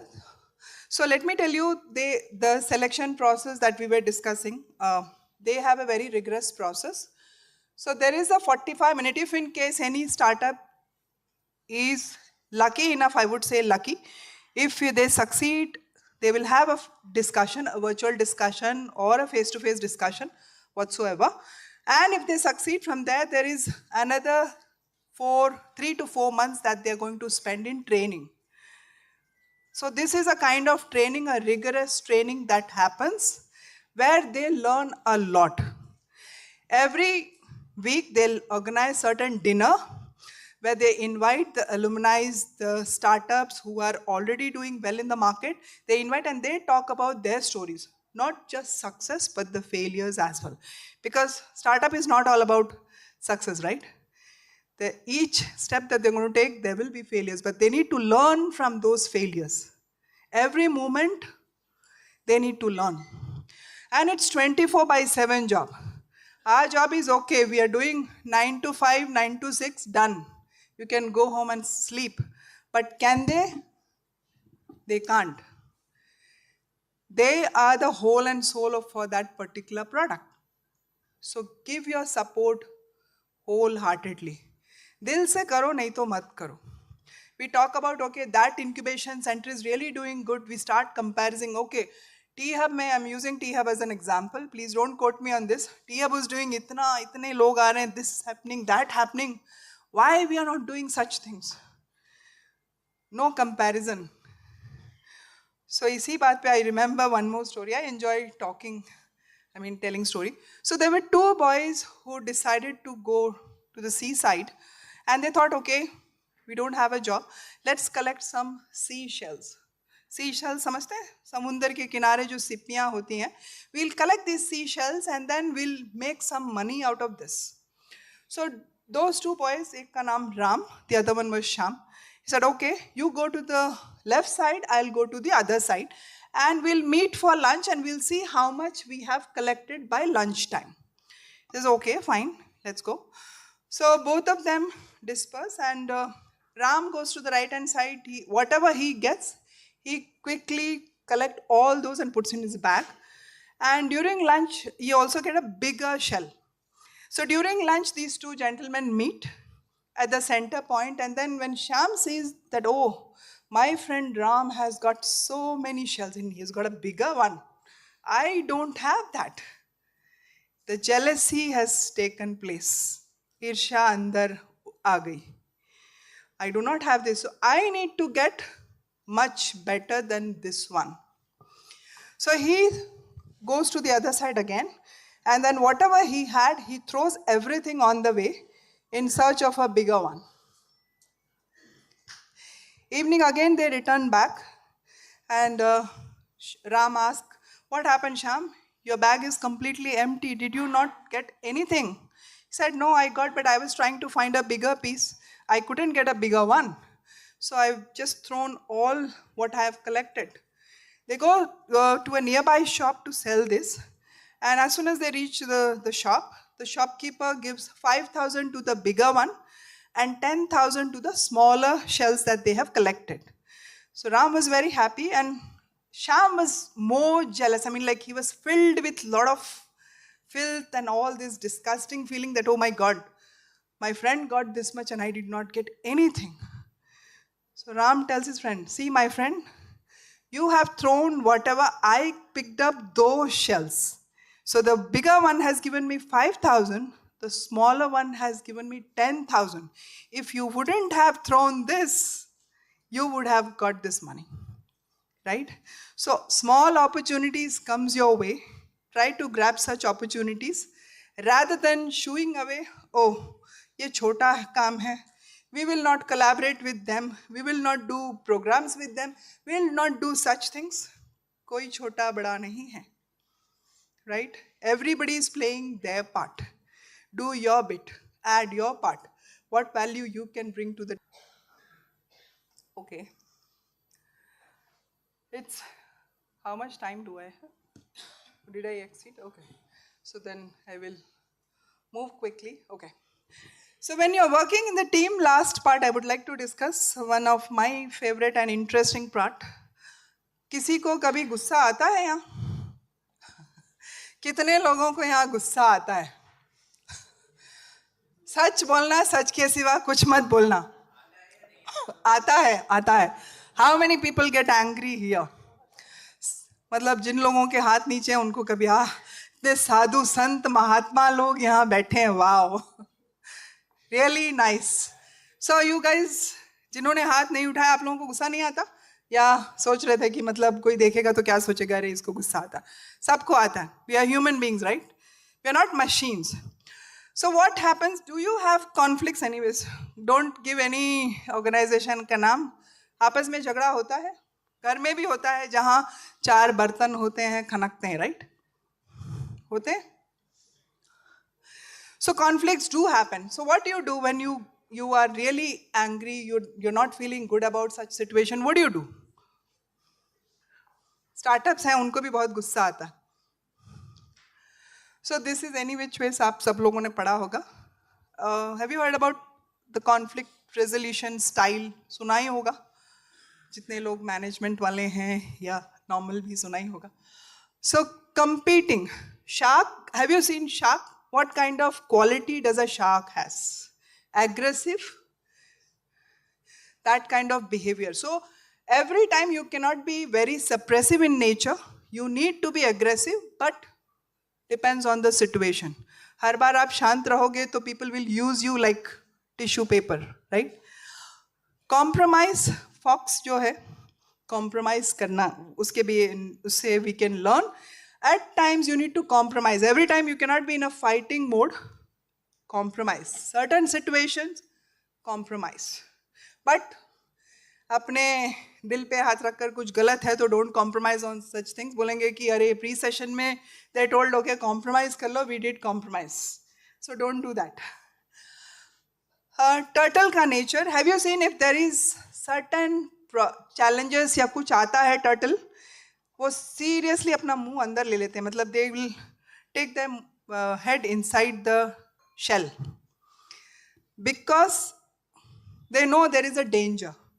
So you need to avoid certain situations. At time, if you avoid such situation, you will be at a safer place. Collaboration. You need to collaborate as well, like all. So if you go and read this, you will learn a lot. I mean, like, I'm sorry I don't have that much of time to talk because 30 minutes ma'am is looking at me. And accommodating as well. So, जब accommodate करना है, we will accommodate. जब aggressive होना है, passion होना है. So these are certain styles you can incorporate in your nature, in your style, that will help you. Anyway, certain pitfalls are there. This is if the leader is not great. Anyways, अपने organization के don't look at your head or bosses. If the leader is not taking the right decision, what all can happen? So a leader has to be strong. I'm not saying that only the head of the institution is a leader. Everybody who is sitting here is a leader, right? You all take decisions, you all plan certain things, you do a lot of stuff together. So you all are a leader. But certain times, certain decisions that you have taken can make it or break it. So whenever you are in angry mode, so never make a permanent decision when you are in any such mode. Chill, cool down, take your time, go for a walk, and then come back and go back and teach the same thing to your startups because they also need to inculcate certain habits. Yeah. Dr. Lakshmi is going to take the next session. So can we have a big round of applause for Dr. Lakshmi? Because I was asked to speak about value creation, right? Value creation for whom? Why only startups? See, any relationship has to be bi-directional, right? Otherwise it will not sustain. For everybody, right? That's why I put all the stakeholders. How do you create value for everybody? If I've missed anybody, please add. So this incubation is a everyday grind of continuing adding value to everybody possible so that your startup also gets value. Otherwise it doesn't. And I mean, this is I put together based on my learning, the harsh beating what we've gone through, and keeping the startup at the center stage, right? Of course, incubators do well, we do well if our startups do well at the end of the day, right? So how do we work with all the relevant stakeholders to make sure that our startups do well? I think can we make it more discussion-wise because I will not run through the next of the slides. First, I think most of the genesis of the incubator starts with the host institution, right? So host institution starts an incubator because there are multiple reasons. Because there's government funding available, NIRF pressure, or there are enough entrepreneurs within the campus, or there are startups in the ecosystem, it starts with the host institution, right? So what will be the kind of value creation that the host institution can do for the startups? Why does a startup come to a particular incubator seeing the background of the host institution? We have facilities in NIT Srinagar like technology inclusion where startups need help to develop their prototypes. Okay, so one is prototyping, testing, sometimes even small batch manufacturing possible in the labs, correct? Anything else? Yes, please. One word.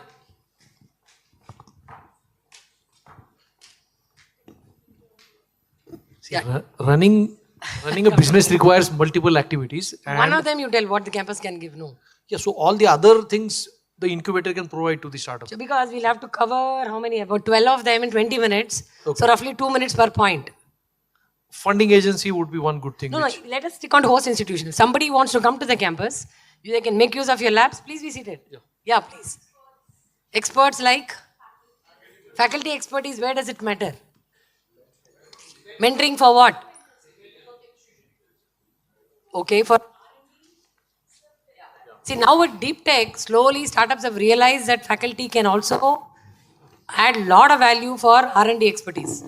Whether there is longer gestation period or deeper expertise required to build R&D solutions. But business mentoring and other mentoring still needs, GTM mentoring needs people from outside the campus only. Right? Anything else from the campus? Maybe the brand of the institution? Brand plays a major role. Because if you see a startup pitch deck, they'll have 10 logos, right? Access to students to work as interns. Then, idea generation. All this the startups expect from the host institution. What does the host institution expect from the incubator? That was a very bad sigh, yeah. What does the host institution expect from the incubator? Ma'am, network. Network for what? network of maybe the associates Extra that the host earning. institution may have. Good to hear that. Okay. Revenue co-creation. Revenue. Yeah. IP IP co-creation co-creation. with the faculty and the startups. Okay. Yes, please. Okay. Leveraging alumni to see how they can brand the institution. Then, yes. For the host institution, business acumen from whom? But what do the host institution gain? Technology transfer. Can the incubator help them in technology transfer? Pardon? Exactly. Return on investment. I have given you so much of square feet of space in the prime area. If not incubator, what is it alternatively I would have done? Where is the money? Which is fair enough, right? The host also needs a lot of the number of Yeah. entrepreneurs for them, for their accreditation purposes, ranking purposes. Okay, NIRF, accreditation, ranking, metrics, job creation, okay. Brand value, using their students, could be working as interns with startups, multiple things, right? So value creation has to happen on both sides. For your host institution, also for the next one is a service provider. That is fair enough, right? I mean, very straightforward, easy. This I'll cover myself. Whoever adds value as a service to your incubator, starting from your company secretary, chartered accountants, IP attorneys, digital marketing guys, anybody who offers a service, right? What do you start? Why do you, through them, what do you offer to your startups? Maybe a subsidized cost, easy access, variety, right? Why will they come to you? Because they get the customer pipeline for themselves, right? This is straightforward. Corporate, yeah, this is a very interesting thing. Now, how will you add value to, how will you create value to startups through corporates, through association with corporates? Okay, straight away get problem statements from corporates.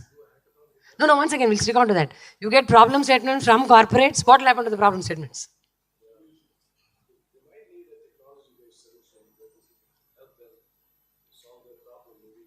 How will you do the connection?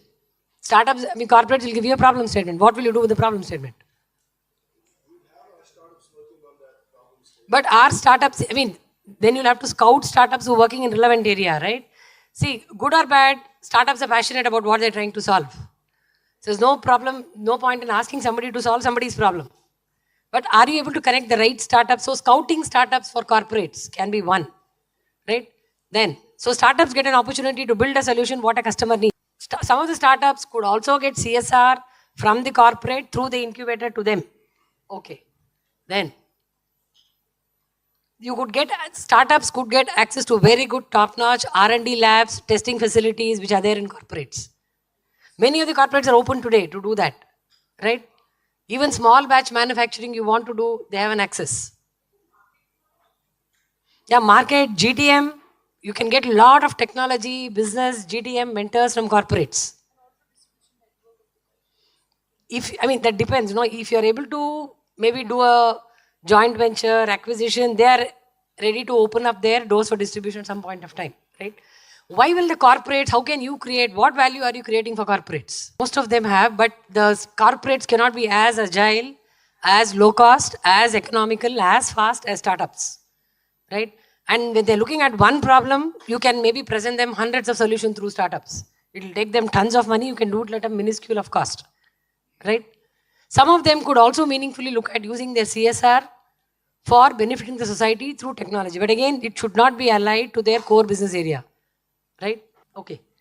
Then funding agency. This is self-explanatory. Okay. Now, startups I always say startups need only two primary things, money, market. Sometimes mentorship. If those two come, mentorship is actually not needed much, right? So funding agency is very relevant, right? Because startups come to you if you have the relevant funding at the stage they are, how much money they need, for what they need.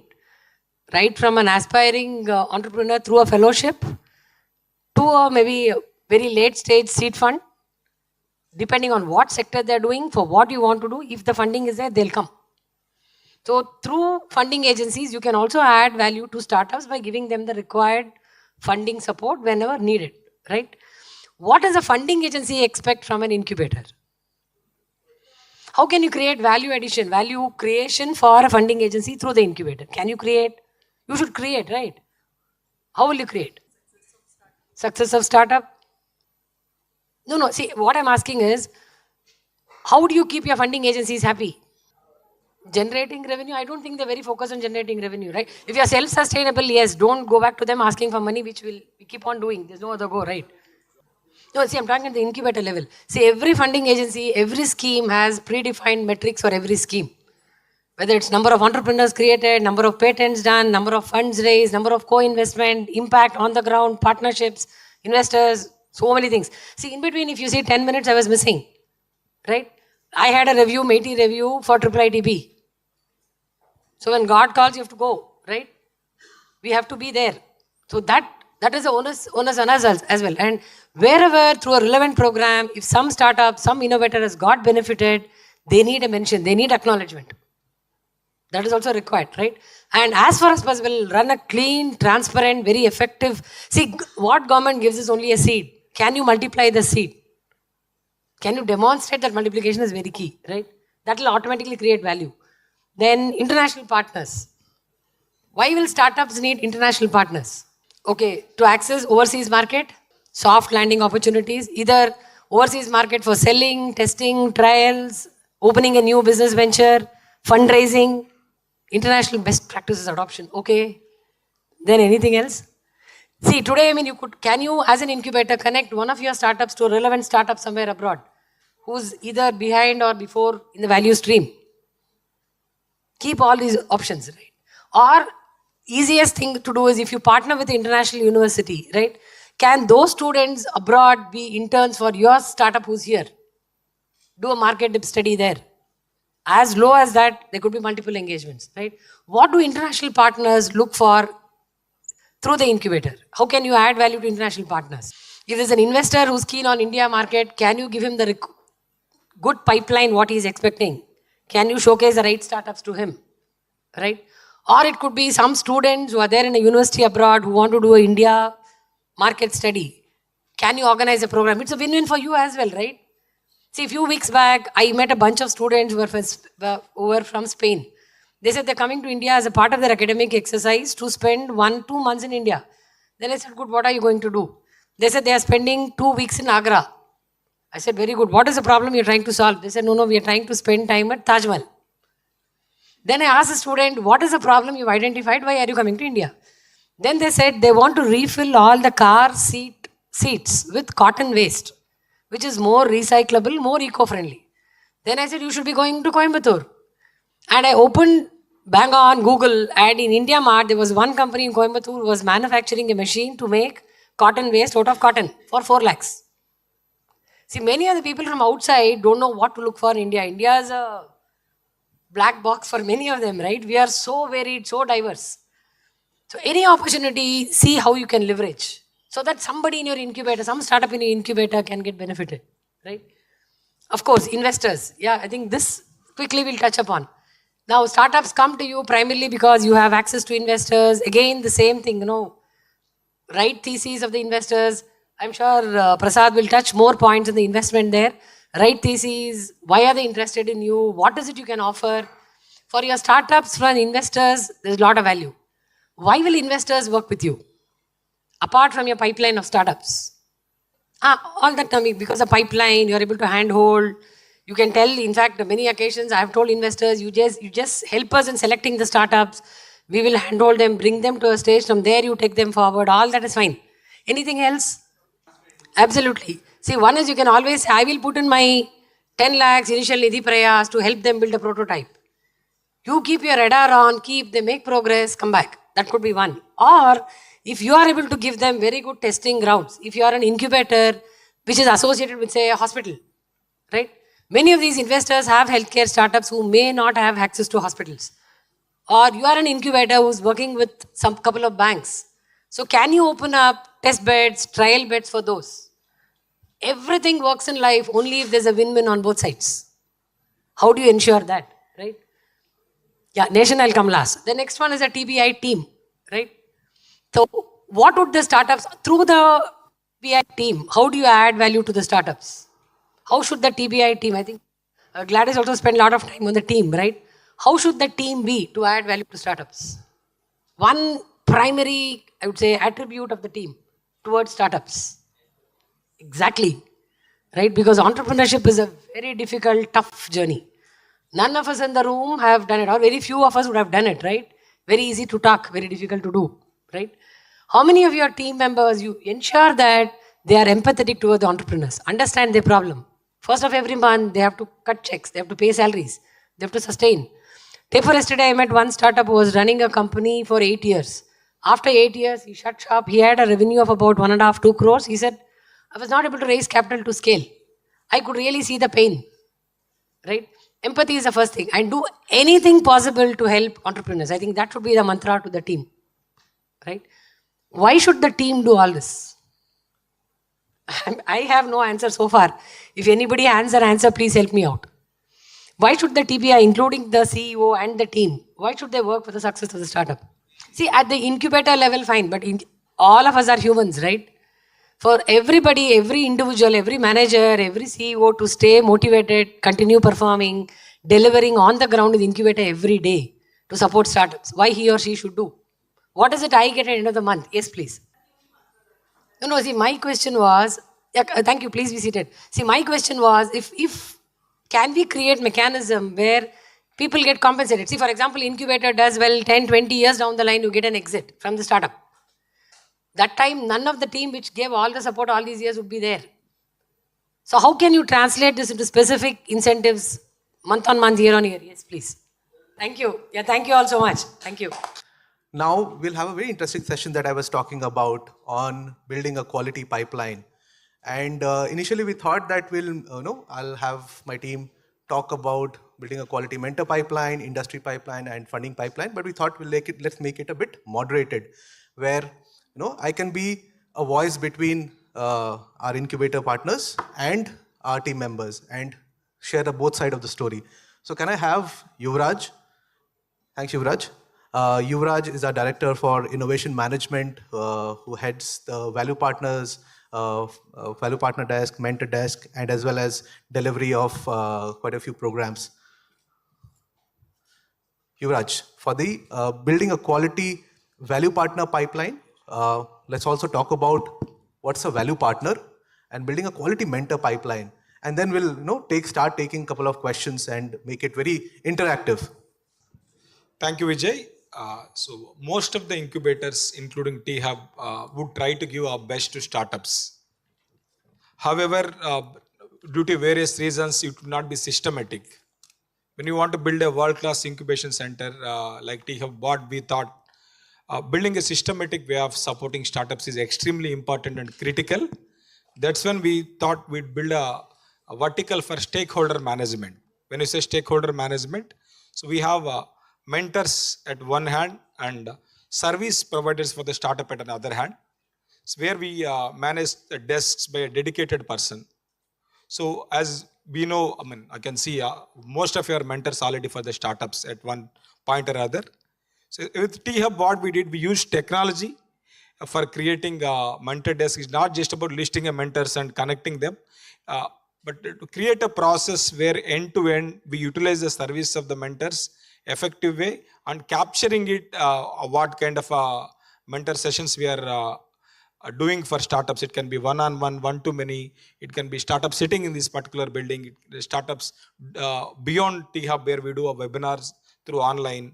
So when we run a flagship programs, each and every flagship program have a dedicated mentor for each and every startup, where we mix and match based on their experience and expectations of the startups and experience of the mentor. That's where we do at mentor desk. At this point of time, we have 250 plus mentors registered on T-Hub platform. So that is one side of the story. So other side, so startup need a lot of services. It can be credits, it can be a legal services, taxation services. So it can be a design thinking. So that's where you need a little more than mentoring, obviously. A dedicated support that's where we talk about value partner. We have 80 plus value partners starting from Google's AWS or taxation consultants, GT, KPMG. So big brands as well as affordable where startups can avail these services. This is specifically where our stakeholder management, where we have built CRM tools. Using CRM tools, we have built dashboards for both the verticals, where so we can capture the entire. At the end of the day, if you run an incubator, you need to look at outcomes. So you cannot randomly say that I have 250 mentors. What you have done with these 250 members is extremely important to capturing how many connects we made, how many hours they spent together, how many of them are one-to-one, how many of them are pro bono. So when it comes mentor, how do you capture it? Is it paid as free? So some of the mentors probably do it for free because so they've already earned enough money in their life. But however, some do it as a career. So you need to clearly identify them and make it remunerative for them so that startups as well as mentors would be happy. So I think that's a long question for a 1 minute answer. Okay, so we made a small presentation. I'll quickly run through it.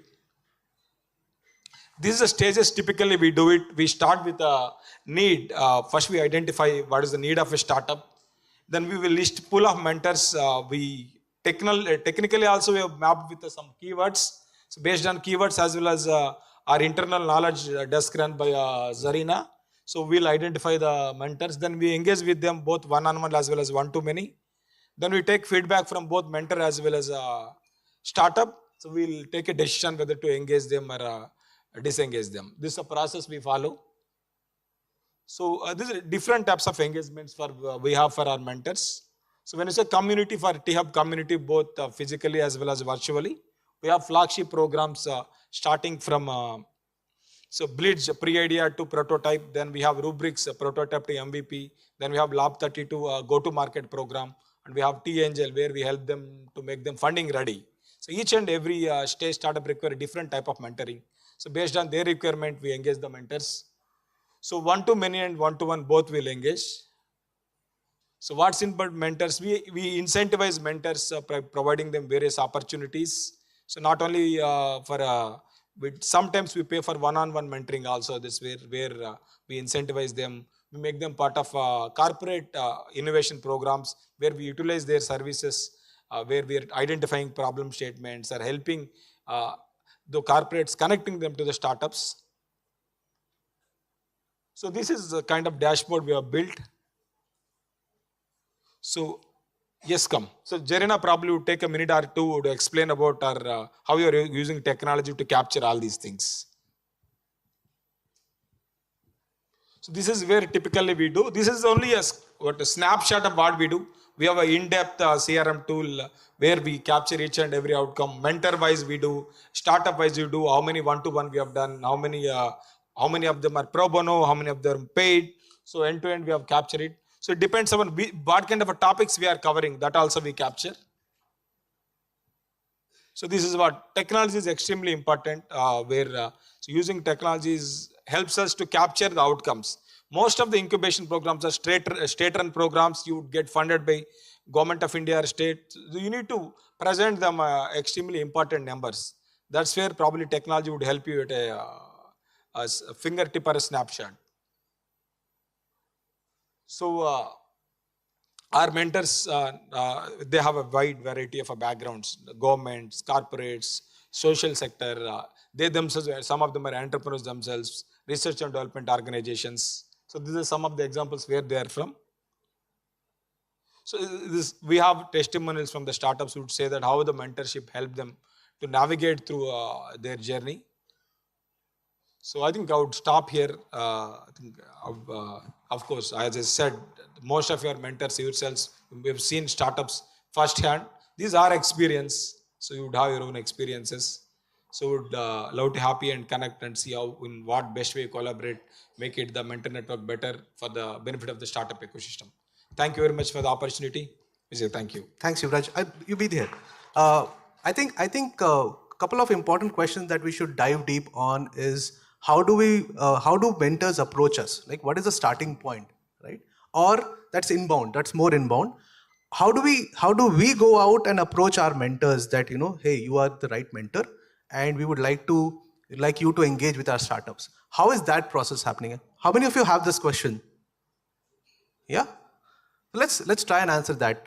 We can also call Zarina on the stage to toggle between Yes. Yuvraj and Zarina Zarina. is a girl who takes care of our mentor desk, who handles 250 plus startups as well as, mentors as well as startups. Yes, Zarina, over to you. Yes, so we get mentor leads both inbound and outbound, right? So more of how it works is whenever we have a startup and we don't have that particular mentor, we do our research, we pull in. We tap into our existing pool, we see how we can ask them for their network, and we can onboard those mentors, or we reach out to them on LinkedIn. We go to various other incubator networks as well and see whether that particular niche sector is available, that mentor is there with other ecosystem partners. Or inbound is more of, right, everybody wants to get associated with T-Hub, it's more like that, but we have a very critical selection criteria that is certain parameters, which is years of experience, their motivation to mentorship, their intent towards mentorship. It's not more of commercial, it's more of giving back to the ecosystem and things like these.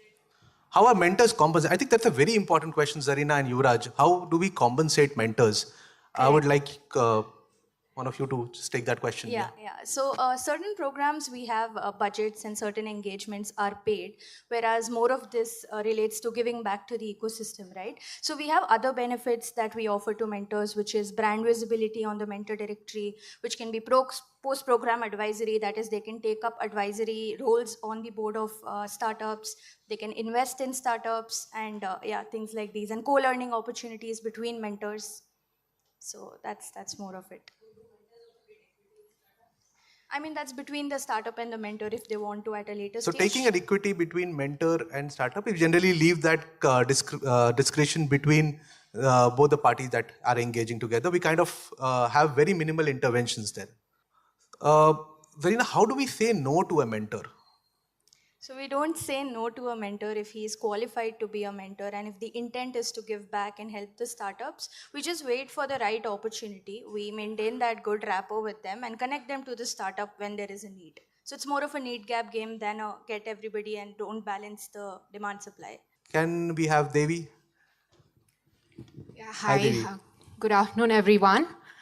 I think I'm from the funding desk of T-Hub, and I think as Ms. Lakshmi ma'am has just mentioned, there are 3 M's that are very important to a startup. I'm proudly involved with one of the M's. And I think I will not steal the show from Prasad, so I'll keep it very precise in what I'm going to speak about and what we do here at Funding Desk. I'll just put it into 2 components, what we do and what's the value add for all the stakeholders, taking cue from what you have already built as a framework. Next. So predominantly three stakeholders that we deal with, which are the investors, be it angel investors to VCs, micro, macro, and startups, of course, who are the center of the entire ecosystem, and the funds, which we manage and which most of the incubators manage. These are just some metrics. You must have been seeing these metrics for quite some time today. So I divided the funding ecosystem into internal and external. Internal involving the funds internally that we manage, and external being the private investors and co-incubators or peer incubators that we collaborate with to get our startups funded.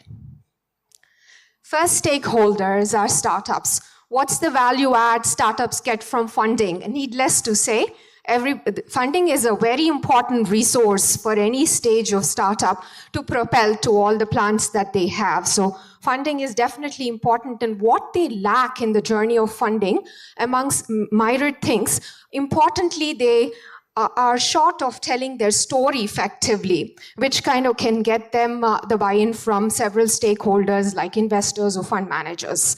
So that's where we come in. We consult with the startups to understand their plans of funding and help them to identify the best routes of funding. This is the journey, pretty much how I think most of the incubators do. There is preparation in terms of the legal documentation, if all those are in place, the projections, if they make sense to the amount they're raising, the pitch deck readiness, storytelling readiness, and so on and so forth. The next important stakeholders are, of course, the investors. I think when, again, Ms. Lakshmi has asked, What is it that investors have from incubators? Why should they be collaborating with incubators? Two gaps we identified among several others who have answered today.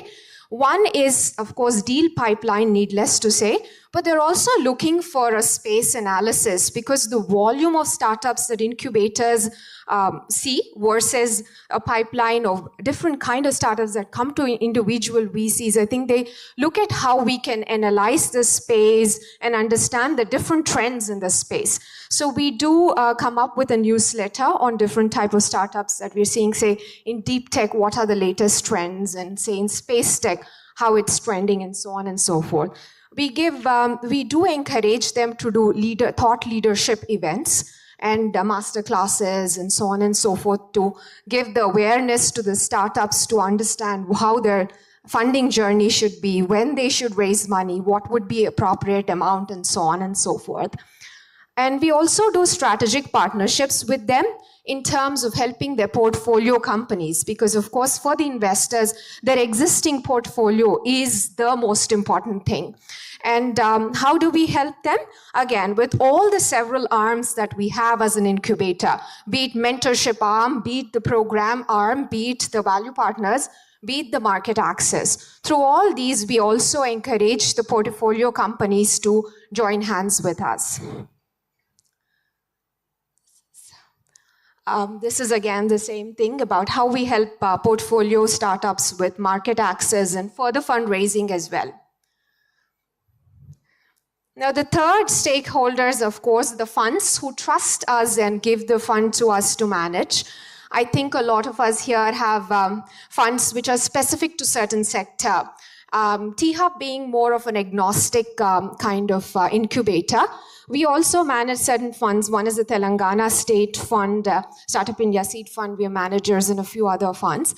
One thing that we stick to as a principle here is keep the process extremely streamlined and be compliant, because the startups don't, in very early stage at least, are not aware of all the investor communication they have to do, reporting that they have to do. But being like managers to certain government funds, I think it becomes our duty to kind of encourage them to be compliant and keep in view of the regulations from day one. It's a very good hygiene that we can teach the startups from day one and encourage all of them to be the same. And most of these funds also want us to be extremely compliant in investor updates. And I strongly believe that that journey starts from the incubator who is managing that fund. So that's, I know Zeel is looking at me, but thank you all. That's all I had today to say, I think. This is the process, and some of our star startups, we are always tempted to portray them. So from various funds, some of the events we have done, again, metrics, our favorite. But over to you guys. Any questions that I need to answer? And Vijay, you have any questions as well? I have a question. Can startups outside of Hyderabad, can they raise funds through T-Hub? That is something that I would want you to talk about. Sure. I mean, great question. I mean, we've always, since the beginning of the event, we talked about collaboration. So we would love for startups anywhere in India to approach us. You don't have to be only in T-Hub through a program or through funding desk or mentor desk. We have individual departments that can help. So yes, any startup across India can leverage on the funding that we can provide. And we also love to collaborate with other incubators. So since Prasad is here, we have looked at several of signed startups, and I'm sure we are sending a lot of our startups there as well. So I think because every incubator has their specialization in terms of their selection criteria or what value add they can exclusively add. And there's no shying away from saying that, hey, this incubator is rich in biosciences. You will definitely benefit from going there. Or, you know, we are good in helping you with series kind of fundraising. So definitely collaborate with us on that. So that kind of collaboration, I think, is a foundation to mutually help one another and help startups in turn. And let's say, for example, I think a lot of us would have that question that if a startup, say in Madhya Pradesh, raises capital through T-Hub, is the incubator loses its affinity towards the startup, or the question like, is my startup or becomes a T-Hub startup or not? How do we sort that question? I think a lot of us have that question that, how do we have that exchange of startups between incubators? Does something that come to your, is there anything that you want to share on that? Yeah, sure. I mean, we've gone through stories where startups say, "Oh, I'm happy to come to your events and kind of attend sessions or so, but I want to be very careful in terms of marketing about me being a part of T-Hub." And when we dig in to see that why the inhibition is, it's really because they're not sure how that plays out. But most of the incubators, in fact, when we talk to them and say, "Hey, this is your startup," they came to us for, say, fundraising, we check in with them to see how they're doing. And because they know the startup better than we do because of the association for a longer duration. When we check with them, they're very open actually, and they say, "I'm happy for the startup to be marketing that they're supported also by T-Hub. It doesn't matter." So I don't think the inhibition is from the incubators. It's mostly because the startup is not aware of this kind of collaboration. Thanks, Devi. We have any questions around whatever we spoke about? Anybody wants to share any thought? Yes, Sagar. So basically we are an incubator as well as an angel investment network, and I think we closely partner with T-Hub. What I would recommend actually incubators, those who are pure incubators, that please connect with angel networks or the VCs. And actually it's a very good collaboration to have. So just to add to the point what Devi mentioned, in fact, the angel networks are more than happy to take different kind of incubators because it helps them also to reach out to multiple communities actually. Thank you, sir. Thanks. Any other questions we have that we can get answered before we move? Yes, yes. Not a formal program as such, but funding certainly. IKP, various incubators, startups have come forth for either funding or again for a program and so on. We'll move on to the next segment, which is building industry pipeline. Thank you, Devi. Thank you so much. I'd like to invite Vishnu, my colleague Vishnu from the Corporate Innovation Desk, to talk about how do we build at T-Hub. What we believe is how we can collaborate with corporates and create a strong market access and corporate innovation for the corporates and a market access opportunity for startups. Vishnu. I don't want to, first of all, I don't want to bore you to death with a presentation.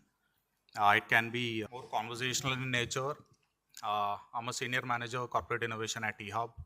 What does that essentially mean is, I keep interacting with corporates from India and from different parts of the world, understand what are they trying to do in terms of innovation, and see if T-Hub or for any incubator for that matter, to complement the journey. How do we do it? With the help of wide gamut of startups that we have. If this is not comfortable, I can use it. Am I audible? Cool. So this is nicely put by one of the professors called Henry William Cheshbro. What he tries to tell is, quote unquote, useful knowledge today is widely distributed, and no company, no matter how capable or big, can innovate effectively on its own. So it is extremely well summarized. So he tells about two things. We interchangeably use corporate